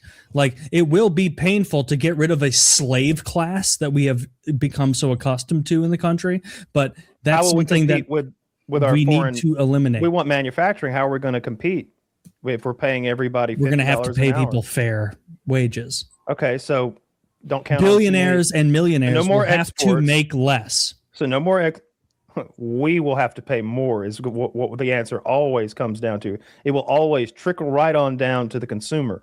So you're okay with like barely legal slaves doing this shit? I think we should go ahead and legalize slaves. Well, first of all, we have legalized slavery in this country already, but I'm absolutely in favor of that. I don't want to pick any strawberries. He's talking about prison. Oh, okay. Yeah. It's legal. It's legal slavery in Alabama. They let them out to go work at like KFCs and stuff and take their checks. And They sell them. They rent out their prisoners to local businesses like KFC, and then they come back and they go back to prison. It's slavery. I've never heard of that. That's wild. I don't know. You could do these deportations in a way that pissed off a lot fewer Americans. I asked you how you started talking about taxing people. Go after business owners who knowingly hire illegals in a severe way. We keep talking in circles, but it seems to me, correct me if I'm wrong, that your goal is to make it not financially viable to be an illegal in the country and hope that they will leave on their own. Yes, that is the smart way to do it. That if you're so scrappy that you invaded the United States from a third world country across the world, you'll find another job. You'll find someone who will hire you. You go to a small business that will absolutely hire you. And then we'll have the federal government cracking down on every mom and pop and every farmer across the country. Will we go after the individual chicken farmers, dairy farmers? Yes. The wheat farmer. All right. We're going to eventually we will trickle down that farm, and we will make it so scary. We will make it so scary to employ illegals instead of paying Americans a fair wage. They are the scrappiest people in our country. They will not flee. They will look harder for other jobs, or they'll turn to crime. What percentage of them will self-deport versus what percentage of them will simply turn to crime when you make legal like even more crime illegal, in addition to breaking into the country? Oh, you think it's crime? Okay, well then tell me, you're lower rate than the to use a little bit of Woody's vernacular. You're shooting down all my, I think, salient ideas about trying to shoot this down, and you don't have a adequate. You have shifted the goalpost and changed and refused to answer the question about what you would tell Trump he can do to catch more illegals. Punish the billionaire You're and playing all millionaire defense and no business offense owners. when you do that. How are we gonna? We already funded ICE. No, that's like a glib statement. Like that's retarded. Like you really think that if we go after some billionaire owner of Tyson Farms and we throw that guy in jail, and it's because of the number of illegals anyone who employs an illegal, you think that doesn't trickle down? You don't think people get scared and start getting more right with the law? I want to jump in for a second. I think you guys are going in circles, but so Taylor, sure. I understand your concept, and I also think that it would work. I don't know if I'd endorse it. What nuance would you add? What about the person who came here at 5 months and is American in their soul? Like, do you have any nuance that for that guy? Like, there must be exceptions to your thought process. Yeah. Like if you were born here and you're like, you don't even born here is Spanish. Or like if you were 5 months old and you got brought here and your family's working for Tyson, whatever. Like I do have like pity and understanding for that person. Like that makes sense. As long as they're a generative member of our country, I think that's fine. What if they're on disability? Let them be. What if they're hurt? What if a car hit them and now they're crippled and they live in our country? All right, gotta go. Yeah, I knew he'd say we'll talk about bad optics. All right, that's just funny. That was a funny answer. That was the funny answer that you delivered to me on a silver platter, and so I'm going to have to answer that and everything. So maybe if in Taylor's dictatorship, if you're a member of a household that pulls the train, right? So this includes moms and kids and stuff like that too. Then there's a path to citizenship.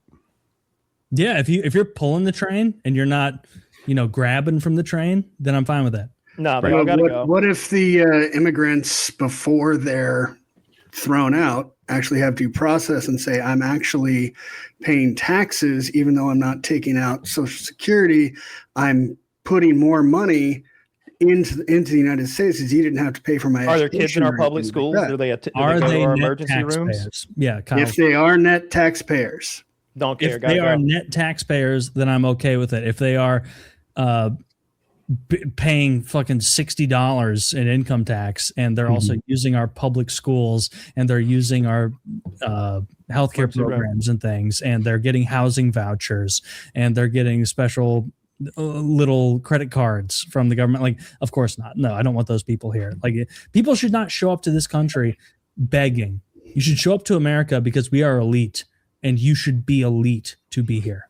Well, a lot of these people are actually fleeing violence in their own homelands. Like with Venezuela, it's just going to get worse. We're going to get more Venezuelan migrants making their way up here.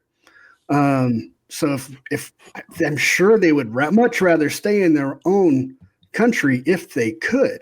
And those are people that need help. And it even says on the Statue of Liberty, bring me your poor, bring me your tired.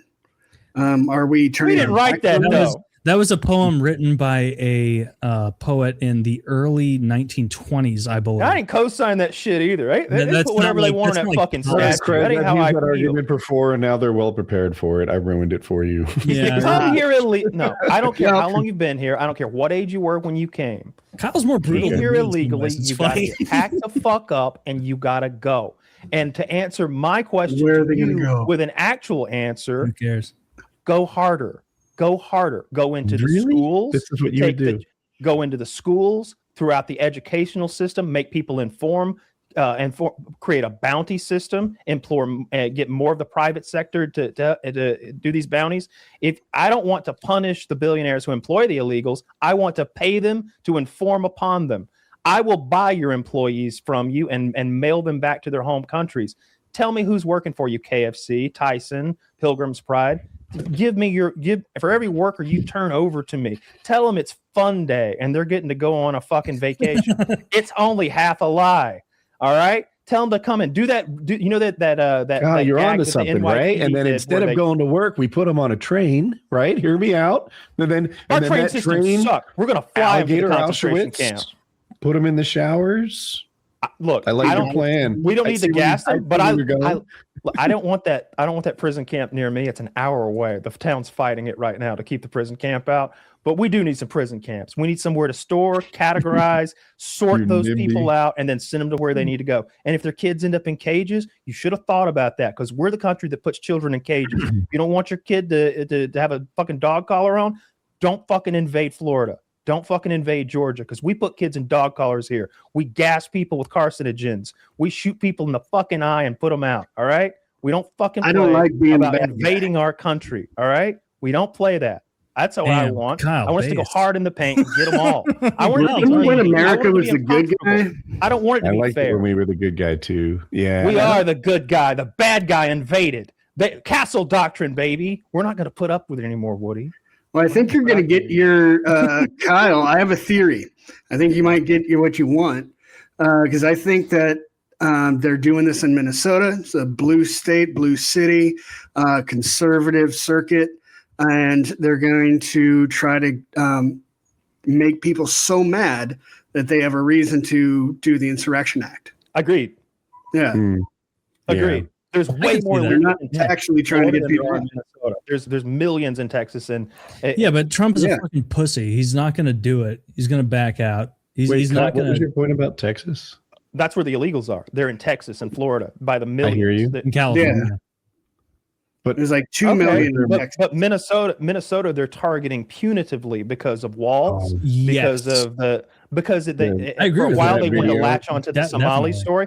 But Trump is all about what has traction in the media and what works on Twitter and what these issues that are 90-10 issues. He loves those because he can bend them and twist them and get people who normally wouldn't be on his side. And he's doing that with the Somali school thieves or whatever the fuck that stole the billions of dollars. What's crazy about that is they're all on Walls about him, but Walls is the one that's been prosecuting them for 2 to 3 years now and has had arrests, has had convictions. And Walls is being investigated now too. DOJ's. I don't know if they Walls filed is being charges. Investigated. Yeah, that's another one. No. Walls is not for the immigration thing and not for the fraud. They're filing charges for something about instigating violence against ICE or something like that. He was on TV saying he wanted. He said it was an occupation and a war, and he wanted his National Guard to fight ICE, which is just a weird thing to say, I guess. Yeah, of course. Like that, you can't be saying I want to fight back against the federal government. For I don't know. States' believe right it or not, guys, it tends to be frowned upon. States' rights and global warming are Republican values depending on which month it is. If we're trying to get Greenland, global warming's real. If we're trying to drill for oil, global warming's fake. If it's a red state that wants rights to fucking roam their cattle around, state. If it's a blue state that wants states' rights, suppress them. How dare you? Well, I think a big part of this is that the right is learning what the left has known about politics for decades, which is it is a friend-enemy distinction. when the left gets in power, they are ruthless. They will try and get Trump removed from the ballot in blue states. They did that. They tried to remove. He should have been removed from the ballot. Really? Why? Yeah. Because of the insurrection of January 6th, he shouldn't be able to hold office again. You think you think those people, the most armed per capita group on earth, showed up without guns to conquer the government? They had guns. They were found. How many people were shot and killed by the rioters? Not by the rioters, but they did have weapons. At the ellipse thing, Donald Trump, they were stopping people. How many people were killed at January 6th? Just real quick. Just like how many? Ashley Babbitt was the only one killed there. There was so you do think that the most armed populace in global history showed up to overthrow the government and they forgot guns? It's just silly Billy shit, dude. That's nonsense. What were they there for? Why did they storm? They were there because they thought the election was stolen. Why did they chant "Hang Mike Pence"? Why did they? What was the mutilate that cop? Right, cop lost an eye. I forgot that Hutch quote. There were hundreds of cops that were injured. Yeah, and you guys are like, he's not mutilated. 2 eyes is superfluous. It wasn't that. It was the way when Hutch said it. It just. It was funny. Yeah, it was very funny because he was trying so desperately to make it more intense than it was. Okay, side thing. I was watching the Jack Smith thing today in Congress, and there was a Republican that was just basically denying all the facts about January 6th. And Michael Fanone coughs really loud and says, "Fuck you," and then was giving him the finger and got escorted out. Yeah, pretty based. Well, we'll the see. history books, it seems. I don't think that we'll see how January 6th is looked at in 10 years, 20 years from now. I got a feeling that it won't go in Trump's favor. I don't think that it's going to look any better than it does now. I also have a hard time calling it an attempted insurrection as much as just it was so unorganized rioting. No, they were trying to they were trying to buy time, trying to make it so the election couldn't be certified, so that then they could bring it back to the states, use their fake elector scheme. There was a full plan, but and they walked through a lot of the old people who were locked up without due process for months for walking through velvet ropes. They were part of that scheme. You think? How did they get in there? The cops let them in. They opened. That is not true. That is not true. But the tracks were proof, just so that you know, going forward, they stole riot shields and bashed in the windows. That's how the first people got in. I saw. And they knew which windows weren't reinforced. Really? Wait, what? Yeah. Which ones knew the windows weren't reinforced? Was it the ones that went around the or was it the almost 300 plainclosed federal agents? There wasn't almost 300 plainclothes. Oh, yes, there were. You haven't seen that report? The FBI admits it now. Yeah, there were almost 300. No, there were informants, which are bad guys, that were there on their own. There were hundreds of plainclothes agents. No, they came out after when they were called up as reinforcements. You're talking about that group? No, I'm talking about the group that was breaking in windows, plainclothes federal agents trying to agitate riots. You think it was the federal agents that busted through the windows? That's your. I think that. No, I'm sure there were a bunch of retards there too. Insurrection, but there were absolutely plainclothes federal agents. This isn't even a conspiracy anymore. That is a conspiracy. Well, I mean, I do admit that Trump had FBI agents there. Sure. We do remember who was president at the time. Trump's FBI. President for the previous 4 years. It wasn't Trump's FBI. Was it Obama's FBI that was there? Was it Biden's FBI from the future? Did he do it? The FBI is largely its own thing. Like, unless it's closed and recharged. Let's see this. Oh, so look at this. Check from 274 FBI agents noted in internal report responding. You should change your tone. This is actually against you. They were there. So you think they were there to shut down all of this? I'm just saying what the report says that you're quoting. Good God. That's all. I mean, it's what the report says. Are you just mad because you were there? I was there, and the reason that report says they were not undercover is because or I was right behind that guy with the podium. I almost had it. See, if you hadn't danced around the immigration question, I might not have sent that link. I was right about the immigration question. No, you weren't. You avoided the question. You changed topic. I think I answered it over and over and over and over. So your answer is, Mr. President, I have no idea how to make ICE more effective, but I have these business strategies about how to find business owners who employ the illegals, and I think that'll create a trickle down effect. And we'd that's actually good. Have them stop sending money back home. I think that'll take care of your whole problem. Get all 10 or 11 million to self-deport, sir. But I have no, by the way, this was the question, ideas about how to make ICE more effective as a illegal catching agency. I want to hit it back. I know it's Taylor's turn. Elucidated exactly. That's not what the question was. The question was, what would you tell Trump? Well, there's more to the question. What would you tell Trump to bump those numbers up? They're not. He says he doesn't like how many they're catching. He wants them to catch more.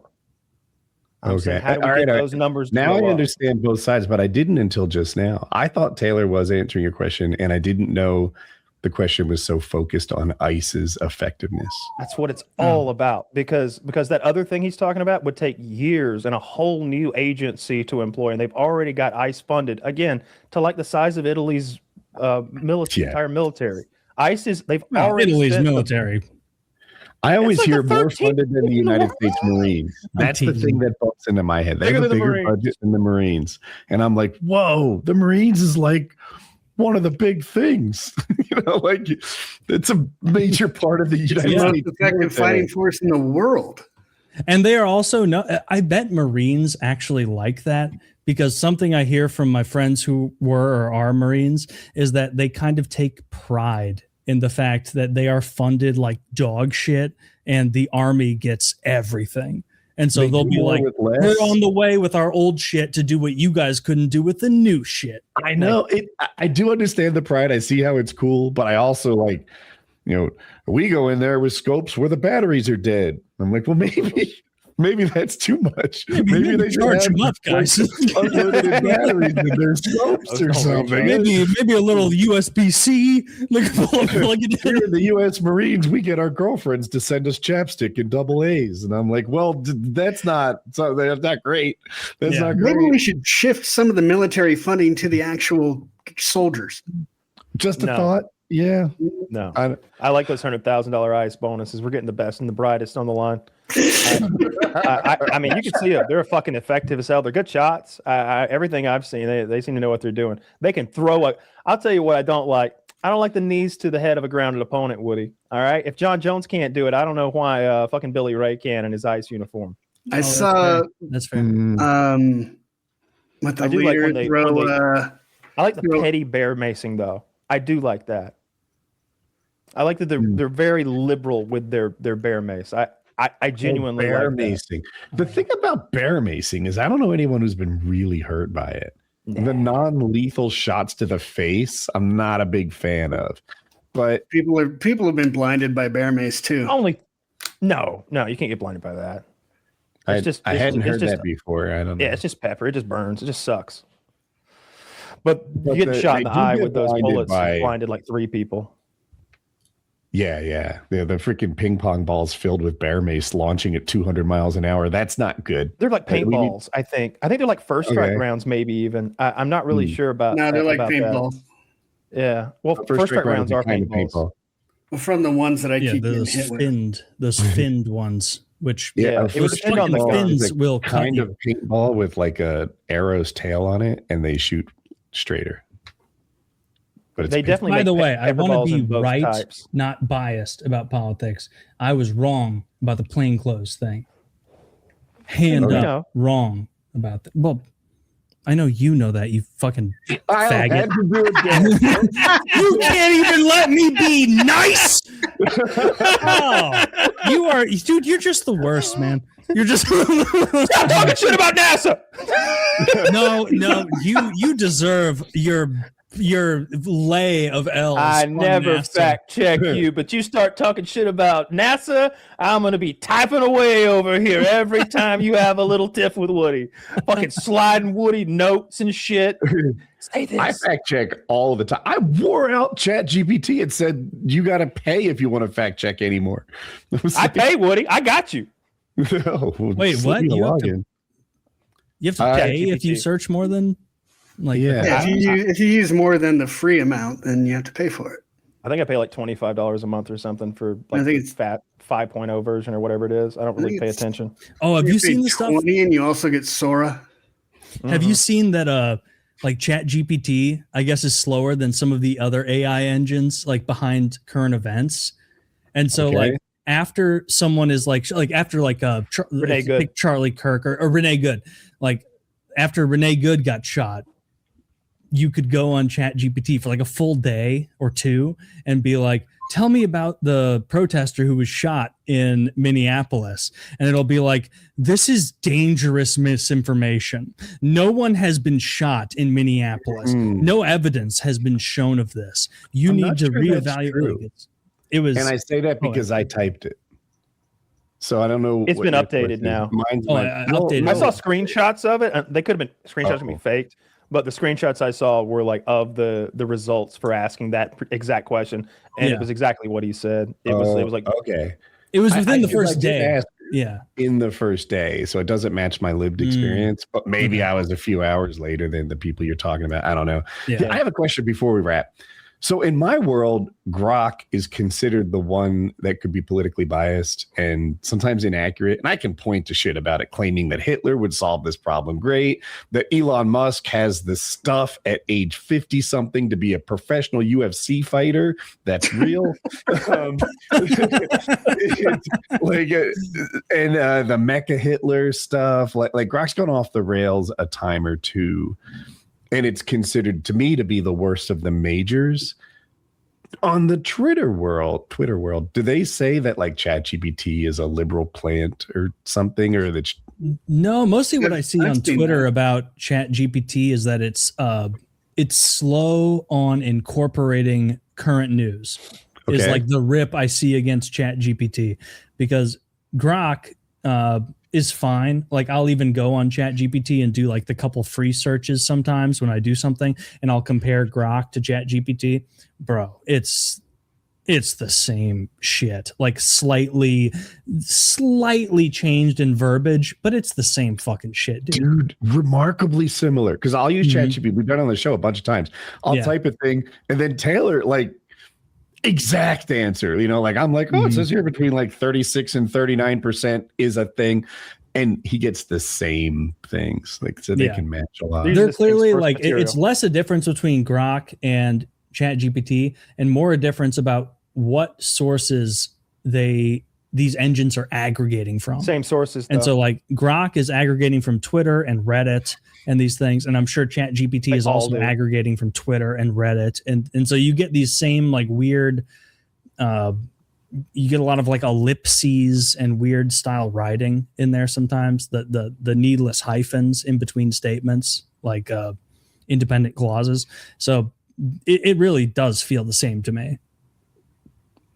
Yeah, they feel about the same to me. I think you'd have to ask it a more complex question, or maybe ask it to do your math homework, or ask it something that requires like actual calculation to maybe see a difference.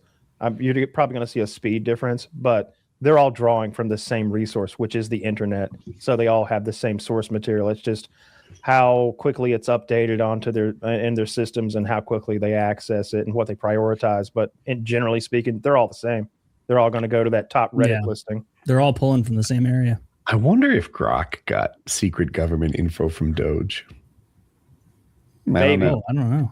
Turns out they really did sell Social Security data to somebody. I forget the details. Those Doge boys were misbehaving. Musk.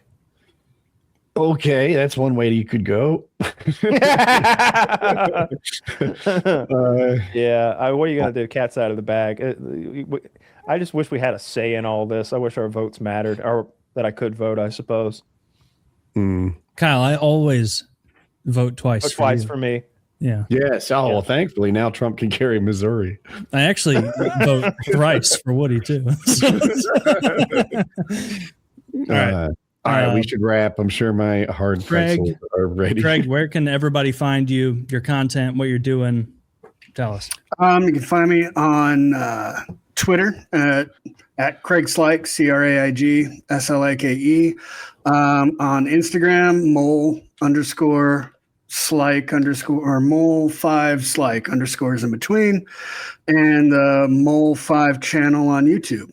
And I'm probably going to be putting out some commentary episodes from the Mole where I tell all the background stuff. Be putting that out pretty soon. All right. Every channel has a different name. Man does his own branding, everybody. I'll be paying attention to what you got. All right. PKA 788.